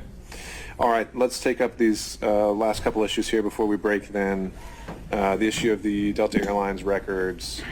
The motion to quash was filed by the state on behalf of Ms. Willis, I believe. I didn't file a motion, Your Honor. Oh, excuse me. But my representation was that I just got notice of them, I think it was yesterday. Okay. And so now that I've had the review of them, I object to the general fishing expeditions. I've introduced a new record today that was from Delta. To my knowledge, that there's going to be no further new production in the Delta records. I don't want to burden the court with anything. If the court wants to take a look at it and see if there's anything different than that, I don't have an objection. I don't like the idea that we're just looking for anything. And I don't want to put an obligation on the court, but I'm happy to agree to an in-camera if that's something the court's interested in. And so, Ms. Merchant, I take it... Tomorrow 5 points. All right, so, Ms. Merchant, I take it the purpose of this subpoena... Martin Luther King Jr. Drive Southwest. I'm going to need you to step out. Onto Peachtree Street. Step out, ma'am. Judge, the purpose is to show travel records. Right. Is it because you suspect there are other travel records, or just you think there might be something else in there? It's, well, one is to prove some of the travel records that they traveled together. And so we have no problem, like I told the state, putting them in camera. I don't even do. I mean, what I'm saying is if we've heard about the trips today in detail. Is there anything else that's in these records that you're saying is going to prove some additional trip, or is it just further corroborating what really is kind of uncontested at this point? There may be some additional trips. But you don't know of any specifically. You No, just think I there have might not be gotten any. this back. Okay. All right. Well, then let's continue with that. Then, if you want to send them or instruct Delta to send them to us in chambers, we'll take a look. And I think essentially, if there's, you can tell us, Ms. Merchant, what you think we should be looking for and what you think is relevant, and we'll do that. Thank you. Okay. All right. And then when it comes to Mr. Schaefer's witness, there was an issue raised about this kind of being a summary versus an expert witness, and so I reviewed the motions, and I think there was the essentially kind of the summary document that Mr. Gillen's witness would, the sole purpose of this witness to introduce. Was there something about, I don't know whether it's from Mr. Abadi or Ms. Cross, was there something about this attachment substantively that you think is inaccurate, or is it literally just a summary document? I can't tell. Because the documents to support it were on a thumb drive, and there's tens of thousands of those documents, and so I don't know whether that is accurate or not. I can point to some characterizations on it that I would quibble with. Sure. I think the result is wrong, but I just can't agree to include the documents or someone testifying from the documents that I just can't verify. It may well be that there isn't anything ultimately, but I can't represent that and I can't agree. The document itself isn't authored or identified as being authored by any particular person. Okay, give me a second while I pull it back out. Thank you. So what I was provided by Mr. Gillen is a 3-page document. It starts with a timeline, usually dates, events, and sources. Ends with an Excel sheet with some more figures. And Mr. Gillen, what do you have to say on this? What we would intend to call Bill Sawinski as a summary